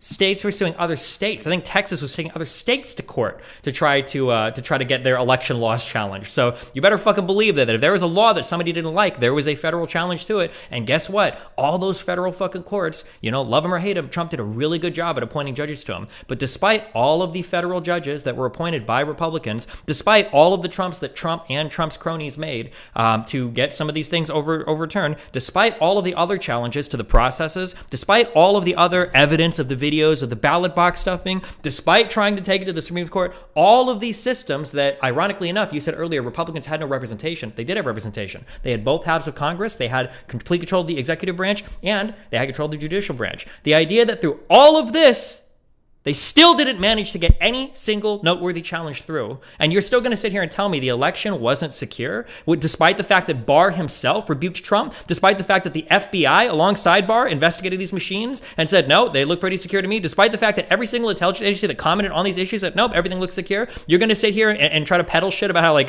Democrats hyped up Russiagate while you're fabricating responses from Trump about our election machines when he's probably never even stepped inside an election booth. Like come on, you have no valid, you have no actual reason to say there's a genuine concern. No, you have no reason to say you have no. Hold on, let me finish my response before you ramble again. Okay, you're trying to say there are genuine concerns about election integrity. There are no genuine concerns. There are a lot of concerns by Americans, but only because they were misled by Trump to believe it, and that is my entire basis by which I say the January 6th stuff was horrible, because it was uniquely horrible because a bunch of Americans, apparently you included, were misled by the President of the United States to think that their country was undergoing election fraud, which never was proved to happen by anybody, including Trump's entire government. Go ahead. Okay, so you're conflating two things, and you're talking about something that I wasn't talking about. So there's one thing is having mechanisms in place that do not allow us to verify whether the election is free and fair. For example, not checking voter ID.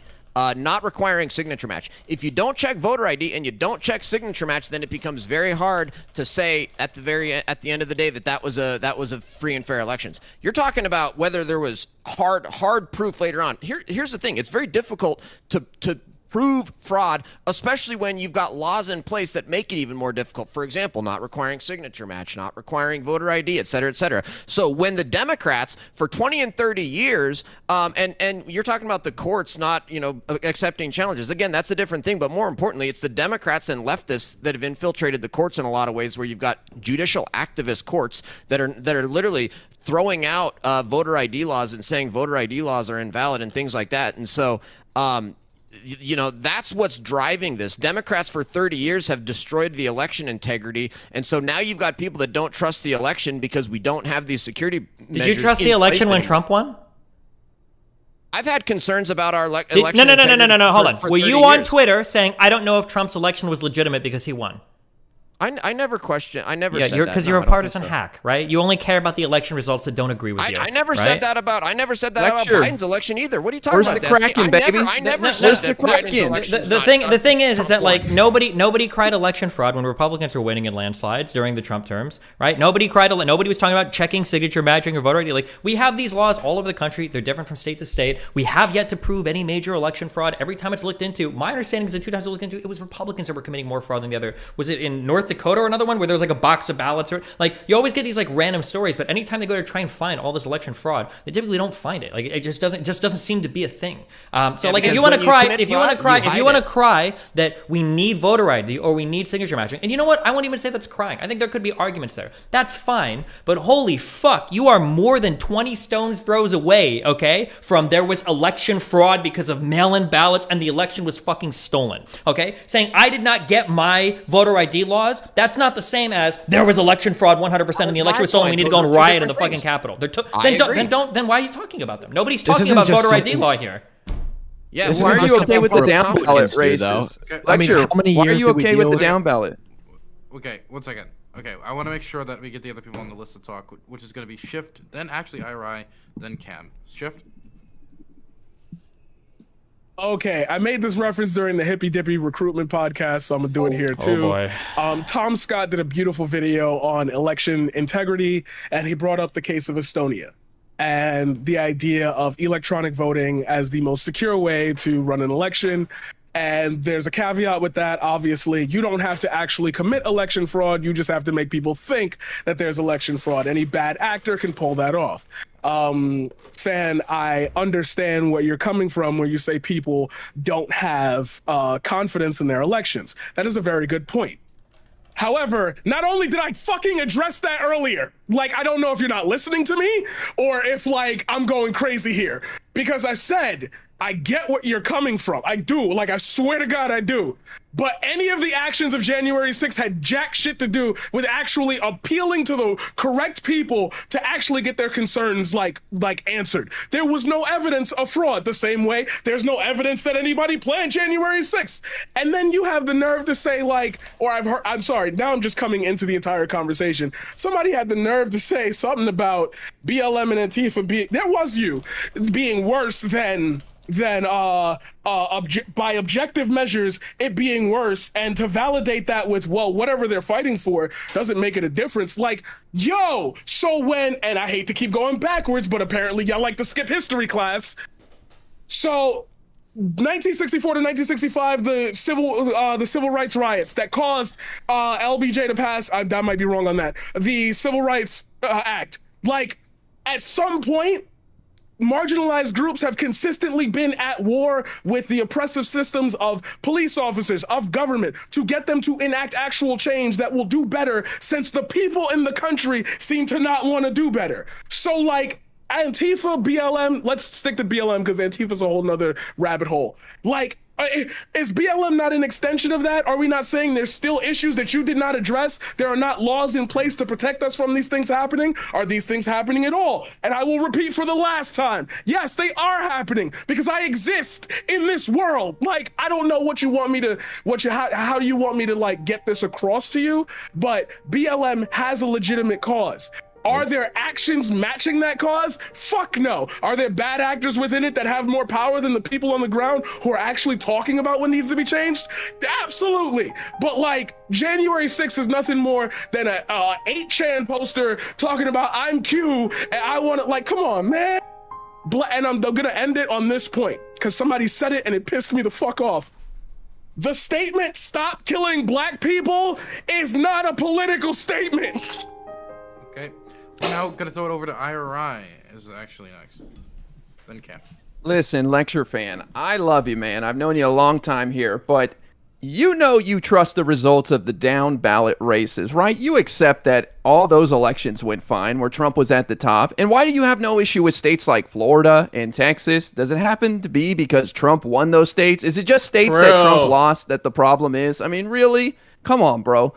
Attorney General William Barr, as Destiny said there was no widespread fraud. He had no reason to do that. Trust me, I'm sure he looked real hard to try to find some. And in fact, most of the cases we've seen of voter fraud is people trying to vote for Trump illegally. And where is that pesky Kraken, man? We're still waiting.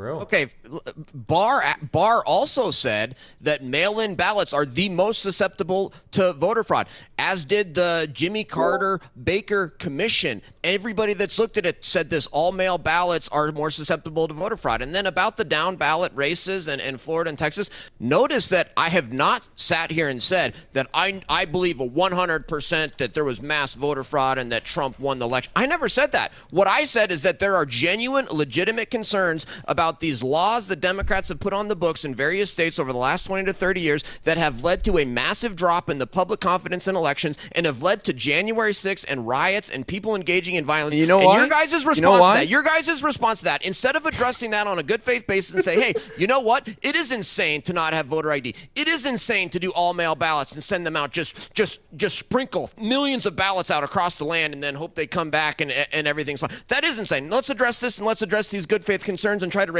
no, instead of that, you attack people and you keep pushing these insane laws all so that the Democrats can win elections, because you know what? You guys need uninformed, ignorant people voting that don't have any. That's literally how you got Democrats win elections. That's not true because there are more Republicans than Democrats in all courts across the United States right now. Sorry. Okay, so this is like to everybody in here across the aisle. Can we stop like pretending that it's just Republicans that sow distrust in election integrity? And Destiny, you said this earlier, that it came from the big man himself, Trump. And I think you'll probably agree with what I'm about to say. It's definitely coming from Democrats too. I mean, we dealt with the Russia hoax for how long? That led to an impeachment, which I would argue is worse than a bunch of morons storming the Capitol building with no clear plan. Because an impeachment trial actually can result in the ejection of a legitimate president. And they didn't just do it once, they did it twice. Okay, first of all, when you say Russia hoax, there's two different ways that we can go with this. In terms of Russia actually flipping votes, that was never the main contention. The main contention was that Russia was operating with foreign agents within the United States without proper disclosure, which they were. And the Mueller investigation turned over those indictments. It revealed some of those organizations were working here, the most notable one being the it's IRA, Internet Research Agency, I think is who they were called, that were running a whole bunch of social media accounts that were trying to influence Americans to vote a certain way or to undermine confidence in the electoral process. If you're calling that a hoax, this stuff was real. Do you think that Trump colluded with Russia and had some kind of organized campaign to make sure that he was installed as the president? Because that's what he was impeached for. Am I wrong? The second impeachment had to do with the Ukraine stuff. At this point, I don't even. IRI can speak the first one. It's been a long time. No, you're right. I'm sorry. Yeah, that was the Ukraine stuff. You're right. That was the Ukraine phone call, and that was also bullshit. So wait. The part where he threatened to withhold aid that was already approved by Congress. That was bullshit. That was all fabricated. Yeah, he did nothing wrong. So we agree. Trump did nothing wrong. Wait, he did nothing wrong, or it was all fabricated? Which one? I'm getting two different answers here. So he didn't threaten to withhold the aid, or he did threaten to withhold aid, but he had the right to do that as a president?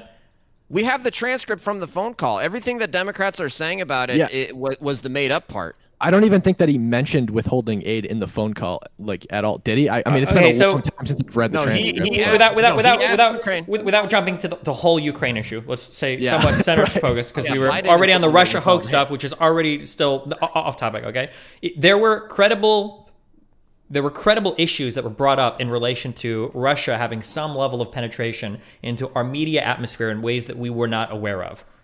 I mean, if we don't believe this, I don't know what to say. You can read the results of any of the Mueller investigations or any of the digging there, and that is a fundamentally different thing. Lecture fan, you sound like you get all your news from Facebook. Okay? You're like a prime target to this, okay? But that's a fundamentally different claim than saying that like the votes were actually rigged, which is the claim that Trump is making. That would be more akin to a Democrat saying like Russia rigged the votes. Sure, Destiny, but. Okay, so you're right. The first impeachment was the Ukraine thing. You're right. That was my mistake. I'm sorry. But there were definitely Democrat politicians in this country pushing the lie that Trump was colluding with Russia to ensure his installment as president. Absolutely, 100%. Sure, there might have been, but like in that case, do you want me to I'll condemn them both. I'm going to condemn both of them before I'm going to give Trump a pass on saying that the election was stolen, right? So I don't know what the point of this is. I don't think the election was stolen, and I said like when I said that I thought you'd probably agree with what I was about to say, but like I just don't want this like feeling that it's just Republicans that are Democrats said Bush stole the election. System. Democrats said Bush How have you not brought up Bernie getting robbed? That's the standard right-wing talking point, right? You're supposed to bring up Bernie got robbed. It's not like Trump is a Pied Piper. People have been worrying about so-called voter fraud for decades. And now more than ever, because we have a dishonest country, we have a dishonest establishment and a media. So it's a legitimate concern. And Trump it's not just because Trump lied to them, quote unquote, lied. And I don't believe that he thinks that he's lying, by the way. It's people who are seriously concerned about it. I mean, first of all, when Trump is literally making phone calls to governors. Destiny, you're going to finish the statement, then we're going to wrap this up. Merrick and Paradigm, you raise your hand, so you'll be the first to do any statements. Was it the Georgia governor that Trump literally called saying, like, we need to find 31,482 votes? Like, how can you think that this is a good faith effort to investigate the electoral process rather than just trying to win the election? And also, as IRR said, it's so interesting to me that all of the votes for Biden were fake, but all of the down ballot votes that voted for Biden but then voted Republican lawmakers, all of those were legitimate. Like, it's so obviously selected for based on the partisan hackery. I don't know how you can see it as any other way. And then again, like, we have had so many independent organizations, I mean, within the federal government, like our intelligence agencies, the fucking FBI and the DOJ, all looked into the election shit. How the fuck is there all this goddamn widespread fraud, but nobody can fucking find it anywhere? When I feel like I'm getting a leak out of the White House every other fucking week for the brand of toilet paper that Trump wipes his ass with, how the fuck is there all this coordinated, top-down, bottom-up, widespread fraud, but nobody fucking found any? All I had were the same shitty 3 videos that were shown over and over again with a box sliding under a table where somebody's like, there they are, that's all the fucking ballots. Like they were the lost fucking ballots from the ship of Atlantis that sunk off the Florida coast with the fucking hanging chads. Like, what the fuck? I don't know how you can make the claim over and over and over again that all this fraud happened, but it's not reported. We don't see it. Where is it? Where is it? That's what I want to know. Here's the point. When people commit fraud, they try to hide it. Lecture fan, in the future, please listen. Okay, so we're wrapping up. If you want to make your ending statements, you can. Don't worry. Merrick, apparently her cat turned off the computer. The cat agrees with Hake, I assume. So we're going to start it with a paradigm shift for wrap-ups. All right, closing arguments. I did learn a lot just listening. At least I learned like what other people think. I heard a lot of bullshit. I'm not gonna cut it here. I heard a lot of bullshit, and Destiny and IRI cover this way harder than I could ever. So I'm just gonna say again, stop killing black people is not a political statement. Is there reasons to believe in election fraud? I'm going to bring up Estonia again. Please look up Estonia. Please look up their voting systems, and it'll give you a perfect representation of what happened in this country on a very small scale and how it can escape outwards. As far as election fraud, there has been no significant evidence of that. As far as January 6th and how we will remember it, I think that we're going to have this issue of people trying to downplay it because the severity of it doesn't hit us that hard because we are in an information age. We share things through computers, through social media, and it's easy for us to have so much discourse that it seems like another regular day. This was an event unique to itself because it stood in opposition to the systems that we believe in and that we trust above all. There should be no distrust in this market because we were literally watching. You've had, Destiny said it already. You've had multiple people look over the votes. You've had recounts. You've had court cases. You've had this. You've had that. You've had phone calls where you've literally heard people saying, "Yo, can you help me get these votes?" Like, if the words coming out of these people's own mouths don't tell you that there's just no issue and people ran on a lie, then I don't know how to make you empathize with like the years and decades and centuries of abuse that America does to its own citizens through the same legal system that you wish now to tear down because it didn't give you the man you wanted to win. Okay, next is going to be the Catwoman.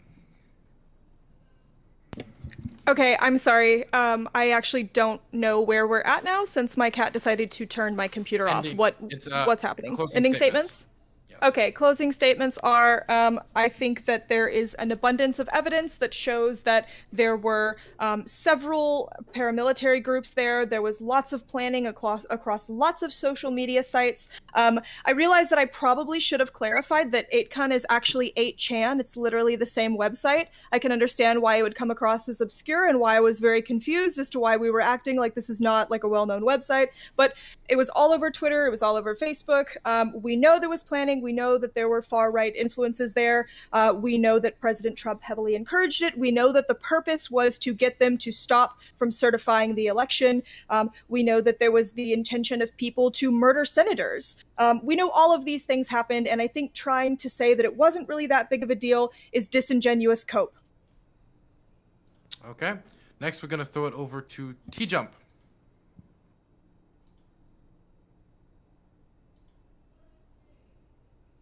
Was not expecting to be next. All right, so yeah, still just seems to be like people think they have justified reasons to try to overthrow the government. The BLM side thinks they have a justified reason. The Republican side thinks they have a justified reason, and they both try to overthrow the government in their own ways. One tries to overthrow the judicial branch, and one tries to overthrow the congressional one. So I don't. Again, I'm just not seeing a difference. Like, number of deaths is higher on the Black Lives Matter side. Property damage is higher on the Black Lives Matter side. They've actually successfully taken land for months at a time away from the American government. I mean, how should we see the January 6th riots like pretty much the same as the Black Lives Matter riots? They're not significantly worse, and we should treat them both as bad because they're both bad. And we should try to like change things by electing people to not be idiots, which is tough, but I don't see that we should see this as any significantly worse than the BLM riots. Okay, next is going to be Lecture Fan. Okay.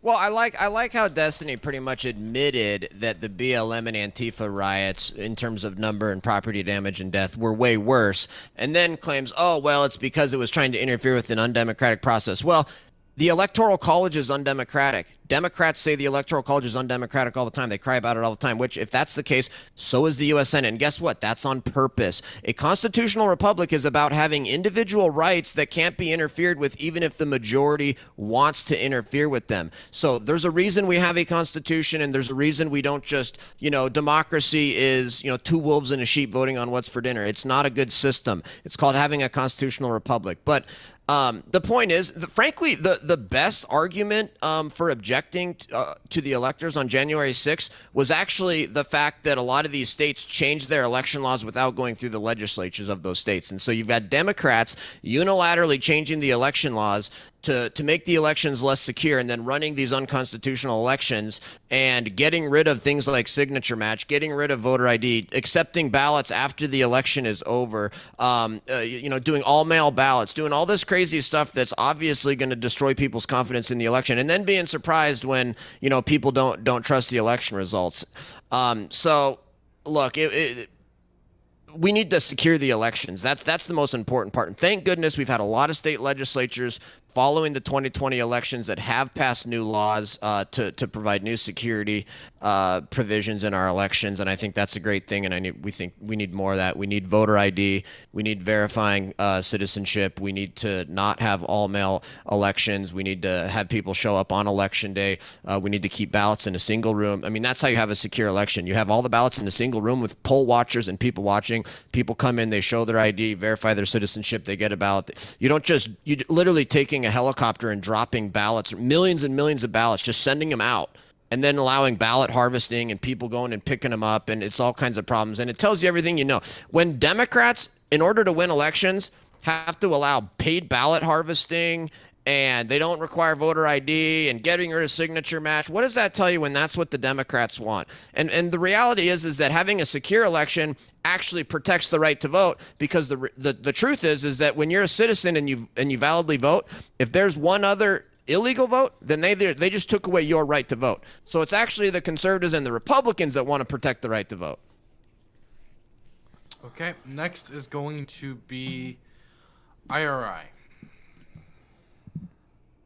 Well, I think January 6th is a really sad day, honestly. A lot of these people were duped and misled by dear leader at the top as he gleefully watched them violently assault police officers for 3 hours in hand-to-hand combat, and sat at a little table on the side of the Oval Office and enjoyed it for 2 hours. And the January 6th Select Committee is just getting warmed up, my friends. So hold on, the ride's about to get bumpy here. And the FBI their investigation is still active, even though this Cam guy has said multiple times that they haven't found anything. I don't know if you know how the FBI works. Again, I hate to teach you some stuff, but maybe you learned today. The FBI does not release evidence when they have active investigations, period. So I understand they haven't come to a conclusion yet, but it takes time when you have 1,000 people break the law at the same time and desecrate our Capitol Hill. And you know what? As these people have admitted their guilt in court and been sentenced, almost every single one of them has admitted that they were duped and they will never again be involved in politics, and they can't believe this happened. So it's kind of weird to hear Hake talk about how these people actually really believed it and felt it when most of them admit that they were wrong in the end. And finally, I just want to say, when Trump won, I accepted it. I wondered what happened. I was curious, did Russia do something? I felt like, whoa, Russia pulled a fast one on us. But then we had the Mueller investigation. I said, you know what? Let's wait and see what happens here. I wasn't sitting there going, you know what? Trump's not the president, and there was so much election fraud, and release the Kraken. I accepted that Trump won. And you know what I did? I got involved, and I worked hard. And we got 81 million of my friends to come out and vote for Joseph R. Biden as our new president. So it's time to accept it. Like Joe Biden said, you don't just love this country when you win. You got to love it when you lose, too. And put in some hard work. Get working, lecture. Start knocking on doors, buddy. I'm there. Okay, next is going to be Hake. God bless. Okay, so the downplayed BLM insurrection and terror attacks across the country. About those blacks who are complaining and the others who are grandstanding on their behalf, they need fathers. They need morals. They need character reform. They don't need police reform. And so they don't have a legitimate complaint because they need to look at themselves. We have a cultural problem of hate and blame and excuse making. And the relatively minimal violence of January 6th there pales in comparison to that of Occupy, BLM, Antifa, quite obviously. And especially when you compare the average conservative rally versus the average liberal one. Conspicuously, Antifa's Black Bloc was absent from this big protests, this Stop the Steal rally on January 6th, except perhaps those, maybe some remove their black bloc to reveal some MAGA gear. I don't know what that was about, but I saw that on Tucker's documentary, Patriot Purge.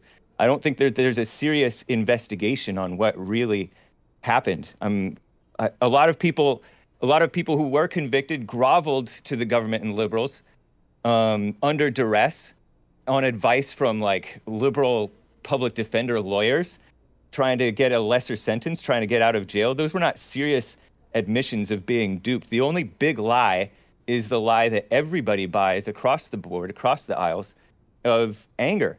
You don't have a right to be angry. We don't have country integrity, much less election integrity. We have open borders. We have mass immigration. We have, since the 60s, really, we have dishonest coverage, fake cries of racism and sexism. The real Americans are disheartened at losing their country. So it's not just voter fraud. It's just the country's being this guy's subverted bought and into like changed every single before their conspiracy eyes by people who don't have morals. It's all of and them. their same morals and freedom. The January 6th Select Committee is a joke. It's a bunch of Democrats and 2 failed Republicans. The FBI and so-called intelligence establishment, they're a bunch of liberals and rhinos. They're anti-Trump people. We all know this. They were constantly working against Trump. Biden and Pelosi and the rest of the phony politicians, they're clearly politically motivated phonies who have no concern about whoever's right or whoever gets hurt. All the people, again, are too busy hating one another over their false ideologies to care about the real truth or show love toward the marginalized Trump supporters. Okay, now I'm gonna throw it over to Destiny. Yeah, so I mean, like, everybody likes to try to look over at the BLM stuff because I think they know deep down that the January 6th stuff is pretty indefensible, even though they'll try to defend it while also playing whataboutisms with other types of protests. The January 6th stuff I think was uniquely bad, as I said before, because we were basically getting propaganda, conspiracy bullshit from our president, from the president of the United States. And anytime you have the actual president of the United States, the guy that arguably has at his fingertips more information about probably any part of the world than any other individual ever in the history of all of mankind, when this guy is peddling bullshit and it causes your own citizens to try to rise up and overthrow the democratic process of electing your next leader, a process that is just, I mean, fundamentally important to the functioning of our country, I think that's always going to be a pretty monumental event. I think it should be seen as a monumental event. I think it's pretty sad that there are some Republicans that still try to downplay it. And yeah. Okay, Cam Higby. Yeah, so like I said in the beginning, I don't condone the January 6th riot. I don't think it was a good thing. I think it was bad. Shouldn't have happened. But it really was a small splinter group of the people that were actually there. 90% of the people were not doing anything right. But that doesn't change the fact, as we talked about earlier, that a lot was done by that small group of people when we talked about the 7% of peaceful BLM or 7% of violent BLM riots. Now, like I said earlier, I think the reason that everybody wants to compare this to the BLM riots, and I generally try to stray away from this line of argumentation, is because it is similar, right? And they happened very, very close together. The BLM riots were objectively worse, and they didn't get nearly as much attention from members of Congress, and some of the members of Congress even condoned these attacks. If everyone else is going to monologue, why not take a bit more time? I don't know. I was just going to talk and for 30, let me talk about everything I know about this subject for the next 5 minutes. I don't know. Still going on, and they don't release information. Well, they clearly released a progress report. It was reported on by Reuters, and they literally said that they have no evidence that it was coordinated, again, a year later, and 1 year of investigating this. As you put it, the largest investigation in the entire country. In 1 year, they found nothing. So what does that tell you? The next thing you said, the January 6th Select Committee is just ramping up. Okay, well, like Hake said, it's a joke. Why is it a joke? Because it's a one-sided committee investigating something that they're all using as a political showboat with no opposition whatsoever. They've got Kinzinger and Liz Cheney, who both side with everybody else on that committee, and they have no challengers whatsoever. And Nancy Pelosi actually denied the challengers, Jim Banks and Jim Jordan, which caused basically no Republicans to be on that committee except Cheney and Kinzinger, who really aren't Republicans. Yeah, what else did I take notes on? Yeah, it's a joke. Destiny said that it's like a whataboutism. I don't agree. I think that they're things that are similar, and people kind of connect them and are outraged by the difference in reaction to the two things. I don't think somebody said that it was heavily encouraged by Trump. I don't think that the actual riot was heavily encouraged by Trump. I think that he has some part in, like spreading the election fraud lie. But he literally said just prior to the attack, go out and let your voices be peacefully and patriotically heard. Him and his son had for months been at their protest, praising their supporters for being peaceful in a time of like so much political violence with the BLM stuff. So yeah, that's about it that I have to say. Oh, and Republicans are not trying to tear down the system. Like somebody said, Republicans are trying to tear down the system. If that was the case, the system would be torn down because it only takes 3% of the population to overthrow the government. Obviously, they're not actively trying to. There hasn't been an attack since last year. Okay, so what I'm going to do for this next topic, I'm going to put a 30-second timer on intros and outros. And just don't even do intros, dude. Who cares? 30 seconds is still so long. Okay, it's like Wonderful. 5 fucking minutes. The next How many of topic those are? We're coming on another anniversary, and that is in about 13 days. It will be 1 year since Biden was inaugurated as president of the United States. And so my question is, how do you review Biden's first year? Dude, IRI is going to be a monster on this one. I'm going to start with boy. Lecture Fan. Oh, well, I just thought it was hilarious when Destiny debated Rob Noor, and Destiny's whole argument for Biden's presidency success was spending the COVID relief bill, which is like just one of like 100 of these blowout spending packages Congress passes. Look, Biden's done nothing. It's been a total failure. We could go down the list one after the other. It's been a disaster. Okay. Next, it's going to be T-Jump. Yeah, so I think Biden's doing a terrible job. I think that just his overt amount of spending to try and fix everything is causing a huge amount of inflation, which is typical of the Democratic terms, because corporations are much less trusting of Democratic leaders, and so you do have a lot more inflation during Democratic governments, which is a problem, especially because we're just coming out of a COVID pandemic, and so I think that because of a lot of Biden's decisions, the inflation is going to continue at a much higher rate than if we had a Republican, just because companies like Republicans better because they make more money. I think his decision to pull out of Afghanistan was really sketchy. A lot of Americans got trapped there. And I mean, the Taliban decided the date we were supposed to leave by. The impact on the starvation of the Afghan people is horrible, but that was a tough decision. So I think that in combination with his bad economic decisions, he's been forced to make some really tough decisions regarding what happens to people's lives, and I don't think his decision on those was the best. I think there was a better way to do the pullout rather than just a cold turkey just leave. So I'm definitely not happy with Biden, and I never thought he was going to be a good president. That's why I didn't vote for him or anybody. But yeah, overall, I think Biden's dude, this terrible. guy is such a spineless fuck. Any of those people in office who were Okay, available, 30 and seconds so- is over. Well, it's actually been I'm 50 so seconds. above it But all. I'm I'm gonna above throw it over everything. to Paradigm Shift. I am not a terrible fan of Biden, but I am under the impression and understanding that we are still in a pandemic, and I understand the absolute will of what people want him to do versus what he's actually doing. I am very disillusioned from Biden's first year in office. It feels very weak. It feels very underwhelming, and it's not giving people a lot of confidence in the Democrats. But I am willing to let bygones be bygones and say I've seen at least some incremental provisions in my communities and communities across the nation that have at least helped in some way or some form. And I'm just going to have to keep hoping that I see that progress through the rest of his term. Okay. Next is going to be Merrick. So I actually am not as enraged about Biden as I think most leftists are, if Twitter is any indication. I don't think that he's been nearly as colossal a total failure as I anticipated, or as everyone in my circles is saying he is. I do break with leftists in that I don't think withdrawing from Afghanistan was ultra super pog, but the only reason I think that is because I really don't like that a lot of Afghan people are going to die now. That really, really sucks. I really don't like that the Taliban is in control now. That really, really sucks. But yeah, unemployment is really low. He's doing a lot of things for the environment that I didn't actually think he was going to do, so that's pretty cool. He did some stuff for COVID more so than I thought he was going to do, so I would give him a meh, but I thought it was going to be bad. Okay. Now we're going to throw it over to Hank. Joe Biden has pushed nothing but evil since he's been taking office. It's like Obama continued, but we're already more corrupt and degenerate and accepting of evil. And it's a shame. He's brought back abortion, fought for Roe v. Wade as a so-called Catholic.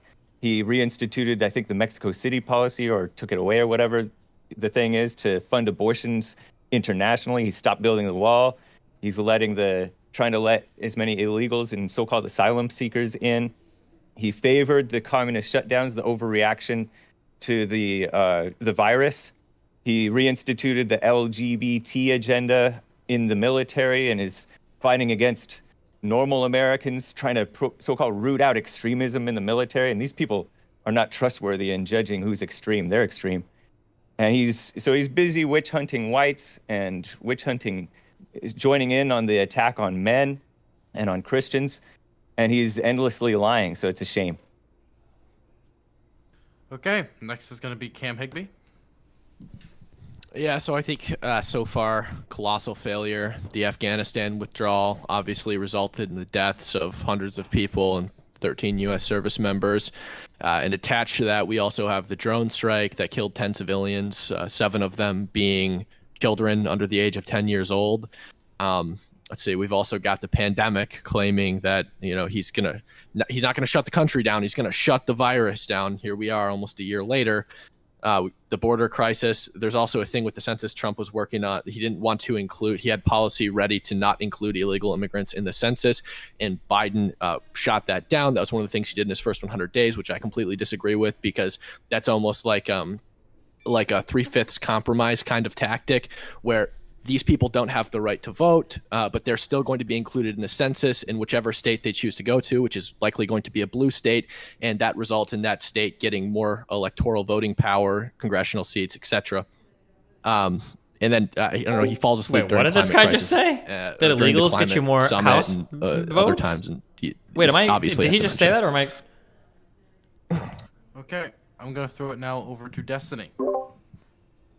Biden is a true American hero. What an unbelievable first year. I don't think anybody thought that he was going to come this far. We cut childhood poverty in half with an amazing COVID relief bill, with an amazing quasi-UBI, the thing that Yang said he was going to do, Biden almost delivered on. We got an increase in the child tax credit, which was historic relief for impoverished families, for working class families. We got the infrastructure bill that he brought some, 10 or 15 Republican senators over. Nobody said it. Everybody said it couldn't be done. Nobody thought you could get Republicans to vote on massive legislation. The largest infrastructure bill passed in U.S. history. Okay, Trump couldn't get anything done. McCain stopped Trump from even getting rid of healthcare. And look at Biden, his first year, and historically divided Senate 50-50. He manages to pass major legislation, bringing Republicans on board, manages to get us out of Afghanistan finally. It was a bit of a road bump to do it, for sure, but we're gone. We're actually out of it. How long has it been since we actually left the fucking country in the Middle East? Trump said he would do it. It didn't happen.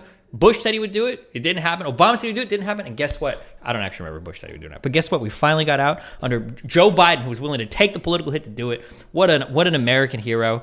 Over 100 million vaccinations. He beat his timeline by twice as fast as he said he would. Just an amazing president. Every side, looking at him on camera, he's a strong man. He walks up and down stairs. Great. Way less belly fat than Trump has. Just, God, he's an American hero. I almost would volunteer for the military if I wasn't so old. I would join just to serve under Chief of Commander, or Commander-in-Chief Joe Biden. Ira. He's being censored right now by the Republicans on this panel. Bring it back. Your mic is muted. IRI, you have it muted in Discord. You push the mute button in Discord. Yourself, yeah. It's in Discord. There you go. Go ahead, my American. My bad. My fellow bad. patriot. Listen, go. I was so excited. I didn't want them to hear all my clapping and cheering. Look, Biden inherited a giant steaming pile of dog crap, aka the Trump administration, okay? This guy took apart our federal government. He had a lot of work to do. Trump didn't help with the transition, didn't even show up to the inauguration. So come on, give the guy a little bit of credit. And as Destiny pointed out, he's got a 50-50 split Senate, a 3-seat lead in the House, still got infrastructure done. And Destiny, it was 19 Republican senators that joined him on that. That's incredible. Trump failed to do infrastructure for 4 years, the lowest hanging fruit on the tree. Americans were begging for investment in infrastructure. And look at this. The stock market keeps hitting record highs. We just hit 3.9% unemployment. We pulled out of Afghanistan and the longest war in America's history. I think we were doing fantastic in the summer. Remember, we were all getting ready without our masks, going to Lollapalooza until the Delta variant. And the 39 million morons who refuse to get vaccinated are the reason why we're not out of this pandemic. It's got nothing to do with base Biden and his mandates. I hope to God the Supreme Court holds them up. That might have been a little far. Okay, I think it even is vaccinated now, would still have open problems. dialogue. The hype Good is luck. so fake. Destiny and I are right. Nobody believes you guys that you're actually excited about Biden. That's so fake. How could you possibly say that? I don't think anybody obvious. thought that he could have gotten as much done in his It's first. obvious. I was starting to believe the anti-hype from you guys that we weren't going to get the infrastructure bill passed. But The infrastructure bill is nothing. Like the Congress passes blowout spending packages all the time. You say And this is you say causing it's massive- nothing, but it Hold was on, let me wait. Do finish, you Destiny? You got mad at you're me just for not letting lying. you You're finish, just and now here you are interrupting me again. Weasley little liar. Like, let me at least finish. Still Like, lying. I let you finish. No, but you're saying, oh, this is so great. He got these 2 blowout spending packages done. But guess what? That deficit and that debt is causing inflation, which hurting low-income people the most. Why don't you care about low-income people who are getting killed right now by inflation? In terms of causing inflation, so the cause of inflation is complicated. To say that it's just because of spending is just not true. If it was, because of spending. Well, what do you think are the primary drivers for inflation right now? The deficit and the debt are a huge impact on it. It's not the only thing, though. Okay, do you think they're the largest impact, or? It's a major impact. It's getting smaller every time I ask. Okay. No, it's. Are you when we say major, do we say like so? Are you seriously? You're seriously taking the position that federal deficit spending doesn't cause inflation? Are you serious? This has been like the dragon that conservative. I don't even want to say economists because I don't think even conservative economists know this.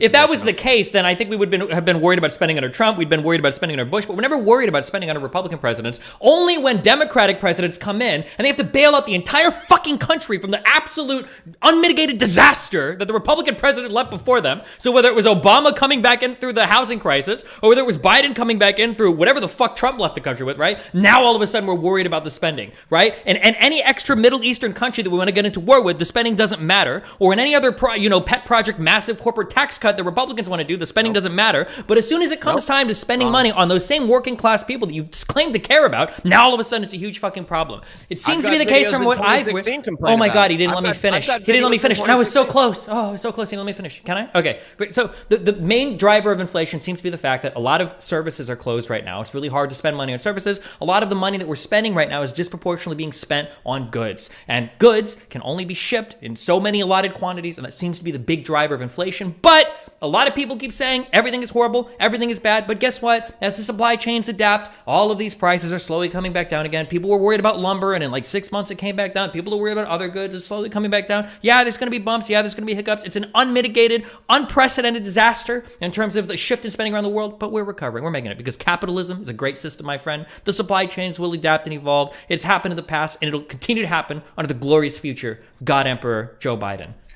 I want to address something that IRI said earlier. So you said the 39 million Americans that still haven't been vaccinated. You blamed something on them. I forget what it was, but let's not forget that it was let's not forget that it was literally this administration, the members of this administration, that were sowing distrust in the vaccine last year. Let's not forget that. Kamala Harris. You're talking about Kamala Harris's comments. She wouldn't believe it if she heard it from Trump. Biden, Cuomo, and sure, Cuomo's gone now. Sure, Cuomo literally said that he doesn't trust the federal government. He won't recommend that New Yorkers get the Trump vaccine. Kamala Harris said I wouldn't trust Trump either. Okay, well, Weird because who the hell would trust Trump? I won't trust Trump with anything, dude. For a second, it's kind of weird.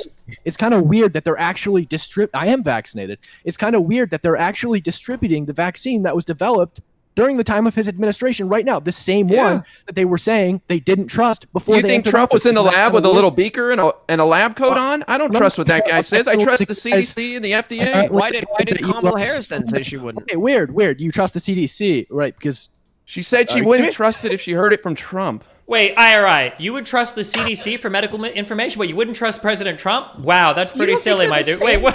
Call me crazy. Call me crazy. Wait, Cam, hold on. No, Cam, I love this talking point. I'm so curious, okay? So we talk about how Democrats sow distrust in the vaccine, okay? Are you telling me with a straight face right now? Because if we look at who's unvaccinated, right? We can look at the news feed like Republican or Democrat. We can see who's not getting vaccinated. Are you telling me that the only time Republicans wanted to listen to a black woman in their life was when Kamala Harris is telling them not to trust the vaccine? What does that talking point even mean? I'm telling you, okay, so if Trump were to have been reelected, do you not think that rhetoric would have continued if it wasn't the Biden administration that took over and had the responsibility of distributing the vaccine? I do not think the First of all, you're asking for like a counterfactual that I can never prove this, but no, I don't think the Democrats would have suddenly become anti-vax the same way the Republicans don't believe in fucking climate change. I don't think the Democrats will flip on those types of positions that hardcore like Republicans seem to sometimes.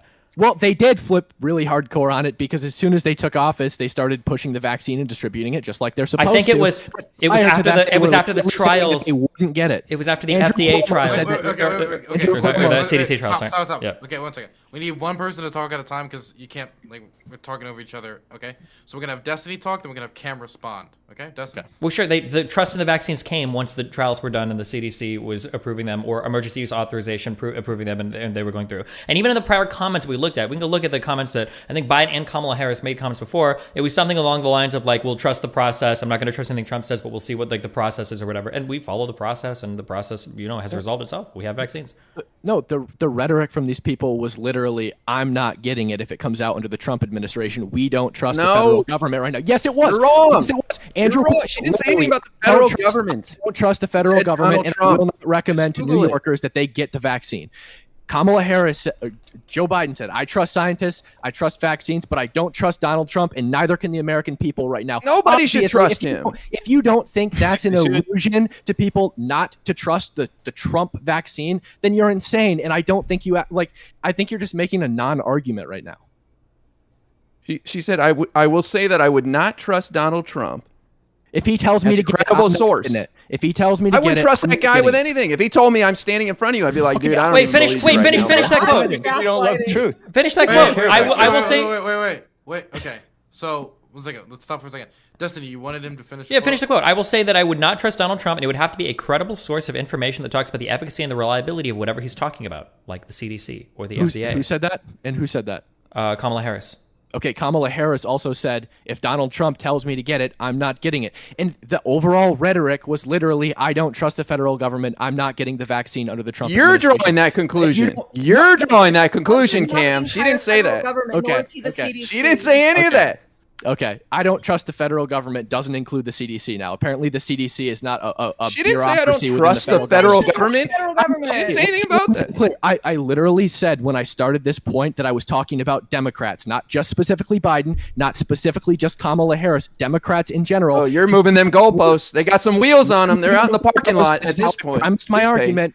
Roll it back. This is how I premised my argument, and I did it very carefully. I'm sure about that? I am absolutely sure. Roll them back. Okay. Man, we could have President Mike Pence. Okay, we're gonna go to shift. Okay, so, that was a great game of football. You're wrong about the Democrats and the left and vaccines. You're just wrong, and I'm gonna explain it to you because I spent 32 hours of my life sitting here looking through footage and quotes and everything, even though it was already said. The general messaging was that so much crap was coming out of Trump's mouth, and there were so many different people between Fauci and Birx and I still can't believe we let Stella Emanuel. I'm never letting Republicans get away with that. Y'all really had Demon Sperm Lady up there talking about some bullshit. Anyway, the idea was that if an administration that could push all these random ass cures, just like snake oil, would then want to push out a vaccine, I don't trust it. I don't have faith in you because you literally went out of your way to say, a chloroquine and this and ivermectin and all that bullshit. Y'all just dumb. Oh my God. That's not, you're wrong. You're just wrong. It's not an argument. Yeah, you're just wrong is not an argument. Okay, so I mean, when I say this, okay, I'll tell you what. So you don't know me, I'm gonna say this real quick. When I tell somebody that they're wrong, it's not because like I disagree with you. It's like whatever the fuck you're talking about is in the realm of like. You're over there, bro. Like that wasn't you say Democrats, you say the left. And I'm really looking out like, I talk to Democrats, I talk to the left, I'm in the cities, I'm interviewing people. None of these people are saying that. I do the same thing. Look, bro, so then how are you talking about this in a way that makes any viable sense? Oh, the Democrats and the left were doing this. Like, no. Anyway, on to my next point. On to it, because I already got to respond.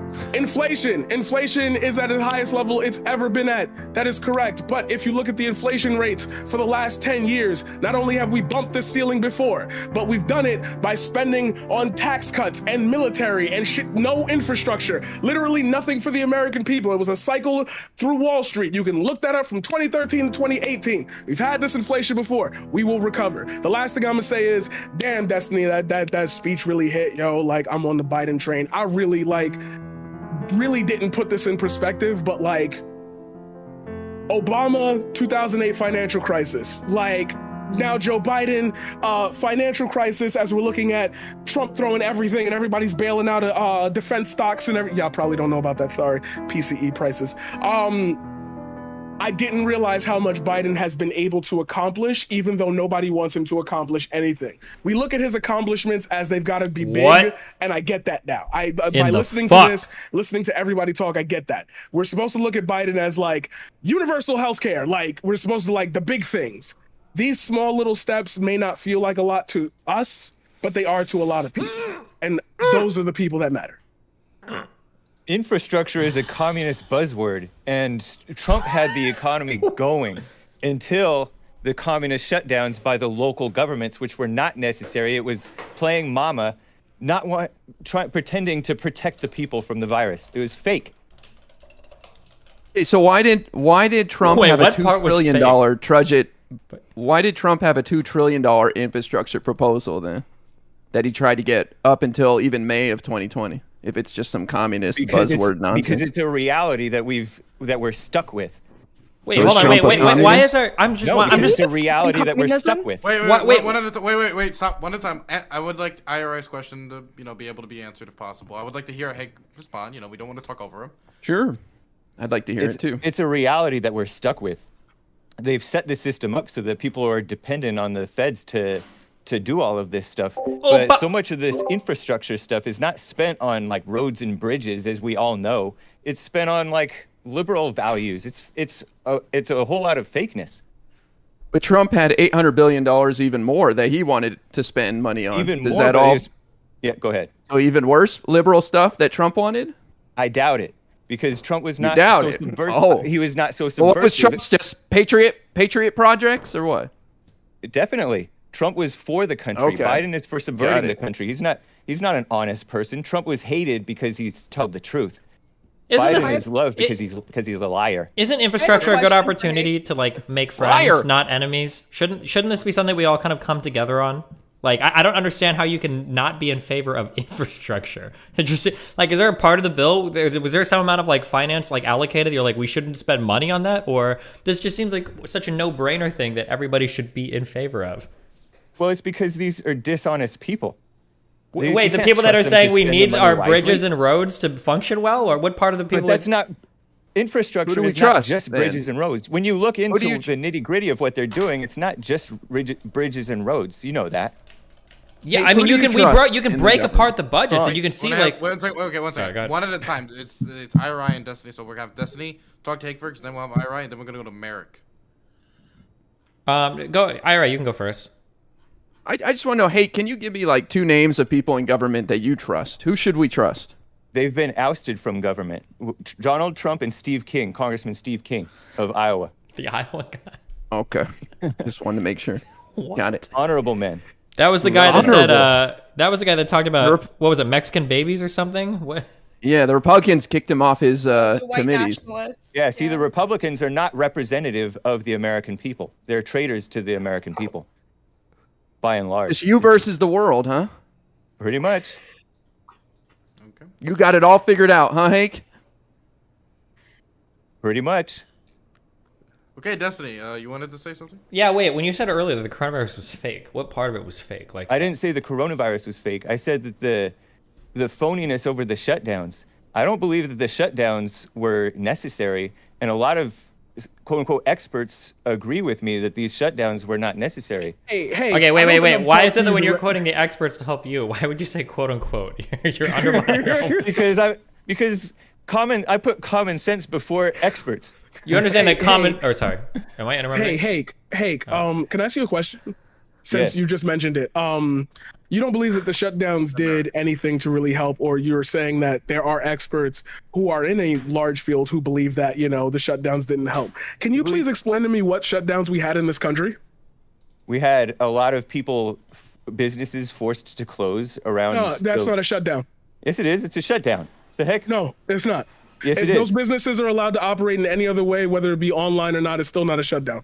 It is a shutdown. Oh, God, that's such a horrible point. Oh, my God. It's Why would you obviously a say shutdown. that? The What? shutdowns did a lot of harm. It's undeniable. You're talking about Trump's 14 days on this one. You're talking about Trump's 14 days to stop the spread, right? Right. 14 Yeah, days. I wasn't a fan of that either. Okay. 15 days. 15 days to stop the spread. Trump did a lot of bad things, it sounds like, according to you.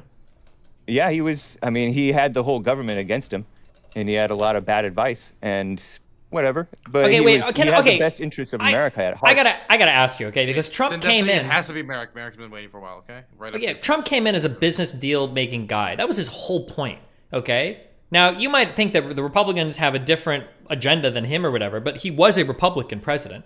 The Republican lawmakers largely backed him, at least publicly. If he can't get a government to work for him when he owns every single corner of that government, what the fuck kind of worthless fuck businessman is he? How is he supposed to do anything? Well, you well know that his own executive branch had a lot of people in it who were working against him. He can't just fire all the actually, yeah, in the executive branch, he absolutely can, and he did. He did it with the FBI. He did it with the DOJ. Bureaucrats. I don't think that's true, man. Bureaucrats.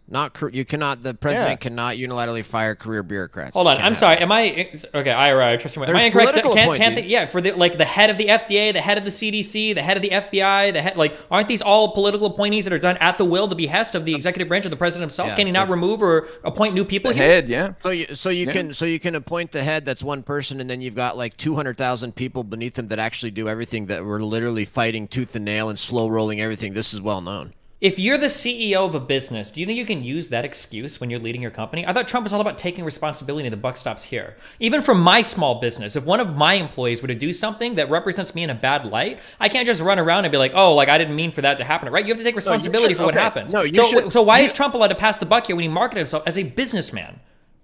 Trump's not passing the buck. I'm passing the buck. I actually blame August all the time. Don't tell him that. I don't really make these excuses. No, but this is something that even leftists should be very, very concerned about, because what we found out during the Trump administration is that when the duly elected president, as a representative of the American people, wants to get something done and says to do something, and then the administrative state, the career bureaucrats, the people that are actually manning all of these agencies, when they stop them, that's undemocratic. You were so concerned about undemocratic stuff. Well, how about unelected bureaucrats slow rolling and stopping and rejecting and not implementing what the president or his political appointees say to do? That is undemocratic. Why do you think that Democratic Biden? Sorry, thank you for explaining why you think Biden can't get anything done. Thank you for explaining that. Why do you think that Democratic means? Why do you think Democratic only means elected, like directly? That's not how our system works. Why do you keep saying that? Democratic doesn't mean that we personally vote on every single policy, on every single administrator, on every single bureaucrat. That's not how our system is set up. I don't think any Democratic, even Switzerland doesn't run that way. Support the president. Okay, wait. Okay, so Merrick still hasn't spoken, and if I don't let Merrick speak, then I'm gonna get canceled. So Merrick. Just shut up, Dylan. I guess you said that infrastructure is a communist buzzword, so I guess this is kind of a Fuck, now we're two-parter. on a total different... Do you think that social spending of any kind is communist, and can you define communism? Communism is lies to control the people through hatred and spoiling them. True. And social spending is that generally... What Karl Marx wrote? Don't interrupt. Don't interrupt. And generally, a lot of the man. social spending is not necessary and it's harmful. No, but is it communist? For any Yes, social yes. spending, is that communist? Okay. Generally. Okay, that was my question. Thank you. You're welcome. So I'm curious, do you guys believe that it's just a total waste of time to vote in any election? Is it just because it sounds like you always have an excuse for when it's funny because the only other people I hear cry about it this much are progressives. No offense to progressives, but like it sounds like you guys always have an excuse for why you can't get anything done. Like there's either going to be a bureaucrat standing in your way, there's going to be some court standing in your way. Like Donald Trump was the president. You had both halves of Congress. He got a lot done. And he got. What do you mean he got a lot Biden. done? They couldn't even repeal the fucking ACA, which was like their main hatred point of Obama for like 7 fucking years. Actually, they did repeal the worst part about it, which was the individual mandate. That's the big gone. call was, you can cope all you want, but the big call was repeal and replace. And all of us heard that gasp in the room when McCain said no for shooting down the fucking repeal and replace on that. You Right, can so pretend there's like your that was a answer. victory. So there's your answer. Okay. So No, there's and your also answer. for John major McCain. It was John major McCain. legislative accomplishments, the only thing we really got under Trump were the tax cuts, which contributed to the very same debt and spending that you seem to hate so much. So how can you possibly say that Trump got a whole 1.5. bunch of shit done? Like what He got rid of a lot of regulations. Shit. We got rid of regulations. Wow. Okay. Trump was 1.5 trillion added to the debt. 1.5 trillion from the 2017 Tax Cuts and Jobs Act. that's 8 not true. trillion added in the last 4 years under the Trump administration. Where were you complaining the last couple of years when they added $8 trillion? It's like almost to our double, debt? right? Holy fuck. I've got Wait, videos. I've got videos on YouTube from 2016, 2017. One second. Okay, so we're gonna have Lecture Fan, we're gonna have Cam, then Hake, because I've heard all of them want to talk here. So I want to make sure they all get time to talk. And Teachum hasn't talked in a while. Did you want to talk at some point? Okay, so Lecture Fan. No, okay, so just so you guys know, I have been criticizing the spending and the deficits this entire time. So you guys keep saying, nobody criticized it during Trump. Yeah, lots of people did. And we've got videos to prove it from 2016, 2017, 2018, 2019. And the reason that Trump didn't have more legislative accomplishments is because Democrats controlled Congress and the House the second 2 years, and then Paul Ryan was the Speaker of the House, and they did get the tax cuts, which is major accomplishments. And then Trump actually, with what he could do with the executive power, he did way more in terms of foreign policy and cutting regulations and things like that than Biden has. What do you Biden's done define gets thrown out. success? What do you define as success for the Tax Cuts and Jobs Act? They were supposed to have like 6% GDP the next 2 years. It's still at 2%. What was the success? Well, because did you realize that we had COVID and that impacted GDP? But These are the 2 years before. In 2018, 2019. 2 years before the pandemic, buddy. Where is the success, Lecture? Okay, the success is that people are paying less. 80% of Americans paid less in taxes. And if you actually look at the actual Doesn't tax matter. revenue, It's we about have more tax revenue. Hold on, let me GDP, brother. finish it. GDP, No, brother. It does matter. What individuals are actually paying in taxes actually does matter. I know you don't care about people and how much they have to pay in taxes, but it does matter. And 80% of Americans having more money in their pockets actually does matter. Maybe Democrats could actually do a little bit better in elections if they actually cared about people's pocketbook issues. And so that was a huge accomplishment. There's more federal tax revenues after the tax cuts than there were before. And studies have shown that if you actually look at tax revenues as a percentage of GDP, they've been very steady over time. What's not been steady over time is federal spending. All of our deficits and debt is due to out-of-control spending on welfare programs and entitlement programs. And that's a fact. And you guys want to keep pushing down this insane route. Good luck in 2022, boys. What's the difference between giving people money back in terms of tax cuts versus giving people money back in terms of entitlements? Why are one of these so important to you and the other isn't? There's a massive difference. Number one, when people work and earn their own money, that's their own money. Having to pay it to the government to then run it through administrative costs and then unequally and unfairly dole it out to special interest groups, that's not cool. Okay, so I obviously have no authority here, but can we like talk about Biden, because like Fuck, I wanna this push on whole the Trump child thing tax is credit like thing more. exhausting. We've heard all the arguments, we've gone over it time and time It again. always It's turns into all- that, you're right. I think it came from this general area down here, and it's really just a derail, and it gets everybody riled up, and then it turns into a Trump conversation. Cam, you Yep, are next amen, on the brother. list. So, Amen. Cam, Democrats have nothing, lecture so they fan. just want to trash Okay, Trump. Okay. So, TDS. Cam, I want to. I don't know. I want to hear what other people. Can people not hear me? Is my mic not working? Okay. No, I'm sorry. That was my fault. Okay. Thank you. So Cam, you're next, so you can bring the conversation back to Biden if you want. Okay, sure. So, I guess I like listening to what people have to say and responding to it, I guess, more. So, how about can we talk about like Afghanistan or something, or like his handling of the pandemic? Let's do it. Anybody, I don't care. Whatever you want to talk about, Cam. I'm happy to chat with you, buddy. Afghanistan, sure. we're finally out. Amen, brothers. Who's happy? Well, We finally did it. Like 20 years later.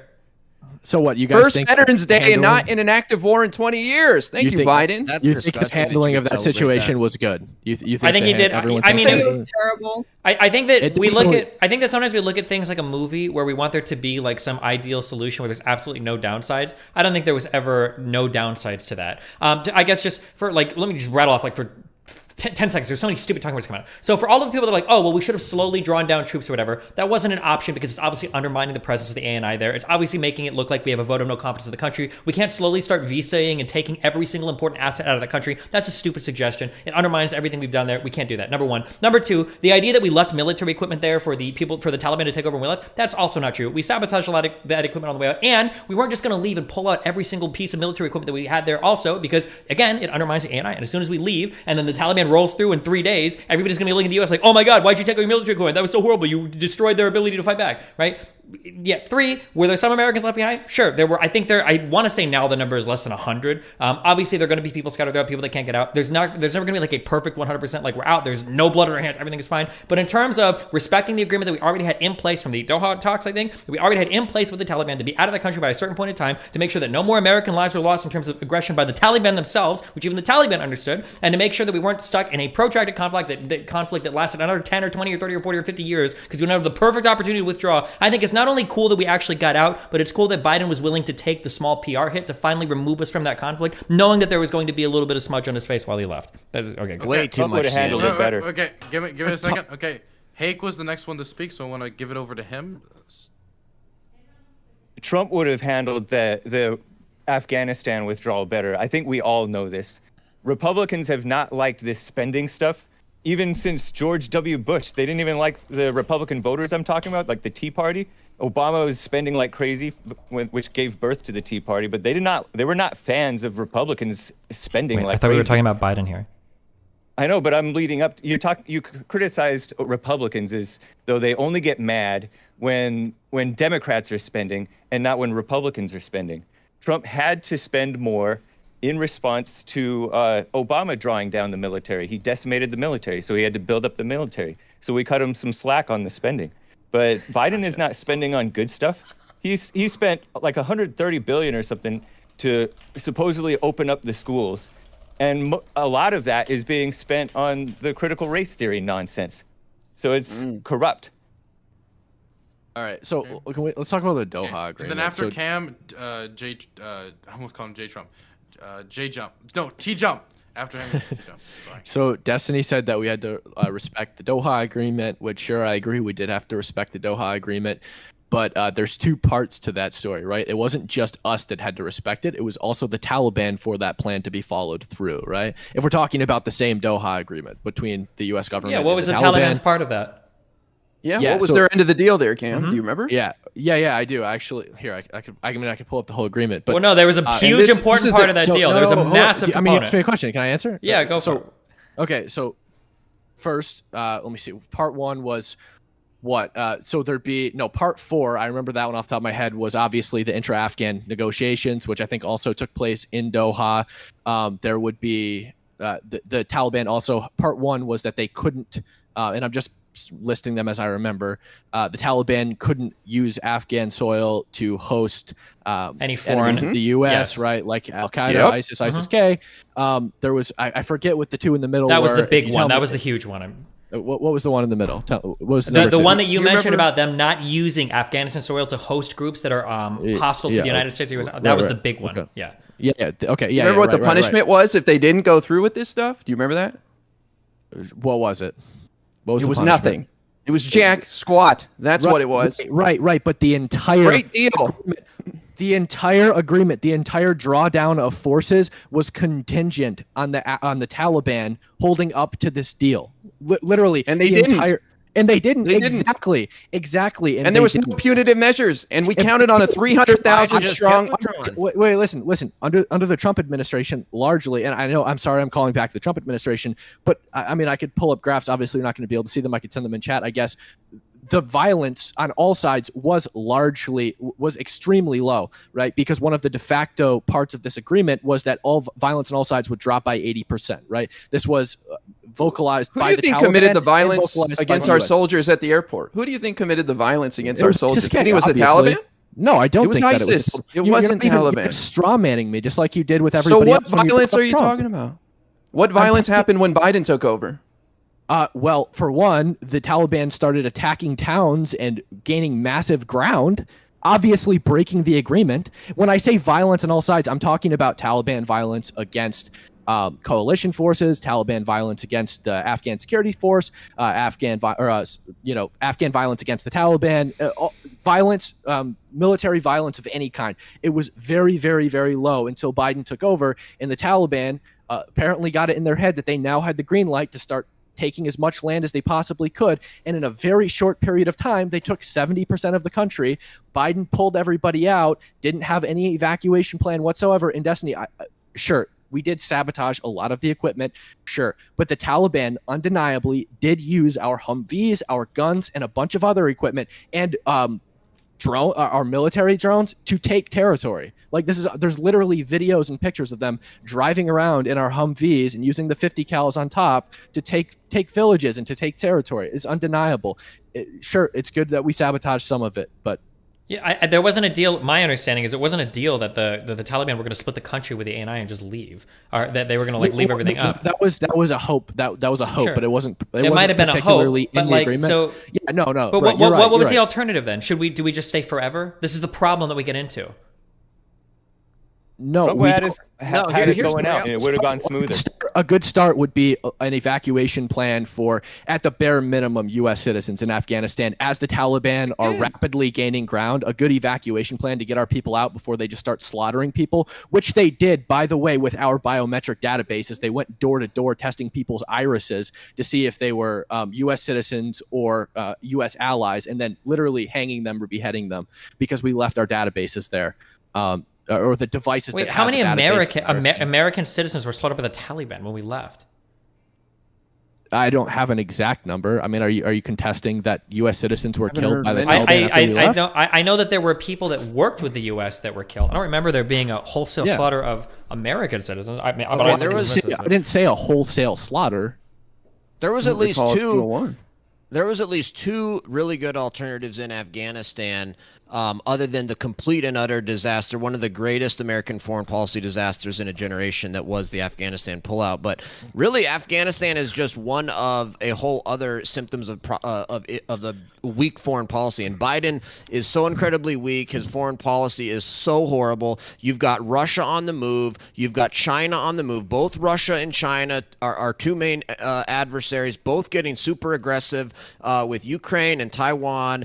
And were any American citizens killed by the Taliban? Is this like from a house-to-house killing? I'm just curious. I haven't heard of this. Not to say that it's impossible. I just troops there in a non-combat role, and you continue to provide air support, and you could have prevented this disaster where the Taliban are now taking over and killing women and raping kids and all this horrible stuff that you guys don't seem to care about. No, you simply second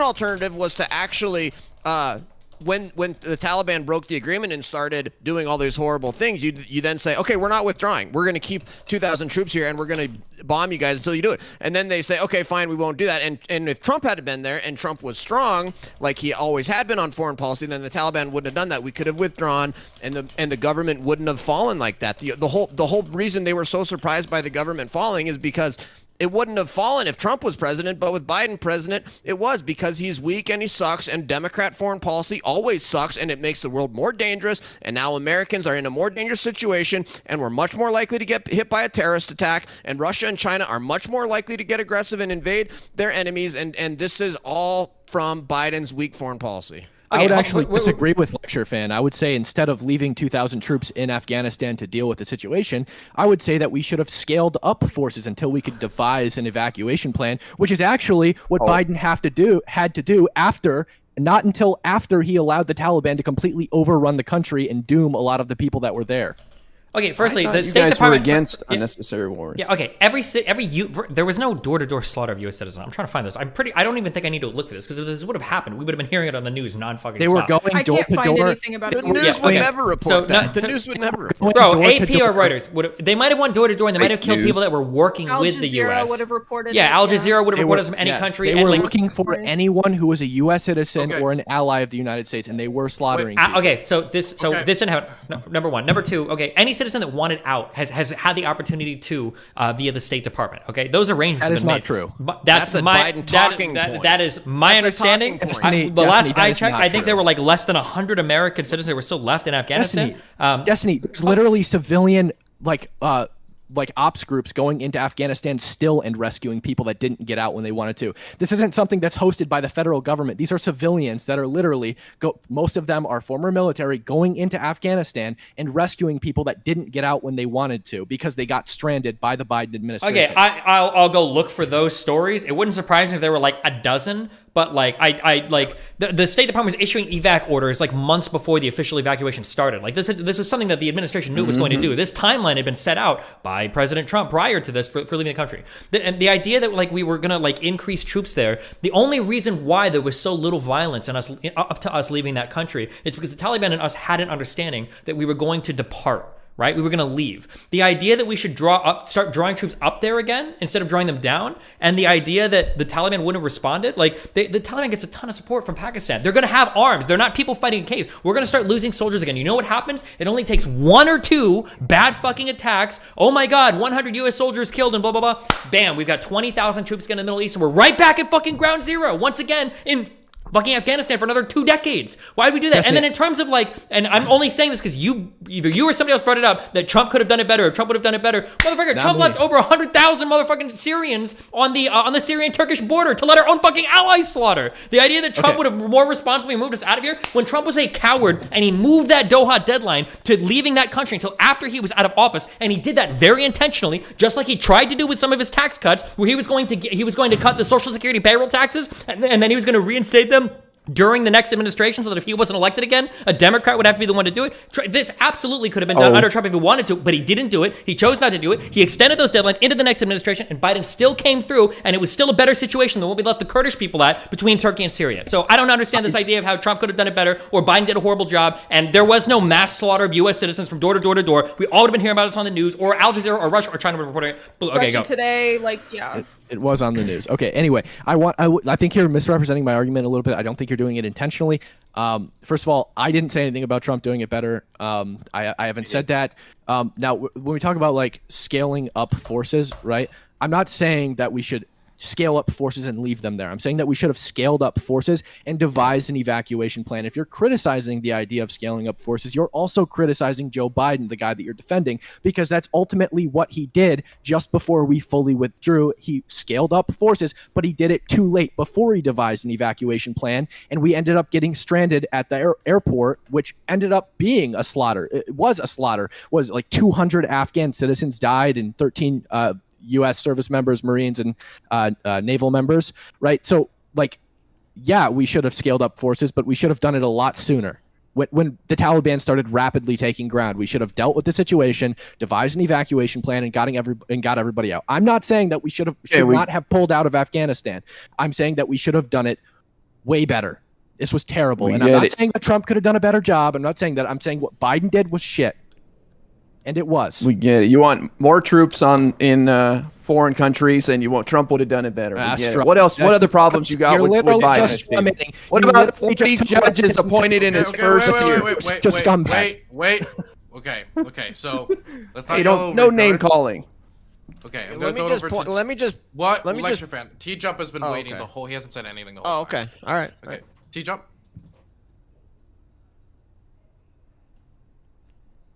I mean, yeah, I think that the bigger problem is that even though I agree that Biden did many of the things Destiny said, I don't think they're that spectacular. I think that's like the bare minimum of what you would expect from like a competent politician, which we don't usually have in this country. So, I mean, I'm not impressed by any of this. I want a politician who's actually going to make a difference God, this and make guy is things so better for fucking people, boring. not just do the very bare minimum, which is pretty garbage. So, I mean, I don't know, like all this debate is over. Oh, look, he did some very moderate crap, and then did some other more bad crap.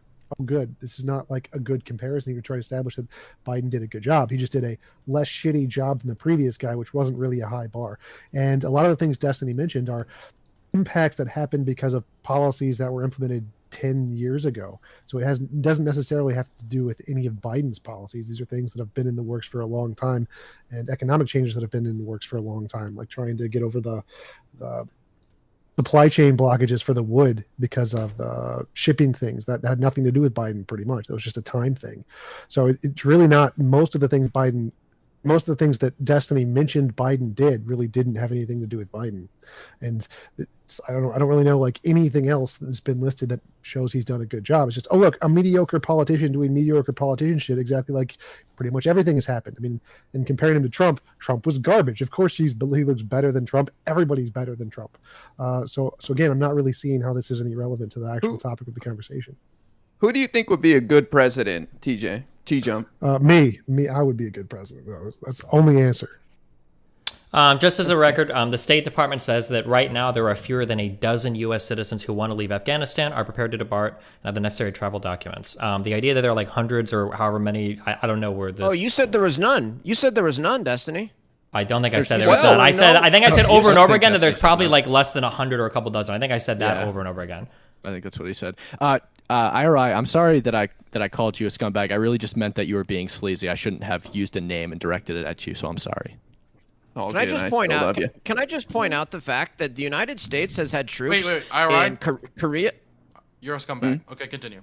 Okay, no, the United States has had troops in Korea, Japan, Germany for over 70 years. The United States has troops in over 90 countries, and Afghanistan was important to prevent the Taliban taking over so that they could not be used as a base of operations to commit a terrorist attack against the United States. Second of all, it was very useful to have Bagram Air Force Base to be able to conduct intelligence in Central Asia, including Iran, right next door, and so.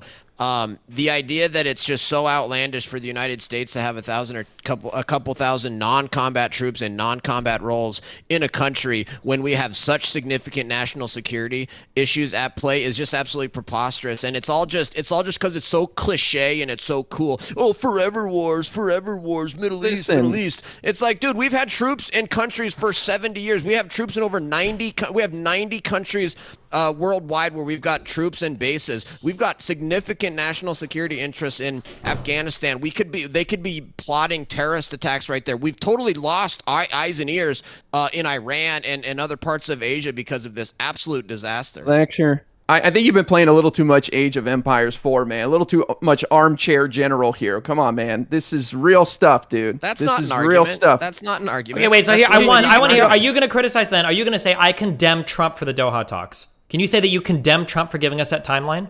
Dude, Trump said he wanted to get Afghanistan for 4 years. You know what he didn't do in those 4 years? He didn't get out of Afghanistan. It's lecture fan. I'm gonna ask this. Dylan, you're gonna have to mute me because I'm gonna ask this question over and over again until he answers. Are you gonna criticize Trump for the Doha talks, for those agreements?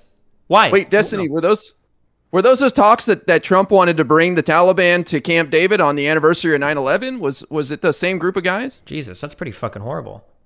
That Wait, didn't Trump as part of those agreements? Wait, IRI, hold on. Ideas. I didn't read anything about these. IRI, didn't he agree to release like some 5,000 fucking ISIS and Taliban prisoners or whatever in exchange for those talks? Did he do that? No, that's not true. Really? No, Trump, Wasn't there a big prisoner? Wasn't there a big prisoner exchange or whatever? 1,000 hardened criminals, I recall. It wasn't just, we're going to release them. But it was a prisoner exchange of some ISIS and Taliban prisoners, wasn't it? Oh, yeah.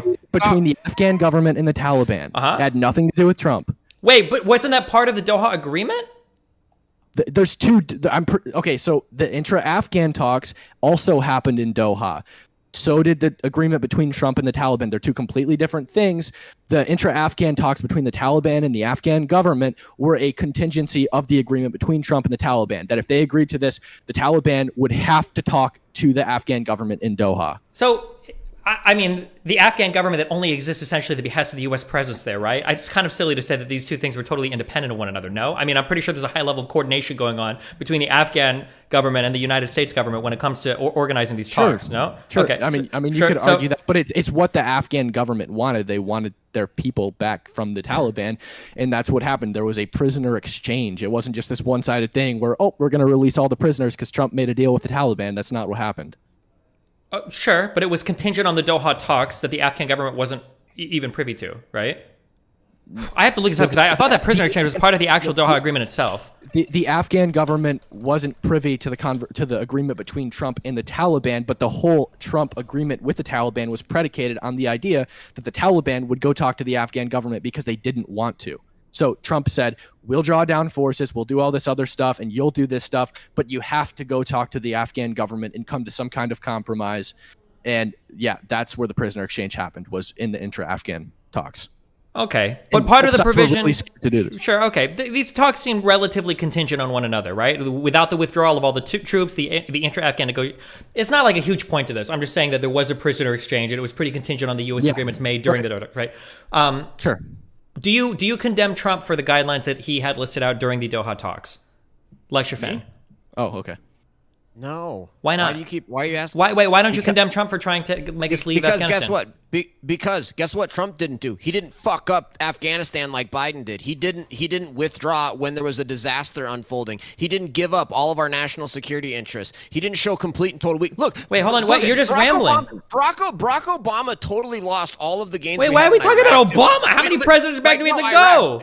We're talking about Middle East foreign policy and Central Asia foreign policy, and I'm showing there's an example. Okay, let's look at the example of our Kurdish allies in Syria on the Syrian-Turkey border. What about Trump abandoning? What about Trump? Wait. Okay, lecture fan, you go first, and then we'll have Destiny respond afterwards. Destiny just loves talking over me and interrupting me, I guess. The point I'm making about it's amazingly the similarities between Afghanistan and Iraq are similar, because in both situations you had Republican presidents that had created situations where American interests were being protected, and there was security, and there was not a lot of violence, and there was stability going on. And then in Iraq, Obama comes in and, for cliche, just to be cool, partisan sort of political reasons, withdraws from Iraq and gives up everything. Joe Biden, for the same reasons, for literally just to be cool and, I'm hip, let's get cliche, let's end the war over. Literally, not a lot of thinking going on, just trying to be cliche and hip and cool. Totally destroys it in almost the exact same way, and totally gives up all the gains that Republican presidents had made. Okay, so why wouldn't you compare this to something more recent, like Trump abandoning our allies, the Kurdish people, between Syria and Turkey? Nice whataboutism. He can't be real. This can't be a real guy. He breaks. I see you sometimes, lecture fan. I see you breaking sometimes. I know you are, motherfucker. I'm not getting trolled. Real. I'm not, all right, I'm good. No, I'm moving past it. I'm not getting sucked into the lecture fan black hole. I know that he's fucking trolling. I know he's fucking trolling me. You know who's trolling is you, saying that you're hyped about Biden. That was the biggest troll I've ever heard in my life. I hate won you. on that point. We can move on to the next one. It's okay. What about the 40 judges that Biden got confirmed in his first year? Can we talk about that? That's a fun one. No, before you go to that, we know that we were respected around the world under Trump. Trump had the respect of the people, the globalist foreign leaders. He had them on their toes, and he was able to work with the tough ones too. He got along with the tough ones, which is better than us where we have with Biden. We have Biden who's like barely there, and Kamala Harris also commands no respect.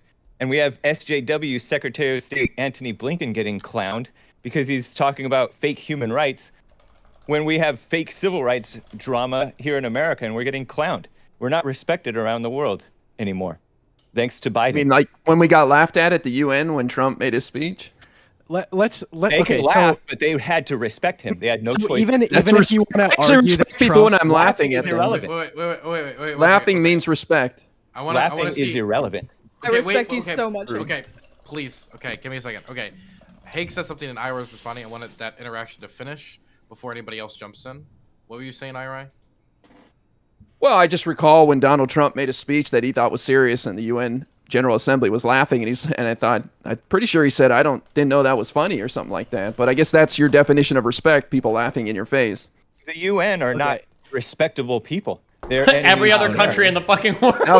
Wait, who the fuck respected us then? If not any of the members of the UN. What dimension are you from? They did What respect. dimension are you from? Hey, they had to cave to what he wanted. Nobody caved. What are you who caved? What the fuck what are we talking about? We got no provisions from concessions from North Korea during those infamous talks. Even I think Pence, was on record, or not on record, but behind the scenes was complaining about how fucked we were. Or it might have been Tiller, Rex Tiller was the State Department guy was complaining about it. We got nothing from them. China back and forth fucking tariffs were a fucking disaster. We didn't really accomplish anything there. We didn't bring them to the table on anything. Well, like, where are all these concessions? Where are the people that respect us? Russia didn't give up fucking Crimea. I think they still have a presence in fucking Tillerson. Still have a presence in Georgia. What happened? Where's the respect? We don't care about you can't seriously in good faith argue that Joe Biden commands as much or more respect than Donald Trump, even if you want to say that Donald Trump. You can, because if you talk about the Mexico-American agreement. Let me finish. Okay. Joe Biden literally cannot form an English sentence. He goes to climate summits and actually falls asleep. And this isn't like, okay, he met with the president of Israel and everybody said he falls asleep. Bullshit. It wasn't real. Whatever. He literally fell asleep while world leaders were speaking at the climate summit. That's not true. Give me the one where he's sitting up. There's actually a TikTok bullshit rumor. And an aide had to come wake him up. That's not a lie. Okay. These are boring. I'd fall asleep too. He can't speak. He literally can't. No, hold on. Was this the picture? The most important world event. This is the picture of him sitting like this. You think he was sleeping like this, like a fucking alligator? He was like this. Dylan is trying to talk. Okay. Thank you for the backup moderation. Okay, so we're gonna go to shift because he's been waiting for so long. Was there another time? Oh, maybe there was another time. Away and figure it out in the meantime. Okay, shift. Yo, first of all, y'all talking a lot, and it's like you're missing the forest for the trees when it comes to the Afghanistan pullout. Like, there is no better way to have done it. I'm gonna be honest with you. You're talking about executing a plan with a clear goal and date, and then executing that plan. How did we get back to Afghanistan? And I'm not gonna say it like I'm gonna say it this way because I hope nobody takes it this way. But like, I don't care if it was a fucking disaster and like we just lost everything. Like, somebody opened their mouths in the government and did what they said they were gonna do. Like, at some point, like, we can get into the specifics of how that withdrawal plan failed, but like, we have somebody who opened their mouths and said, every president before me said, we're not gonna go to war, we're not gonna do this, we're not gonna do that. Biden, for all his old age and dementia and falling asleep, said he was going to do something and did it. Like, what do you want him to do? Should he have not done it? You said he could have done it better. He could have not done it at all. And now we're at a point where it's like, okay, so this man at least keeps his word when it comes to these high-scale political hits that he could take. If we're talking about if Biden's good or not in his first term, we want him to do more, but he's doing what he said he was going to do. Like, we're arguing over how good these plans are, but I got more food stamps. Like, he said he was boosting up that program. Like, that happened. We cut child poverty in half. We're giving people money to exist. That was the whole, the liberal plot. It's all going to come crashing down. Prices are going back down. People are making billions. We're seeing record highs in companies. Like, you're arguing over the semantics of whether or not the things that we do are good or not, but they're getting done. The fact is that your former guy and most Republican people in general will say one thing and then do a whole other, and you still praise them for like some ungodly reason when all the logic of what they do is to the same thing that you said the Democrats want with illegal immigrants, CRT, teaching about terrible American values. Like, you just talk and you act like people are numbers, yo. Like, you act like people don't exist on this fucking planet. I don't know what, like, just like, Biden sucks. Have I missed as any like references? the hype guy. I got the friends. I wish we had somebody older. Friends over he enemies. Fell asleep What else is there? at a meeting. That shit is boring. Like, I would fall asleep at that if I was fucking president. Like, what do you want a guy to do if we're comparing Biden's record and saying, is he good? Is this worth like our time and attention or Democrat? Hell, like, no. Like, there's so much more that could be done. There's so much easier that, like, whatever. but the man is doing what he said he was going to do, whether we hate it or we love it. Like, that's it. Okay. Okay, I can't help but. Oh, sorry, Dylan. We're gonna go. Okay, Destiny, did you find anything on this, or anybody? Did anybody find anything on him sleeping? I looked it up, and there was a second time, and it looks like he did indeed doze off. There's a photo. I will take him. I will take him. I will like say this. though, I'll take him dozing off over Trump telling us to drink bleach, or that invisible jets are actually visible. But he did. Destiny, come He on. did doze off. Ivanka sitting in for him. You can't say that. Ivanka without sat in laughing. for him. He also Trump's pooped better. He didn't himself even in go front to of the Pope. climate. Stupid thing. Okay, He did not crap his pants To me. lecture. Come on, that's so ridiculous. And he craps his pants. You guys are so ridiculous with that talking point. I will. No, I do want to push though on any of the Republicans here. Who the fuck do you think respected us more under Trump? Because what the fuck? Like literally every ally shat on us. I don't think any enemies took us seriously. I mean, Kim was happy to get a picture, but like, where the fuck is all this respect under Trump?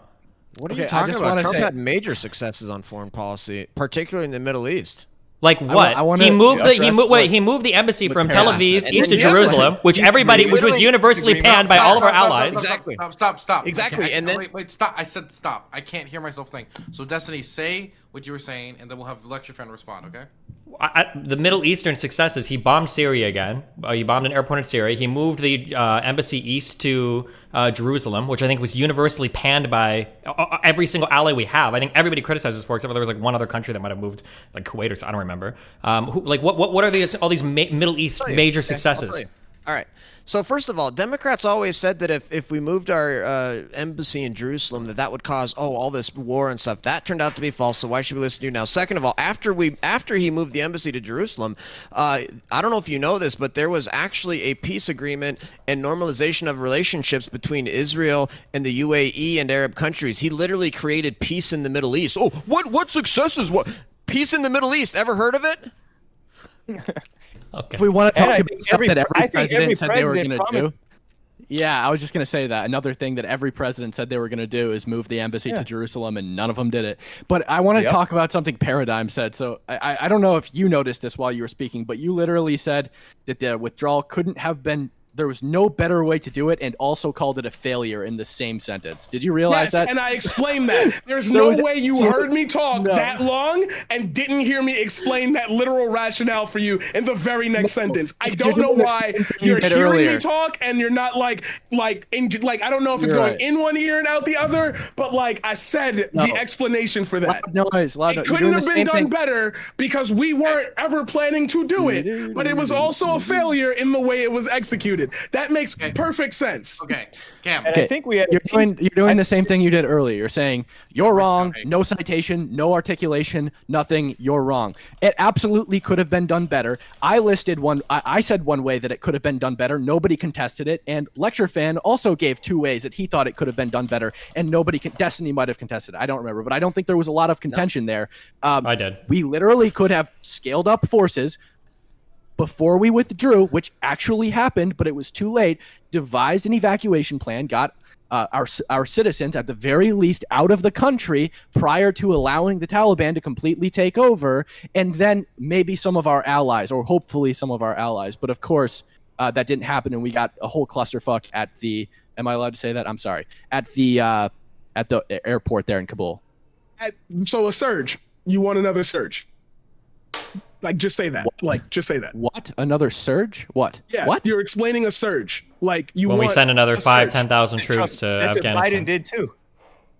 Yeah, Biden sent an additional 5,000 troops. Am I wrong? Was it 5,000? I believe it was 5,000. But it was after he had completely screwed the situation, when he could have brought those troops earlier. And I'm not saying left them in Afghanistan. I'm saying as the Taliban started to rapidly gain ground and territory, it was literally like in a month they went from controlling 15% of the country to 75% just before they seized Kabul, right? We could have drawn up troops, devised an evacuation plan, gotten our people out, and then withdrew. Why do we keep saying we had no evacuation? Why do we keep saying we had no evacuation plan? We did. We did. We announced this I think in April. The State Department started to say non-essential personnel could leave. Like we had plans for getting people out. It's not like they got a fucking like a DM one day like fly away, lol, like good luck. Like No, dude, literally as the Taliban were seizing Kabul, American citizens were like told to shelter in place and not leave and not go to the airport to evacuate, right? Like, but if you're told, yeah, you should evacuate, but you don't have any way to evacuate, does that sound like an evacuation Okay, plan? here's like a Sure, genuine you can question. leave,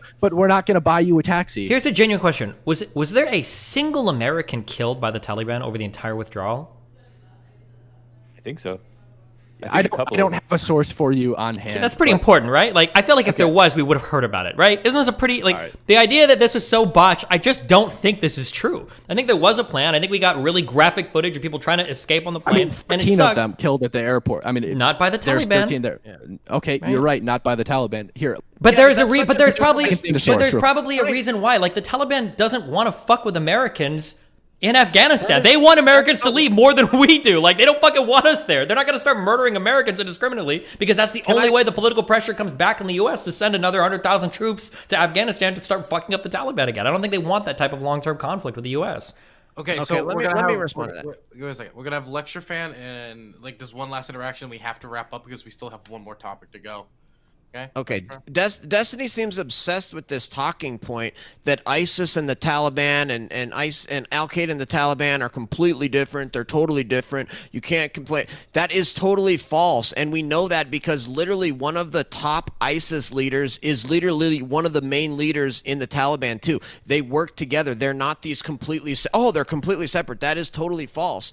And so, and then Biden literally said, "There's never going to be a moment where you see a helicopter taken off from the roof of the embassy." And then guess what we saw? Literally helicopters taking off from the roof of the embassy. But this whole notion that like ISIS and the Taliban are not working together and not in the cahoots, like literally one of the Haqqani network is actually it's the Haqqani network. It's literally one of the Haqqani network leaders is literally one of the most top officials in the Taliban. So this whole talking point that they're totally different is just completely false. That's something that CNN says that's just wrong. I heard Obama was the leader of both, actually. Sorry. And Paradigm, you said no better way. I think like a good start to like having that withdrawal be better is like making sure that we have the intelligence that terrorists are actually in a building before we drop a missile on it that ends up killing 7 children. Like I think that's like a pretty good place to start because that drone strike that allegedly was going to kill suicide bombers that were planning to go to the airport literally killed 10 civilians, parents, and then 7 children under the age of 10 years old. And they insisted for months that it was just a bunch of terrorists.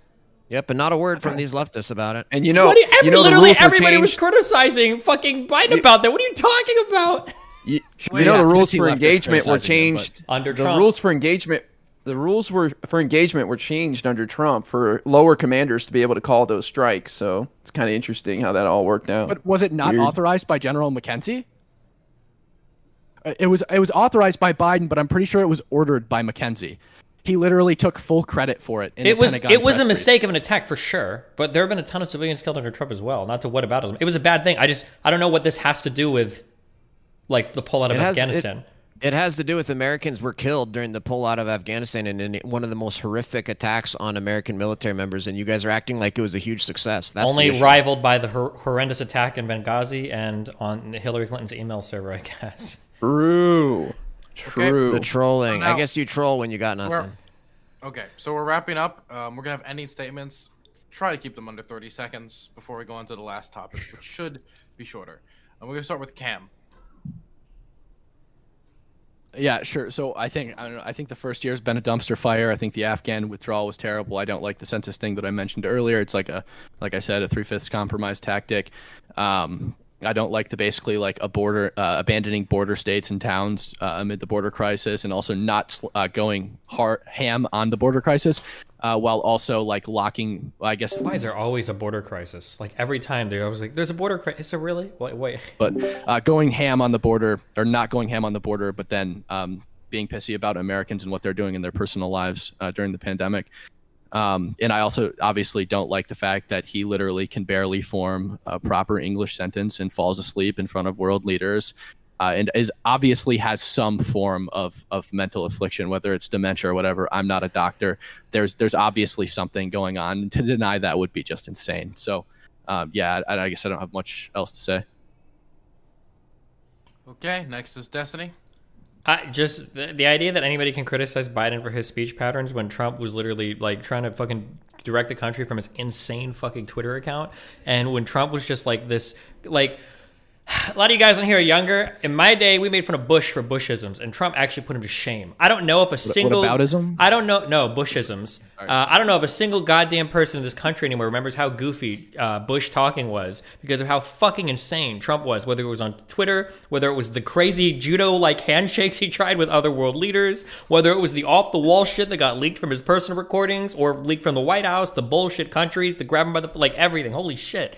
Yeah, I think that Biden is a much better leader. Yeah, he's a little boring, so boring that maybe he puts himself to sleep sometimes, but I will take the dementia-addled Biden, who seems to be a more capable and effective leader than Trump was. I think that says way more about Trump than it does about Biden. I think that what he's done with the coronavirus relief has been great. I think that the way he's handled the coronavirus so far, I think has been pretty great, and the way that we've handled our foreign affairs, I think we've gotten more respect around the world. I think that we can see that in how our NATO allies are being energized on the border of Ukraine, how it seems like Russia's not going to invade, how it seems like we brought people together to sanction and heavily condemn Russia for those actions, and I think that domestically he's done a good job as well. We've managed to get through another horrible fucking fuck up that a Republican president has granted a Democratic one.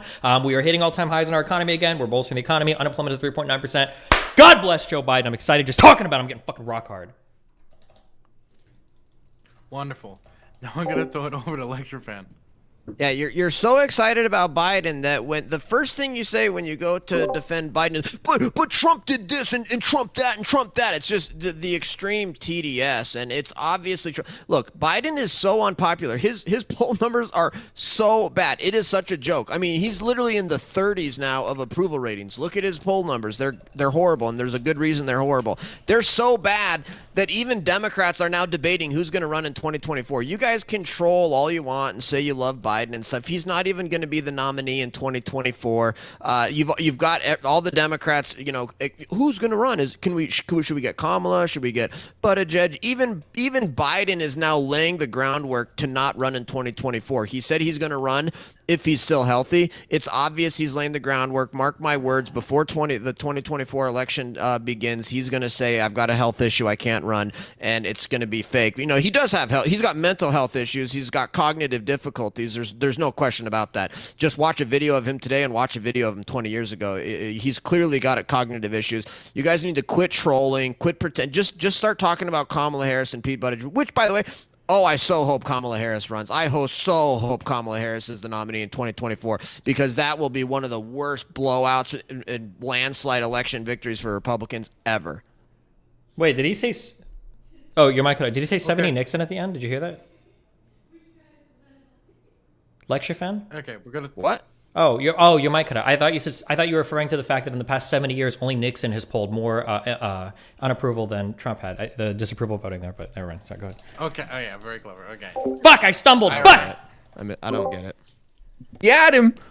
Look, I think Biden again. I just want to say, like in the past 70 years, I think the only person that had a higher disapproval rating than Trump leaving office was Nixon in '74. At 66% disapproval, and then Trump was at 62% disapproval when he left office. 40 judges confirmed to the federal bench. Trump had less than 20. I think that's pretty amazing. I remember the judges being one of the cornerstones of Trump's legacy. I got so many judges. Well, Biden seems to be beating that record, and it's amazing that Biden is accomplishing all this with a 50-50 split Senate, 3-seat lead in the House. Now, I want to remind people the stock market is still booming, setting records. Beautiful. Look at your 401ks, folks. 3.9% unemployment. And to address Lecture Fan's point, his poll numbers are low. He's taken on some difficult tasks, but the people voted him in to take care of the pandemic. And you know what? Things were actually looking pretty good in the summer before the Delta variant came out of nowhere. And now we've got Omicron, which is just about to give us some herd immunity, and we are going to be heading into this year with inflation coming down thanks to the Federal Reserve raising the rates 3 times. They're predicting 2.5% inflation by the end of the year, 3.5% unemployment, and boy, when the Supreme Court overturns Roe v. Wade this summer, I don't know if those midterms are going to be looking so good for you anymore, boss. Okay, now I'm going to throw it over to T-Jump. Yeah, I mean, I think most of the pro-Biden arguments here is that he's better than Trump. I mean, that's a pretty low bar. I don't know if your comparison to Trump is actually seriously a reason to think he's good here. Like saying he's like slightly better than the shittiest president ever is not really a great strategy for making a compelling case that he was actually good. I don't really think he's good. I don't think any of the current politicians are good because none of them are actually doing anything to make actual real progress, like paradigm shift mentioned. There's actually things politicians could do to actually make progress, and none of them actually do it. They're all kind of garbage. That's my position. Okay, I'm gonna throw it over to Paradigm Shift. This guy is so brave. The bravest. A DGG favorite. I hate it here. I agree with T-Jump. I also agree with, even if it's fake, Destiny's enthusiasm over Biden. I believe that progress could be made in a lot more bigger strides, but I'm an idealist and I don't know how these things work in a general framework. But I do see at least people in my communities actually having a little bit more to survive off of. And I'm going to just, like, I know it's something small, but like for a lot of people, food stamps does matter. And like just that alone is like, hey, somebody gave us a nugget.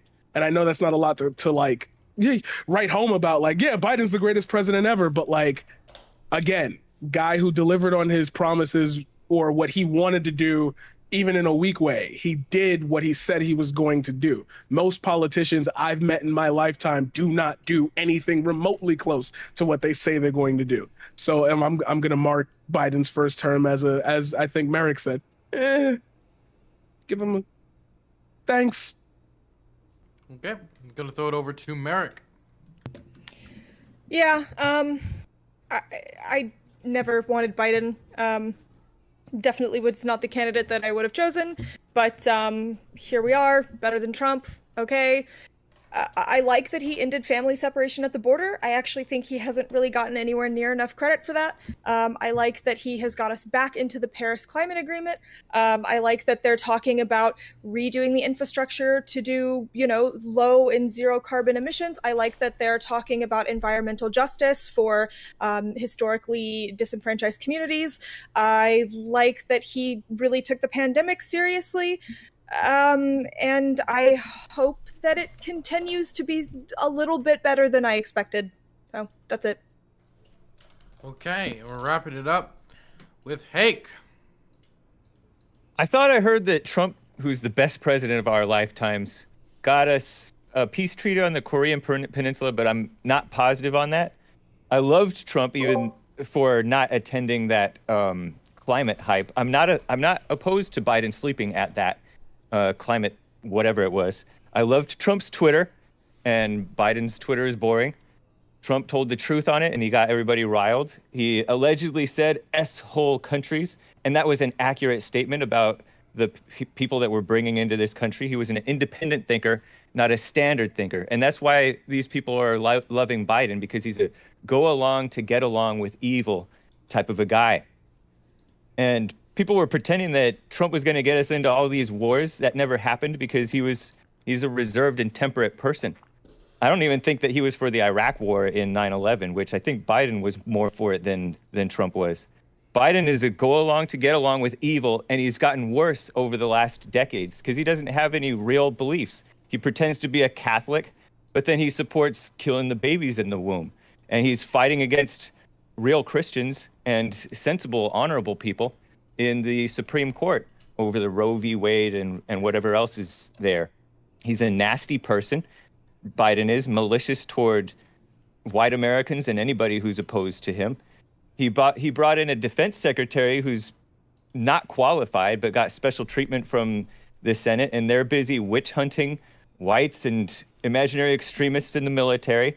These people call normal Americans, like Congressman Steve King, so-called white supremacists, which is not even a real thing. There's no such thing. And so they're not a good judge of what's extreme. They push Marxist, communist propaganda and pretend that Trump was horrible. So they're not honest people. Thank God, by the way, for the man who's helping the Mississippi Attorney General for innocent lives while Biden pushes for offing the babies. And he's also opening up the borders. So he's an enemy of America, in America. Okay, Now we're going to go on to the last topic of the night. I would also ask chat. Of course, donations, subs, and all of that is greatly appreciated. And again, I would appreciate if you went all and checked out the JLP interview. And I will also say, for the record, Trump was in favor of the Iraq War, then later opposed it after it was underway. He said, "I guess." He was not. He was not aggressively for it. He's all, "I guess." So he was like passively, kind of. Yeah. Okay. Right. Enough. Okay. Now we're gonna go into the last topic, which is, as always, Twitter. Now that Jack Dorsey has left the ship, the bans have still not stopped. Oh, They're no. still coming, and they will keep on coming. How did we get to a Marjorie horrible... Taylor Greene has been banned from Twitter. And so my question to the panel is simple. Should she have been banned from Twitter? And is this a sign of a larger problem of right-wing censorship? We're going to start with Cam. All right, Dylan, correct me if I'm wrong, but I'm allowed to use my opener to partially respond to someone's closure, right? Yes, that is true. You know the metas. So I just wanted to say, like, the family separation thing, that literally, like, people are acting like that was just Trump, like, ripping people away from their families. But really what it was is because people were complaining that children were in these detention facilities. So Trump took them, the kids, and he put them in the custody of the Department of Health and Human Services, and they were placed in shelters while their parents were in the detainment facilities. The fact that everybody was like insane over the family separation thing is insane to me, because literally in every other circumstance where you commit a crime, families are separated. If my father goes out and like commits armed robbery, he's going to be taken away from his family and put in prison. Right, in every other circumstance, this is the case. What is this? The Elder Scrolls Floor Oblivion main you know, theme. What is the I NPC think this theme? could go two ways. Give me the like, sheet does music. Twitter have the authority to ban her, and should she be banned? I would say she shouldn't be banned, but obviously Twitter has the authority to do whatever it wants because it's a private platform. But I disagree with censorship of political views. And I think actually she got banned literally, like her final strike. She had a bunch before that, but her final strike was like she actually literally cited something from the CDC and they banned her. So I don't know. I think it's ridiculous. I've struggled a lot with tech censorship myself, like viciously. Vicious bans. I had 1.5 million on my account and they banned me over and over again. It's been 60 times now. And TikTok has emailed me and been like, yeah, you've done nothing wrong. Don't do anything to stop the problem. So yeah, anyway. Also, I would like to say that Critically Thinking Veteran has subbed for 1 year. Isn't it crazy that we've known the leader of the Wolf Pack for over a year now? Amazing. Now we're going to throw it over. It would take me too long to figure this out. Well, to Destiny. We do this shit. I super don't give a fuck about Twitter bans. I super don't care. If she got banned for bringing the 2S, sucks for her. I ultra do not give a fuck, though. Next. Got it. Okay. Hake. Twitter's job is to be evil, especially like the Twitter staff. So since their job is to be evil, they should be doing that. They should ban her. She should have the freedom of speech, and she is a voice of Americans. But Twitter's doing their job. Twitter staff are doing their job. What is this interval? Got you. Irai? Well, she got banned after 4 warnings. This was her fifth instance where she couldn't pull it together. And she was mentioning something from the VAERS database where anybody can write a report about adverse effects due to the vaccine. And she was claiming 20,000 people in America died due to the vaccine, which is just ridiculous. Anybody can go report on VAERS. I can go report there tomorrow that I got the vaccine yesterday and I got sawed in half in a magic accident and I blame the vaccine. So totally ridiculous. Now, I do believe in a path to redemption for everybody, including Donald Trump. I don't think we should permanently ban people from Twitter or any of these places. We should give people a path to redemption. And so, you know, I don't think anybody's missing her. It's not like she was Donald Trump. I don't even think anybody knew. I'm real bad at reading. A lot of people don't even know guys. who she is, honestly. I'm going to be totally honest with you.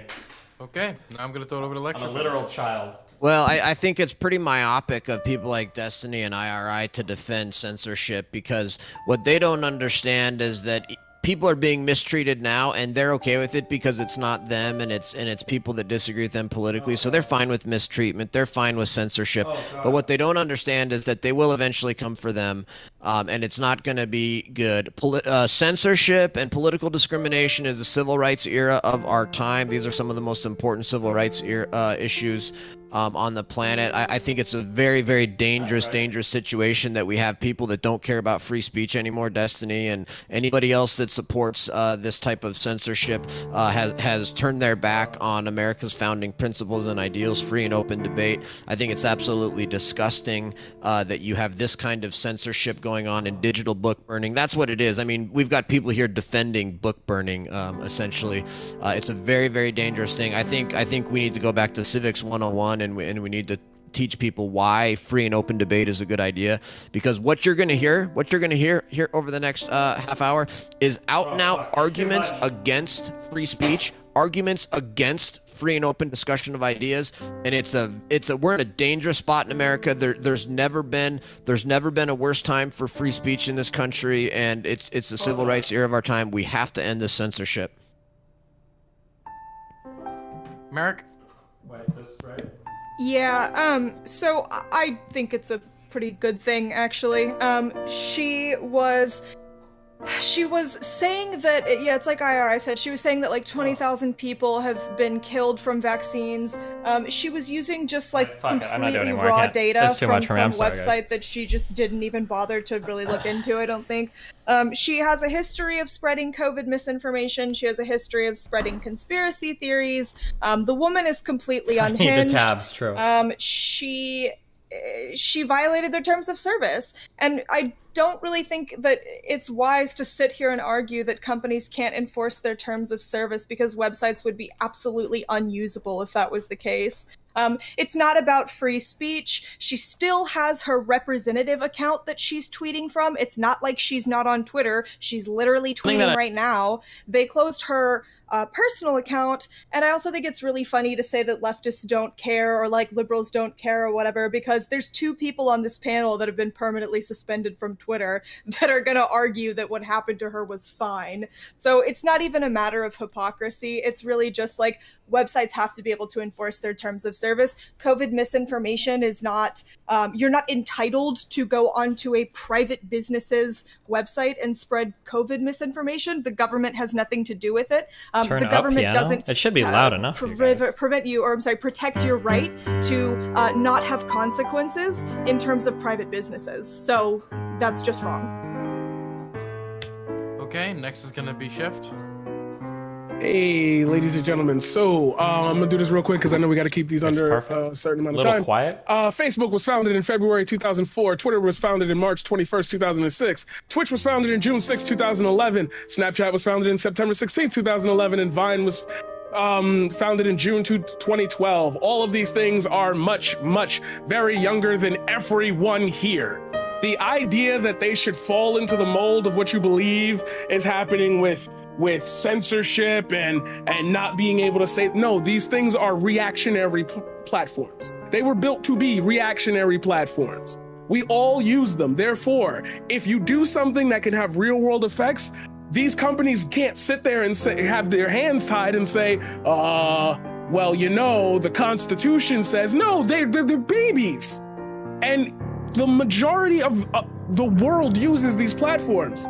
At this point in time, there are just certain things that you can't talk about in a way that could possibly harm others. Now, I know that gets into a wide breadth of tweets and this and that, but like, for headphone users, Marjorie Taylor Greene was literally nothing but vile her entire time. She wasn't promoting world peace here. She wasn't. You don't understand. That's something passionate that you don't piano believe player. in or disbelieve. Your back has to be fully arched. Lying out of her mouth. Okay. Like, goodbye. Okay. It's crucial. T-Jump. I'm with Destiny on this one. Like, I really don't care. I think that she did plausibly violate the TOS, and the fact that she did say like 20,000 people died without even providing me like evidence and just using sketchy sites, which could definitely qualify as misinformation that could cost people their lives. So I think for her specifically, it's very justified. I think there are many unjustified bannings, and that there should be some stricter legal requirements on how the government should mitigate how terms of service have to be written, so it actually makes clear, specific outlines of when you can and can't ban people. Because right now they're just super vague. You could ban people for any reason you wanted to, just because you didn't like them. I don't think that should be the case. But I don't think Marjorie is an example of that. So I think she's possibly banned for what she said. I would absolutely, I would absolutely love.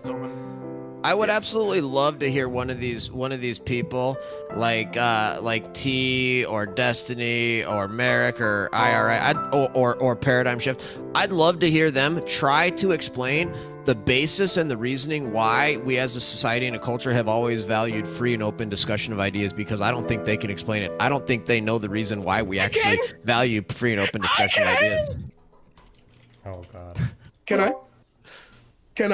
Can I? He's so excited. How can he not go first? You have to let him go first. All right, just as long as we're fucking clear on that. Like, yo, okay, so you said Civics 101. Well, great. Let's talk about it. Societies all across the globe since the beginning of time have not valued free speech. As a matter of fact, free speech is an actual new, like, invention in society. It's very young. The idea that you can criticize open forms of who you give power to without retaliation is a new form of societal's ways of thinking. A new form that's like 230 years old, relatively, sure. So far, you're getting an F on this. Relatively? Okay, so hold on. Relatively. So how young are these platforms? Are a new establishment in the hold on. So how far, since you want to go there, how far are these platforms in the relative space of our existence as a country? No, answer that question for me. Okay, so you did not. You literally failed. Okay, here's the deal. This is your point, lecture fan, is not true. There are certain things that we don't tolerate, and you're talking about like the exchange of free ideas. It's like, yeah, sure, that's fine, but blatant misinformation is not that, and we have always cracked down on blatant misinformation. Okay, also failed to explain the basis for why we value free and open discussion of ideas. 2 failures, okay. I guess I'm right. That's not what this is, though. We've decided that this is misinformation and that we don't want it circulating in the public. So this is not the free and open discussion of ideas. We've already decided that these ideas are bad. My point is that you don't even know why, as a society, we value open discussion of ideas. You can't even. No, I think your question is totally framed and stupid. Because I know where he's going. Go ahead, explain to us why we value it. I think he was asking you to explain. Yes, yeah. You're admitting that. Wait, as a fellow leftist, can I take a stab at it? Sure.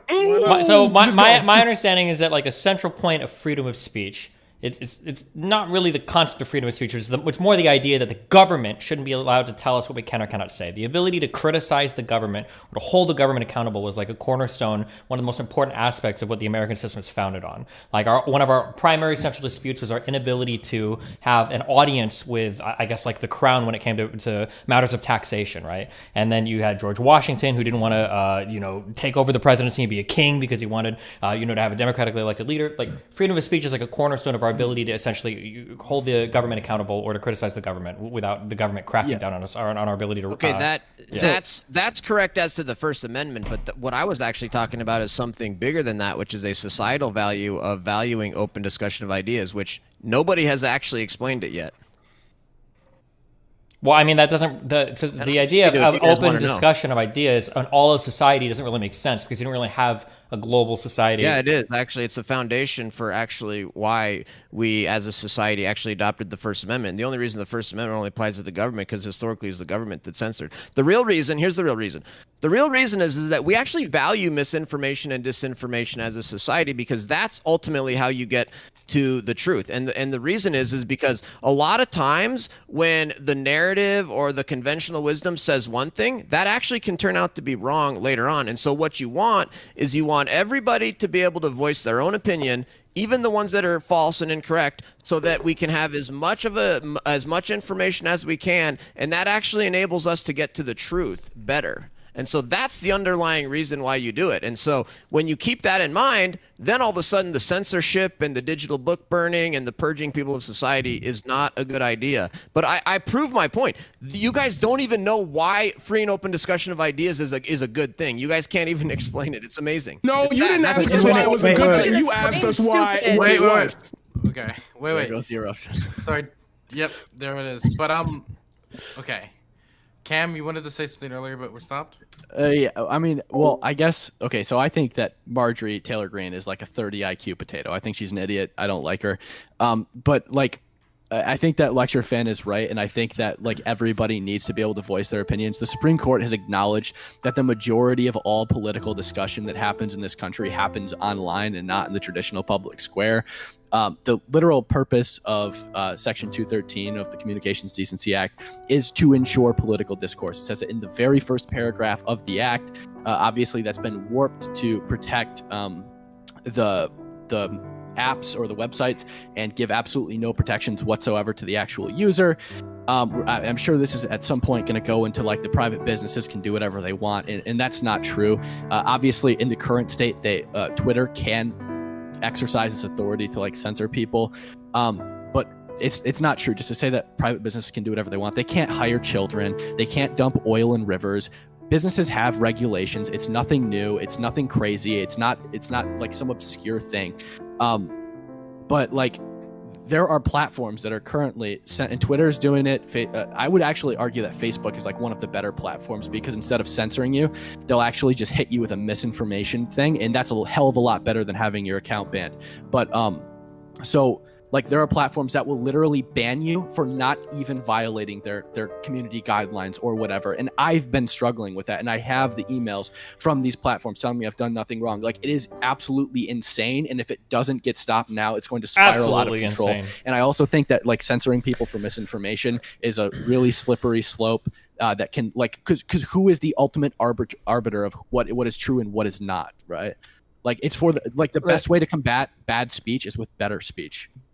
Who do you trust to do this regulating? Hold on. I think we should really point out for a second here that there's like varying degrees of misinformation, right? So I think that you can maybe argue that bad information leads people to try and find good information. I don't know that it necessarily works that way, but I think that when we're talking about, there's a big difference between like, I don't know, bad information about, I don't know, how to get somewhere versus bad information that's going to lead to the deaths. Hey, heads up. Sorry, not related at all to this because I just don't give a fuck about this conversation. If Anna is copyright striking any of your channels, you should counterclaim every single one of those, okay? I will fund your court case. That's not legally binding, but I might if she actually goes that far. I'm seeing that some people are starting to get DMCA claims from Anna. If that's actually happening, then you should fight that. You should fight that counterclaim, or you should fight the. You should what is it called? You should do a counterclaim. Fight it. Sure. I wanted to throw it over to Hake actually. Okay. The TOS of these people is, I think, purposely vague. I mean, like I said, their purpose is to be evil and subvert the country. And this COVID misinformation thing is like it's like a fake mama spirit idea. The anti-disinfo, Wow, I shouldn't have even. I don't know what I unmuted for. Others of doing what you're doing, because so much of this China virus stuff, if I can call it that, is up in the air. We don't know the long-term effects even of the vaccine, and much of the stuff that Marjorie Greene got strikes for proved to be true in the same way that stuff that Biden says. Normal people talk in a way that's not quote unquote accurate, but it's still like the general statement is true. Biden said stuff like that was false too. She said, for example, unless you're 65 or overweight, COVID is not going to hurt you or something like that, which is not technically true, right? But Biden said if you get the vax, you're not going to get COVID, which is also false, but is aimed at helping people towards the truth. Marjorie Greene is one of the people who sought in her own like weak womanly way to fight for real Americans, and now they're trying to strip her of that voice for the normal American people. There's blatant misinformation on the Twitter promoted trending topics. For example, even today with the January 6th thing, Bloomberg tried to claim that Officer Sicknick was slain and beaten by rioters, and that's how he died. Black Lives Matter itself is promoted by Twitter, and that's misinformation. Twitter promoted it. When you clamp down on people's certain types of speech, you only feed speculation. And like the flat earthers end up feeling like they're right because you clamp down on their free speech. So you're only feeding lies rather than truth. But that's what they want. Let me ask you a question, quick, Cake. You said that the company is evil. Where does the evil come from? The culture, the general culture of America has become corrupt, and so a lot of the staff are evil. Duh. And it's kind of like how do we fix it, Hake? How do we fix it? we push towards morals in the culture and responsibility and truth and just speak up. Who defines what's those right. morals, though? Like when Trump spoke Trump the does, truth, obviously. When Trump spoke the truth, it brought about a change in the culture because it was electrifying for people to hear the truth finally. So, somebody said the emperor has no clothes. When everybody could see it, but nobody was allowed to say it, but Trump said it. And it was finally he talked like a normal American. Okay, And- so... Oh, sorry. Yeah. You go. Well, for example, Spotify. The people at the top of Spotify don't want to censor Joe Rogan, but the workers want to bully them to censor more of Joe Rogan. And you see that over and over and over again. You see students trying to lynch teachers for not being pro-gay enough or something.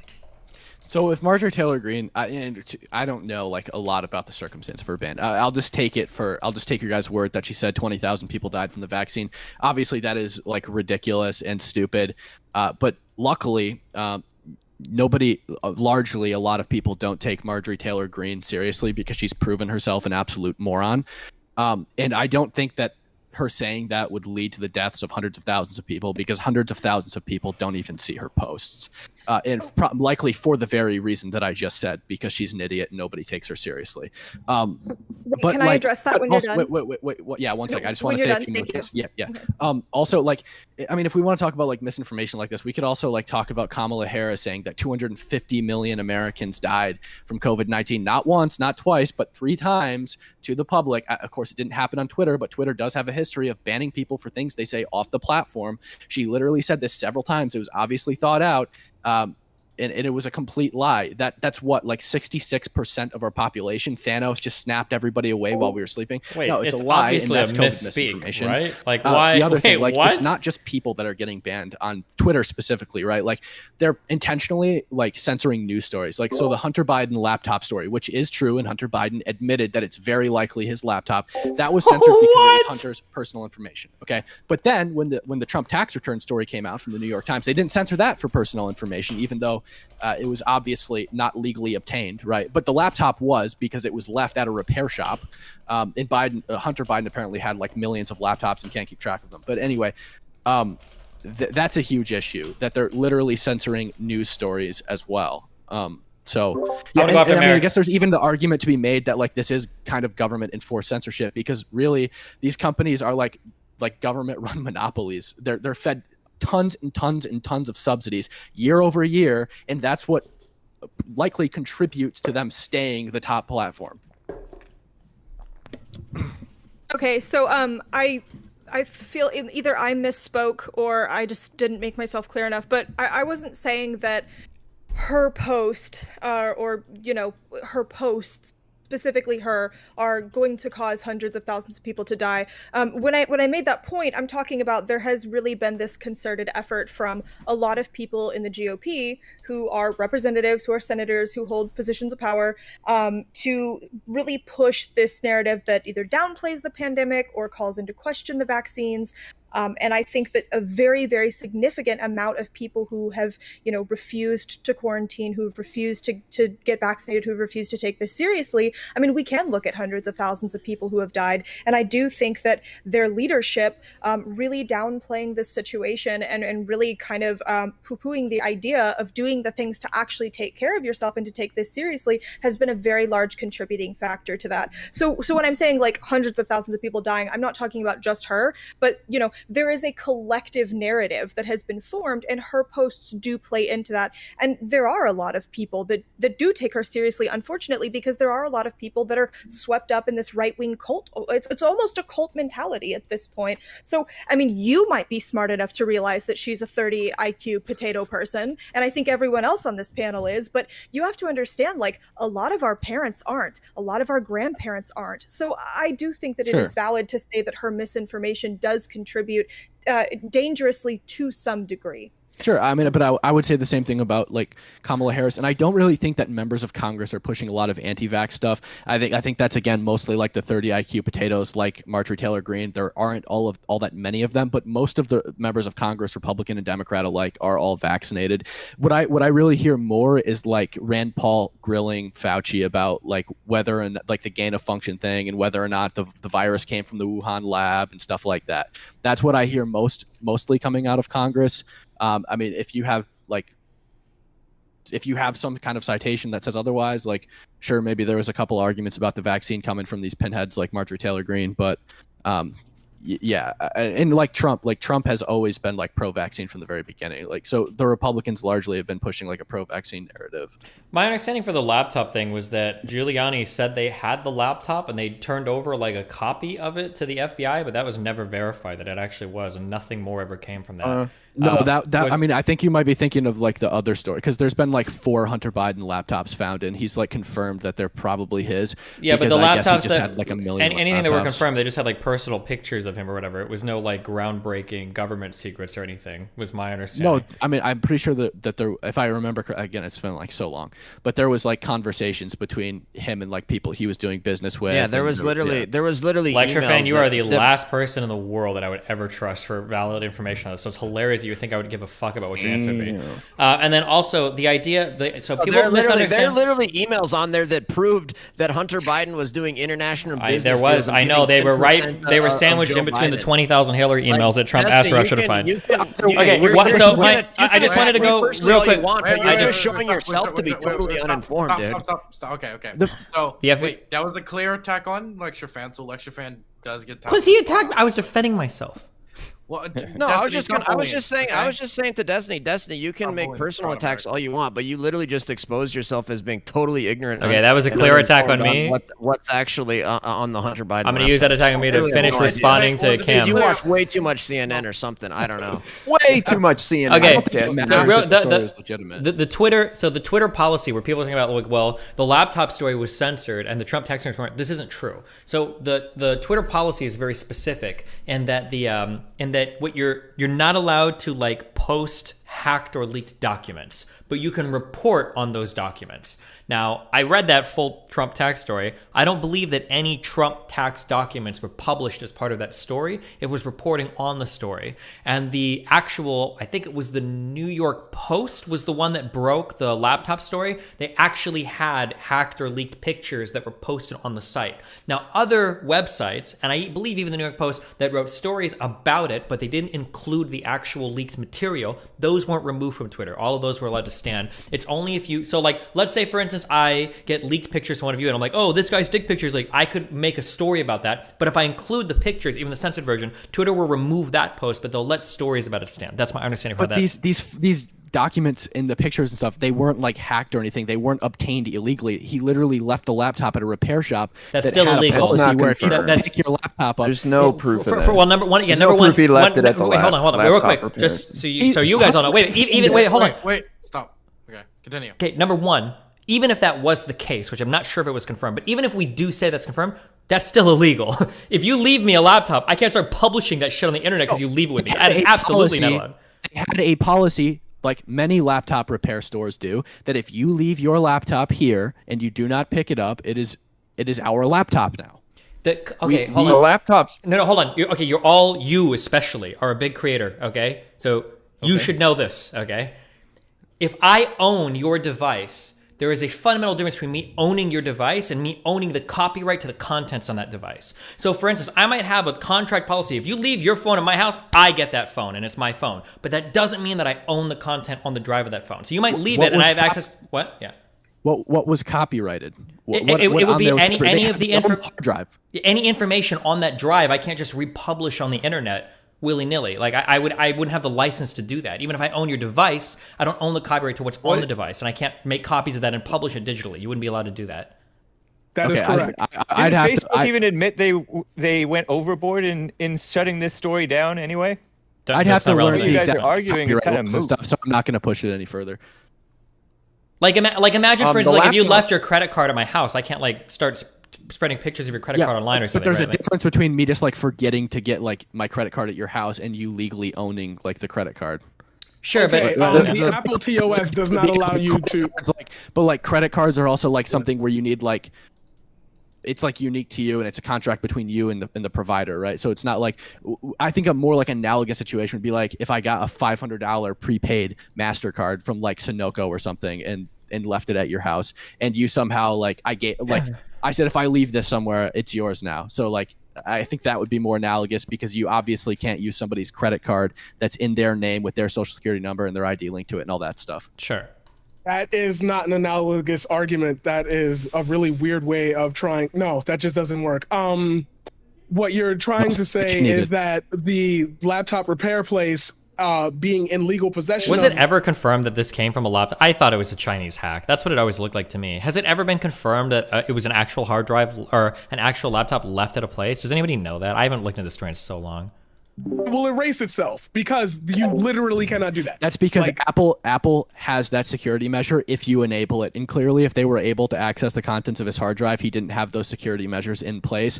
And also, like, but it's still not legally theirs. Like, I already conceded to Destiny that I'm not familiar enough with the copyright law, so I'm not going to push the issue even further. So, like, I don't know. You're just doing this whole like.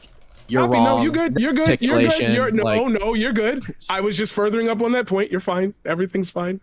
Yeah, I just wanted to ask a question quick. Back to Hake. You said specifically about the Twitter being evil. It was because of the culture. What do you think is the forces behind the culture causing this Twitter to be evil? Satan.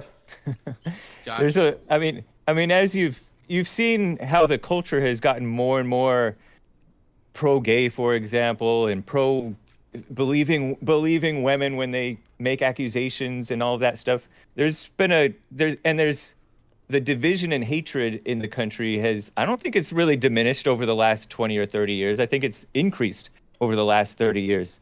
So we all know that people are going to have a whole different set of quote-unquote morals that they're going to impose upon based on their TOS and their idea of what's beyond the pale, which is far divorced from much of the country, maybe a third of the country. I don't know. I'm sorry, silly question. I should have assumed. T-Jump, is your time? My time. I think really, I'm totally fine with companies enforcing the TOS, but the TOS has to be like actually defined as to what they're like specifically allowed to ban and not ban. Being so vague that you can ban anything you want, I think, is completely ridiculous, and they can take advantage of that to do anything they want. And I think that's really the bigger problem. Taylor Green, I don't care about. Destiny's right. Even if you leave your laptop at somebody's location, they don't own the copyrighted material on the laptop. Like if you made music and you have the copyright on the music or the book, copyright doesn't automatically transfer just because the location it was written transfers. You own the intellectual property. You own anything that's made in private on it. You still own all the legal rights to all the stuff on the laptop, even if they own the laptop itself. I think there's actually legal stuff about you're not allowed to take people's personal information on hard drives, even if you acquire their hard drive. That's illegal.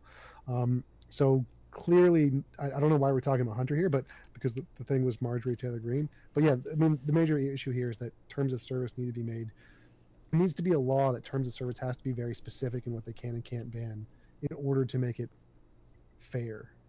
Can I ask you a question? Because I like what you said. Like, I agree with you. I think that most people, I think I made this joke already, but like we all agree to the terms and conditions of most things that we sign up for without reading them. They're very long, lengthy documents. Nobody's got the time for that. I just want to use the platform. I absolutely agree with that. I wanted to ask, do you think that the terms of service are malleable due to the current like pandemic that's going on? Like, do you think that this supersedes most normal interactions between users to a point where the Twitter like moderation has to step in even harder? I think you could make that argument, but I don't think it does. I think that the amount of stepping in that Twitter is doing is the amount they've always been doing. I don't think they've stepped it up. I think they're just using this as a way to get a political advantage in some sense. I think that they deliberately, like all social media companies, deliberately write their terms of service to be extremely vague so they can get away with doing all this kind of stuff. I don't think it's because of the COVID thing. I think it's just the way the tech companies are, because they want to take advantage of as much of the law as possible. They can't be held accountable for anything, and which is what essentially any company would do in that situation. So I don't think it's because of COVID. I think that's just the way the tech companies operate, because it makes them lots of money. Okay. I think we might wrap it up soon, unless there's anything else somebody wanted to say. Well, here's a question. For the Hunter Biden laptop stuff, why was any of the personal pictures or anything of Hunter ever published on the internet? Wait, what was the purpose of that? I'm curious. People are evil. They'll leak stuff. Money. They wanted to be abusive to a guy who had got over his drug addiction. I think it was laudable that he's recovered from that. I think it's kind of sad that people picked on him. It's also that sex workers are still really scandalous and taboo. So it's just a whirlwind of sex and drugs. It just seemed to me that if you had like some killer information about some horrible Russian collusion shit and all the Burisma stuff, like why would you want to bury that behind, videos of Hunter Biden, smoking crack, getting a foot job? Seemed like it made me wonder a little bit about the intentions or the purity of the intentions of the. But yeah, it is what it is. Right. No. Okay. Yeah. No, I would agree with you. But like, I think the main like revelation was supposed to be like all the like Russia stuff or whatever. But now I guess like with the copyright stuff, sure. But I would say like if we're talking about like let's say it happened again and there wasn't like personal information, I would say like the validity, because this happened before we talked about the copyright stuff, like the validity or like even if it doesn't like prove a valid point, the story, like I still think the story has like the right to be circulated, even if it doesn't actually prove what it's claiming that it does or what it's trying to, right? Yeah, I think we all agree with that. Sorry, go. I would look into the laptop guy. It's actually a pretty funny story. This guy's legally blind. That's not funny, but he claims he couldn't see who it was who came in, and the guy said, "I'm Hunter Biden." He's like, "Oh," and then he says the FBI contacted him later to get a cable to access what's on the laptop. I find that kind of weird that like the world's premier investigative agency needed to call this random Delaware laptop repair store guy to get a cable. Like, so I think it's all bullshit, and they probably stole the laptop, and then they claimed they stole the laptop just like they stole his daughter's diary or whatever, and then they dropped it off and they left it at the repair shop and he spilled water on 3 laptops. So it's all bullshit. It's all nonsense. I agree with you there. Right. I don't know about the diary story. I don't really care about that. But like, you got to you're trying to like argue like the validity of like this guy like saying that it's Hunter Biden's laptop when Hunter himself literally went on an interview and said that the story's probably accurate and all of the information on the laptop is accurate. He said it's possible it's his laptop. He said it's possible. Which is going to lead me to a question that I had, or a statement, I guess. We're talking about Marjorie Taylor Greene and the idea of companies censoring people, but at the same time, like, how would this lead that was a great point. How would this lead to what are these misinformation like fountains leading people towards if they just take it at face value as, oh, the other thing, like the mainstream media is not talking about it. Why aren't we talking about this? Like, it doesn't lead people to the side where you would think would be rational. It leads people to believe the irrational as rational. How long are we going to let that go in a space where a retweet could mean 1,000 people see it every second? How do you rein that in? You can't rein it in by saying this is misinformation. People still, as Hake said, people still are going to get into their little bubbles and get into their little circles and talk about, look, Twitter said it was misinformation, but I found out the real truth. Like, at some point, there has to be either one or the other. You either stop talking about it or I'm gonna have to remove you. I don't see a middle ground if you're willing to go that far without giving the proper resources for people to actually, as the famous phrase is, do your research. Yeah. True. I don't know. I think the like biggest issue is like people literally being deplatformed for no reason, like no reason given, no, like literally admitting that, like with me, literally admitting that they've done nothing wrong. But I don't mean to like talk about the Hunter Biden laptop story and like all this other stuff because it was Marjorie Taylor Greene, but I thought like the overarching topic was also like tech censorship and Twitter censorship and stuff like that. Right, and so like, sorry, I apologize. But that was going to say this at the beginning. More leftists are banned on these platforms. Conservatives rule social media right now. That's not true at all. That is not true at all. That is not true. Okay, no citation needed. No citation needed. You can Google it. I mean, do you want me to give you the numbers? Because like I could throw the numbers out there, but if I'm even a digit off, like sure. I mean, if we want to talk about like 76% of all leftists or political, TikTok. James gets political. Like, did a whole thing on it. Like, okay, how about the dozens of TikTok leftists that have upwards of 1.5 to 2 million to 3 million followers, and they spew hatred and racism all day. But I was the biggest political creator in general on TikTok for a year. The biggest one overall, not just conservative, the biggest one. And I was banned 60 times, and now conservatives don't have a platform. It's not just me. It's happening to every conservative on that platform. If you think that leftists... Are you breaking TOS? Victims, no. I literally have emails of TikTok saying that I haven't broken their guidelines Did the at people all. who got banned break TOS? No. It's not just conservatives. This happens to leftists too. I agree with you because platforms like sorry. You were the biggest one on TikTok. Yeah, for a long And while. now you're yeah. on my show. The mighty have fallen. Yeah, no, like. Yeah. Excuse me, I'm on your show too. This is a major show, Exactly, Dylan. yeah, You little exactly, fucking cuck piece of shit, motherfucker. Take that back. Destiny. Leftists are being censored because platforms like this want like a nice, sweet little liberal nice spot, and that's why I'm really surprised that leftists aren't more outraged about tech censorship, because not so much on TikTok but on a lot of other places leftists are being censored because the platforms want a nice little liberal spot.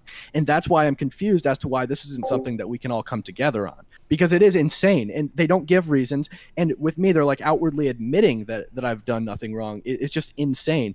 And I don't know. Yeah. So I think one of the reasons why like I know I personally am not more upset about it because I know that like I was banned from Twitter. Like they permanently suspended my account because I told Cassandra Fairbanks that I was going to fuck her dad, become her new stepmother, and turn off her internet. That's why I got my account permanently suspended. They said it was bullying and harassment, which I think is ridiculous. It was just funny. But 1 second. there's like wait. Hey, would that be considered evil behavior? Yeah. For her to say that, I mean, Yes. she has the right to say it. I mean, I guess it's kind of evil. It's kind of mean, I guess. I It mean, is- all I was it's going to do was vulgar. turn It's a off little her funny, internet. but it's vulgar. I was banned from Twitter for citing a government sort. I don't remember what it was for, but it was like a government report, and they banned me, and now I can't use my name as an @ anymore. And same thing with TikTok because they but you randomly have- changed my username. You have to understand though that like if they didn't have a TOS that they applied, and sometimes it's not fair. Like, should I have been suspended for saying I was going to become someone's stepmom and put her in timeout? No. But if they didn't have a TOS that they didn't enforce, it would be like 4chan and it would be completely unusable. So I mean, we have to put up with a certain amount of them suspending people, because I don't want to be on 4chan. Do you?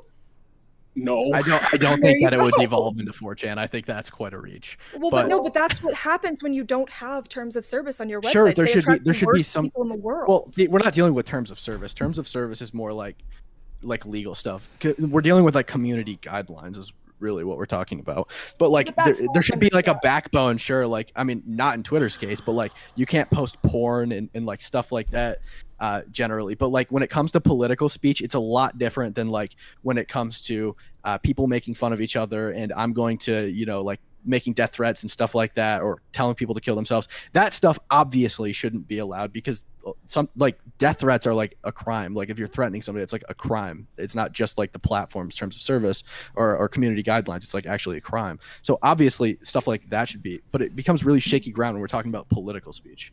And that's the question that I asked. Oh, sorry. We're done? Sorry. Yeah, we're going to be wrapping up, but I want to make sure, he had a question a while ago, and I want to make sure he gets time to talk.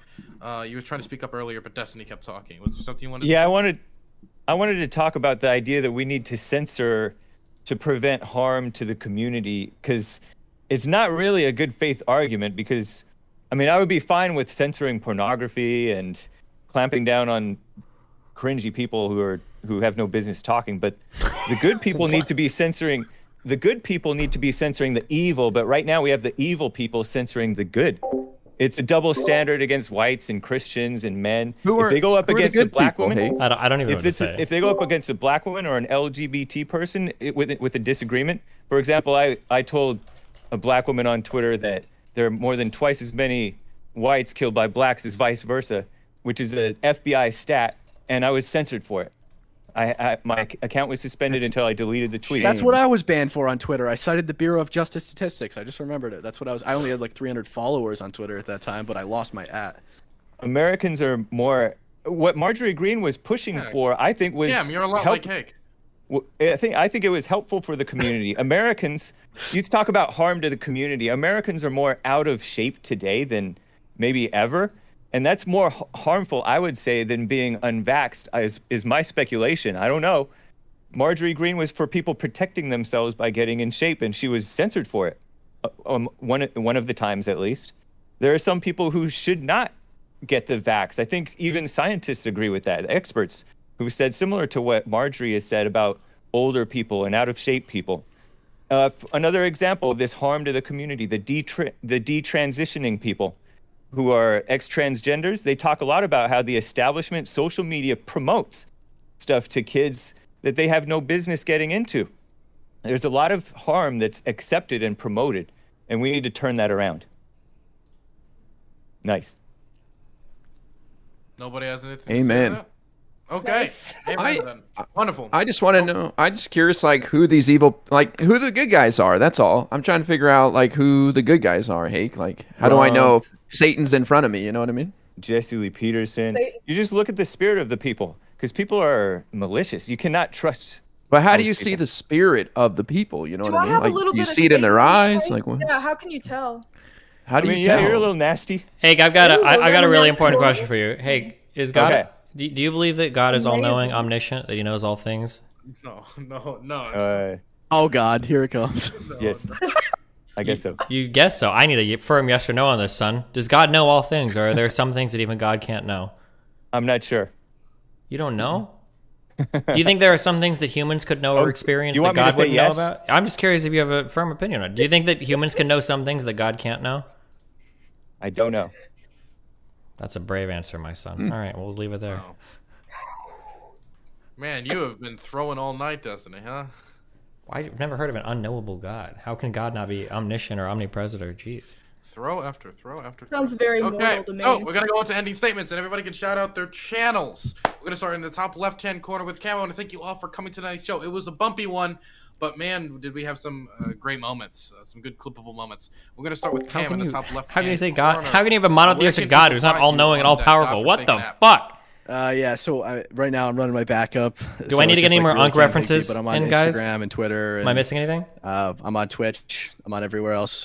Thanks for having me, Dylan. It was a pleasure as always. Yeah. Thank you. I mean, I wouldn't call it a pleasure, but I mean, I appreciate it. It's fun. Next, I'm gonna throw it to Hake. Thank you guys, all of you, for having me and talking. I enjoyed it. TheHakeReport.com. The Hake Report on pretty much every platform that I'm not banned on, which I'm still a lot of them. So thank you guys. I appreciate it. And you guys need to tune in to Church with Jesse Lee Peterson on Sunday, and make sure you catch The Fallen State with Jesse Lee Peterson interviewing Dylan Burns. Thank you. Thank you very much. Also, hey, can I ask you a question? Who in here, if you had to guess, would be the most evil person? I don't know if you can really compare it like that. You don't know? You don't think you can figure it out? Maybe her. Okay, understandable. Thank you. I would agree with that. I'd back you up on that one. Okay. Shut up, Steven. Okay, we're gonna throw it over to IRI. All right. Well, this was a lot of fun. I always love talking about number 46. So thanks for inviting me. I know I filled in at the last moment. I hope you get that big star, whoever it is, next week or whatever, Dylan. I go by I'm Really Important. I talk electoral politics on my channel. We focus on the House, the Senate. We stand C-SPAN. So come hang out with us. I'm Really Important. All one word. I love IRI. Great guy. Gave me a free beanie. Very nice, man. We're gonna throw it over to Lecture Fan. You should check out his merch, by the way. He has some great Twitch political merch. This is the best Lecture Fan. This is the best point Lecture Fan's made all night.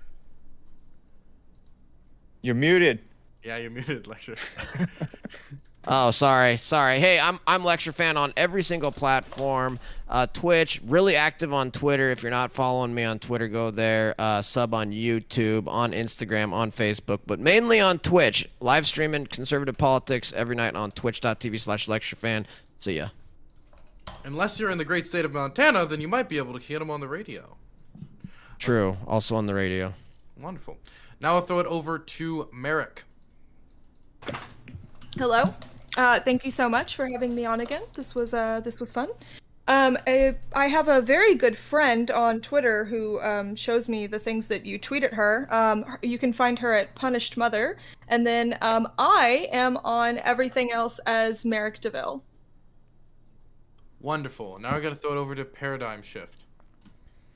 This has been a really cool experience. Thank you for having me. I've already talked about like the fact that just a year ago I started and I used to watch these things all the time and get informed by everyone. So it's nice to be a part of it. That's kind of cool. I'm gonna think about that. Everyone had really interesting things to say, and I am very happy that I could participate in the conversation. You can find me on Twitter at Marquise Paradigm, and you can find me on Twitch at the_paradigm_shift. Please let Twitch know to give me back my name. I hate the underscores. Beautiful. I will say that that's inspiration. And yes, you at home, if you give me thousands and thousands of dollars, might be able to come onto my stream for a few hours. You're not supposed to tell him, Dylan. Oh, sorry. Okay. Throwing it over to T-Jump. I'm T-Jump. I run a YouTube channel, youtube.com/TJump. I debate usually professors, philosophers, and theologians on reasons to believe in a God. Sometimes dabble in politics and flat earth. Those are about the same on the intellectual level. Check out my channel and pay me a lot less. I can get you on Dylan's show. Wow. Gonna have to move and shake to deal with that one. And we're gonna wrap it up with Destiny. Hey, thanks for having me on. It's been a great original panel here. We've had a lot of fun thoughts. I'm going to plug my music YouTube channel. I just released a new single 11 hours ago called Low that has me rapping on it. You can find me at Uncle Adams. That's Uncle spelled with a K. I do rap music on the side. Follow me on my journey to $1 million earned from my rap career. Okay, I'm trying really hard out there. Thank you so much, guys. Aced. Thought it was going to be a Mr. Girl shout out at the end. Okay. Thank you all. You have a blessed one. Thank you so much for coming on. And I'll see you all later. You can all now leave. See you later. Later. Thank you, guys. Bye-bye. What if I just want to stay here? Oh, fuck. They all left. How awkward. Well, now I feel like a fucking loser.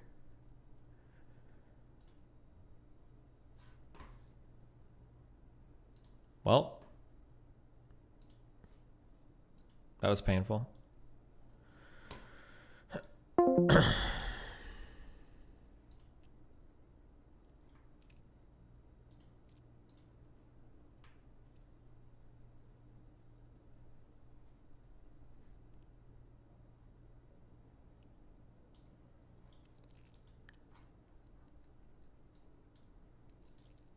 You're a genius, dude!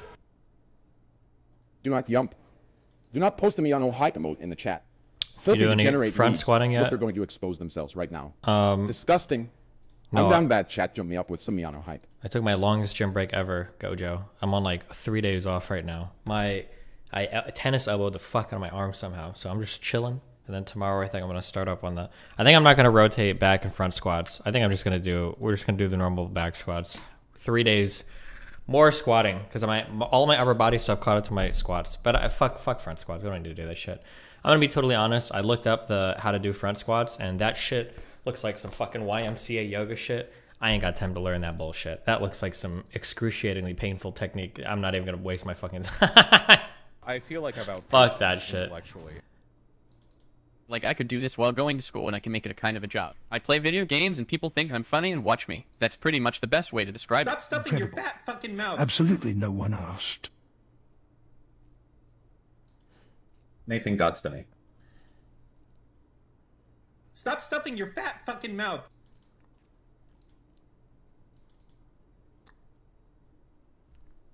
Can you confirm that Merle leaked Anna's real name, Hannah? None of you guys know. None of you. Her name hasn't been leaked. I don't know why she keeps saying that. None of you guys know her real name. I don't. She keeps saying that. You guys are gonna know it eventually because people dig around and find it. But feel like I don't know why she keeps saying that. Maybe Merle doesn't even know her real name. I don't know actually. But can you fact check this Pokey video? Hassan clip. Content.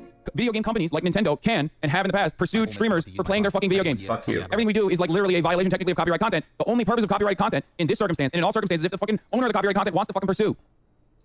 Oh no, is Hassan about to take like his 4th huge L? Is he about to take his 4th huge L on an LSF binger?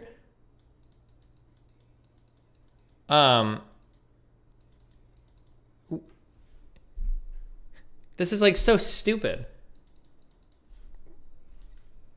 Whether or not we can restream our video gameplay is technically up in the air legally, because do you own the contents of your gameplay versus just, right? That's up in the air legally. I think the game companies would win.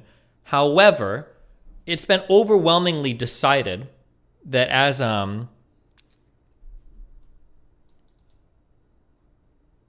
wait, why the fuck is everyone typing in lol w? It's been like overwhelmingly decided that gaming companies are cool with it, right? They sponsor us to play their games. They like, nobody's suing anybody. Nobody's DMCAing anybody, right? Like, this is not like a question for debate. For him to compare that, I can't tell if he's just mindlessly simping for his other millionaire friends or he's actually that frat boy stupid. It's so hard to tell sometimes the difference between like, is he being a clout shark with his nose up every other rich person's ass, or is it just like genuine Hassan stupidity? Why would you compare watching full seasons of television on your fucking stream, okay, to playing video games? Like, content. Video game companies like Nintendo can and have in the past pursued streamers for playing their fucking video games. Hell yeah, bro. Everything we do is like literally a violation technically of copyright content. The only purpose of copyrighted content in this circumstance and in all circumstances, if the fucking owner of the copyrighted content wants to fucking pursue.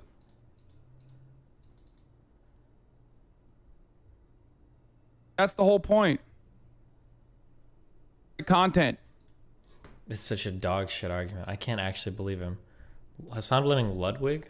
Seeing the trend where on Twitch, people just watch TV shows. Oh, come on, Lud. Oh, no. Bro, making a video like this is worse, dude. Like, making a video... Dude, bro, you literally have a fucking $3 million house off the backs of watching fucking 90 Day Fiancé and other people's shit. Like, be thankful. You got your bag. It was good while it lasted. Like, how can you actually legitimately be upset about this? It's like this. It's like people that complain when a loophole in a game gets fucking closed, right? When you find out about a loophole, especially like in an MMORPG, right? Everybody's there. Everybody's farming the drops. Everybody's grinding the fuck out of it. And then it gets patched and you're like, oh, okay, well, hey, it was cool. It was there. That was some funny shit. And then you move on with your life. Like, you don't actually sit there and pretend. Like, how can you even unironically say this? Holy shit. Video like this only draws attention to it, and it's absolutely gonna... This is just dry snitching, bro. Come on. Oh, dude, you are so mad. Okay, here's the thing. Here's the thing. The only reason why this could ever turn into like a serious fucking problem, or not even a serious problem, they would have just like fucking clapped. It'll be like what happened in Pokemon. Like, if you're watching something, you get fucking clapped. And that's it. You get 24 hours. I've been DMCA strike before. I've been DMCA strike by Turner. Seeing the trend. Jesus, dude.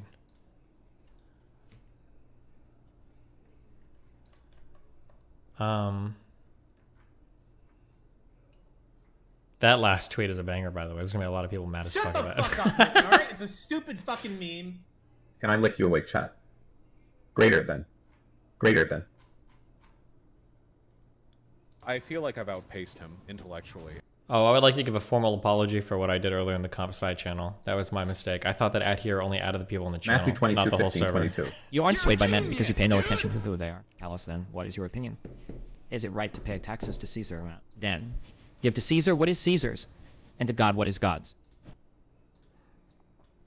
When it comes to DMCA stuff related to video games, do you think the type of game matters? Yeah, actually, I super do. I super think so. Like, DMCAing stuff when it comes to like first-person shooters is kind of stupid. But when you're talking about games that are mainly like story-driven, I could understand some companies being like, well, you're basically showing like the movie. Like with FPS games and shit, the hope is that like maybe more people will buy it when they watch other people play it. But with story-driven games, people will literally watch like Let's Plays instead of actually playing the game, you know? Because I'm putting 100%. I'm here for the league stream. Fuck Hippy Dippy. Do you ever feel like an NPC in like someone else's life? They DMC people from playing Nintendo fan games. Nintendo is crazy, okay? You guys don't know. You guys don't know. You just don't know, guys. What was it, 7 or 8 years ago? How long ago was it when Nintendo went on a fucking rampage through YouTube and they started DMCAing like every fucking Nintendo and Nintendo adjacent thing? Was it 2010? Was it that long ago? Was it 2013, 14? It was more than 5 years ago. But they went through and they started like, if you uploaded like a level of a Mega Man game, no, not Mega Man, that's Sega. If you have like a level like a Mario game, like any fucking thing you did, Sonic is Sega too. Wait, did Sega do this as well? Why am I remembering Sega games? Oh no, Mega Man is Nintendo. Capcom. Yeah, Sega did as well. Okay, maybe Sega did, because I'm remembering. Wait, why are people saying Mega Man is Nintendo? Am I crazy? Every Mega Man and Mega Man X game I played was on. No, Mega Man X was on. No, it was Super Nintendo. Mega Man X was a Super Nintendo cartridge, which is Nintendo. Sonic and all of that shit was on. Okay, never mind. I was right. Okay, you guys are making me mindfuck myself. Sega did do it as well, but Mega Man is Nintendo. Wait, was it just me? I'm hardcore sidetracking. Did every single game on the Dreamcast have the most dog shit voice acting in the world? That might have been the premier game for voice acting for video game shittery on the internet. Like every fucking game I think that I played on the Dreamcast, I never played Shenmue. I played House of the Dead, which was just comically horrible. I think I played a Resident Evil game that was pretty fucking bad. Sonic was yikes. Sonic Adventure 1, I think. Show us on YouTube. How have you not heard of like the House of the Dead? House of the Dead 2. This game was unreal. This is like what all the voice acting sounded like, okay? This isn't like it's like they're inviting me in. I've been waiting for you, friends. Goldman, do you know what you're doing? I'm fully aware of what I'm doing. Can't you see? Man committed a sin, disturbing the life cycle of nature. The original sin that man is responsible to protect the life cycle. I have made a creature to rule over man. This is the final battle. Show yourself, our new ruler, the Emperor. This whole game's voice acting is just amazing. Men. Friends, it is not over yet. Is that all you have to say? In time, a successor will come. Farewell, friends.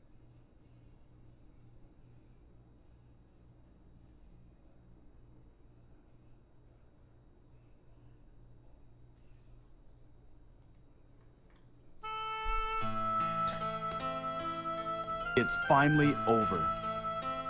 Goldman, I don't care if I'll go on fighting.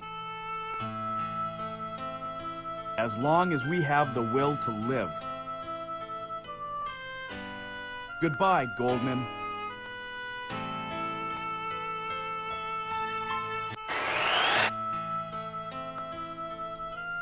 The Mega Man shit has some funny ass fucking voice lines too. Holy shit. The guy doing Dr. Light was just drunk or something. Mega Man, today we finish this. Hey, Bad! Why must I fight you? We are not enemies! Shut up!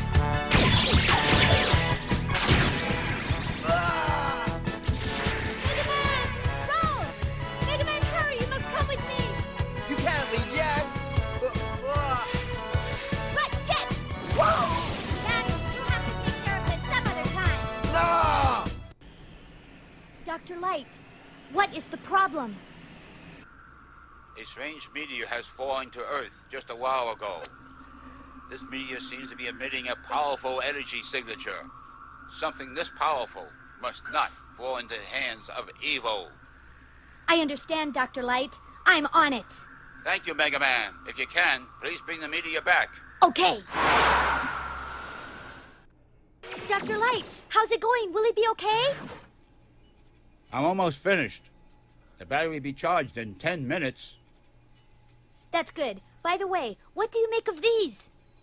He's like, he fucks up some of his voice lines. He actually just like is fumbling over them. That's a good question. We may be able to locate another energy emission from the radar room. Like he's... That's a good question.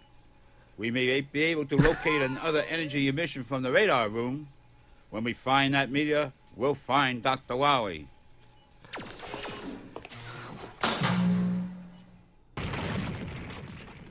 What the?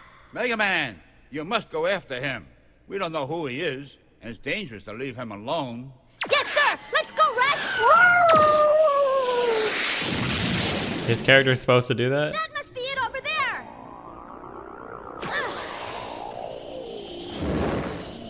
I can see it!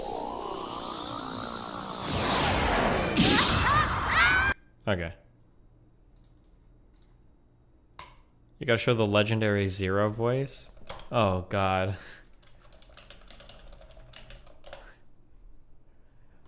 I want a world for Reploids!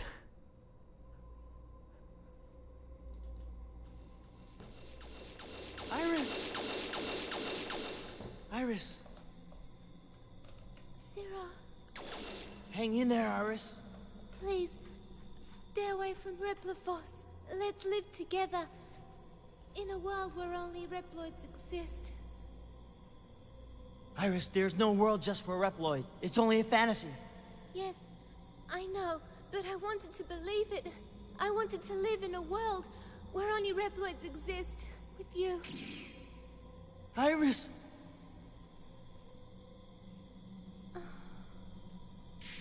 Iris! Iris! Iris! Iris! Iris! Iris! Ah! No, this isn't happening! There's no reason for me to go on. What? What am I fighting for?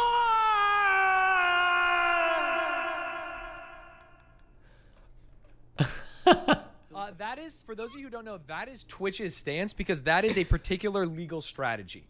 And this is, we're talking about Twitch. If Twitch starts proactively removing content, then they're going to be more liable for what's being hosted on their servers. Is that what he's about to say?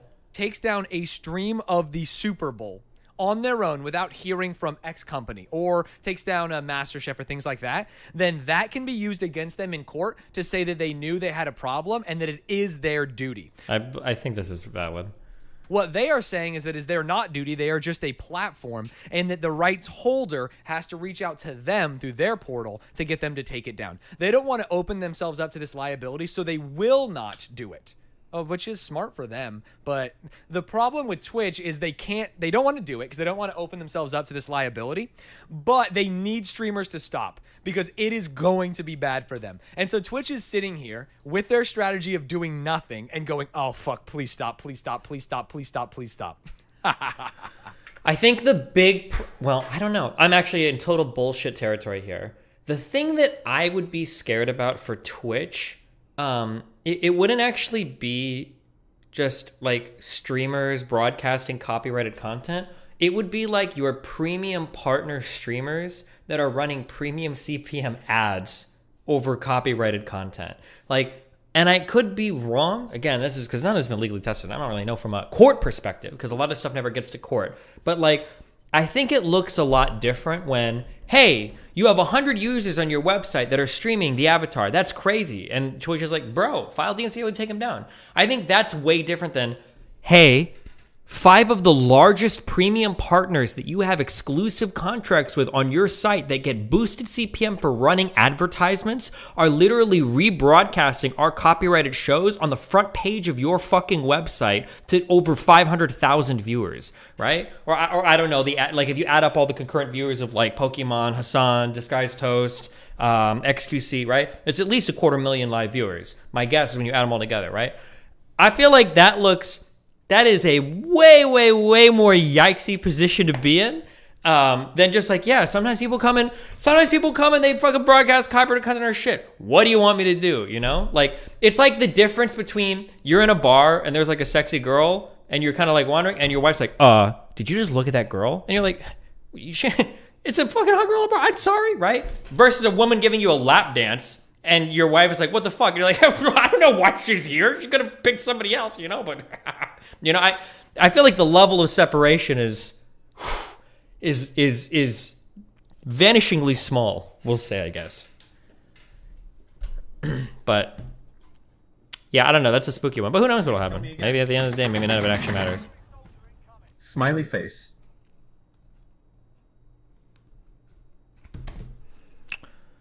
I feel like I've outpaced Dumb Hassan takes. Why? Who cares? What he So has you to love say. streaming pirated content?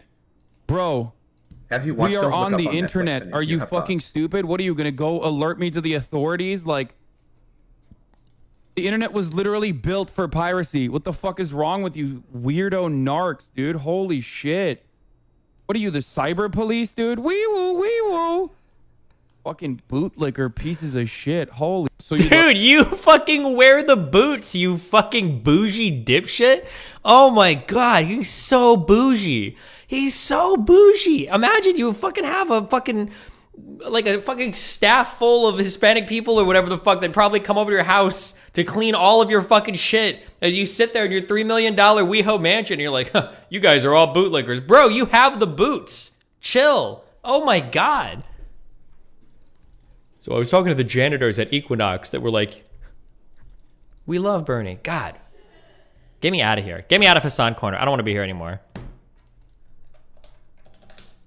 Stop stuffing your fat fucking mouth. Your form is perfect on every lift. Thank you. Can I get an unban on Twitch, please? Ask Eris.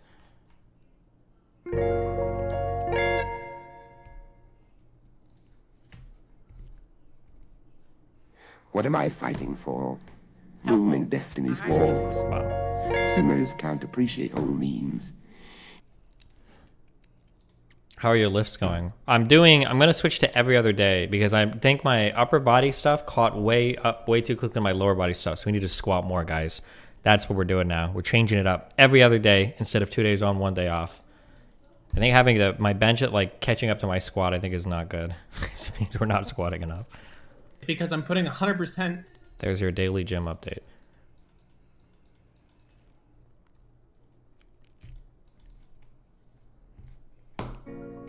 Moon is playing League. Time to reach out. Based.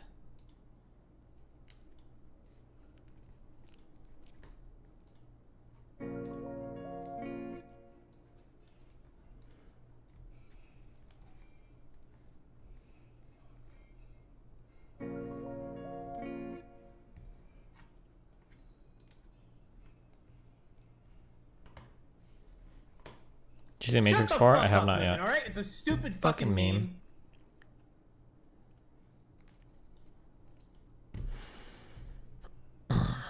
It's time. Yeah, it's time to go to bed. Okay, I need to actually go to sleep on time for once and wake up on time for once. I keep waking up late.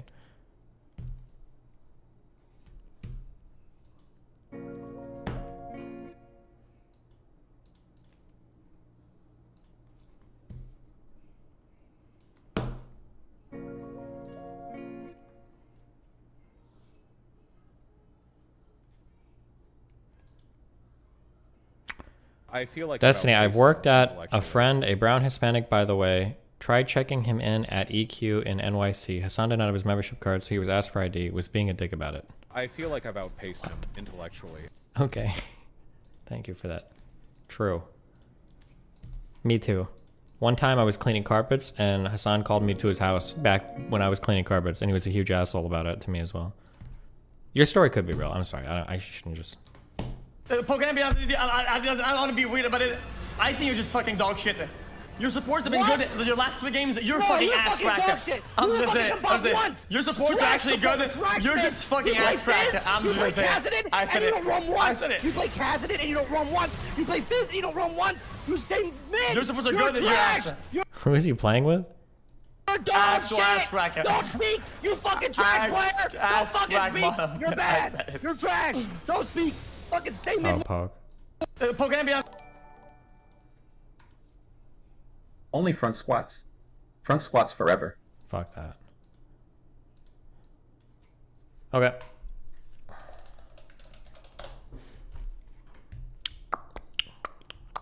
Is Destiny a pedophile apologist? Review content. Jesus Christ. Okay.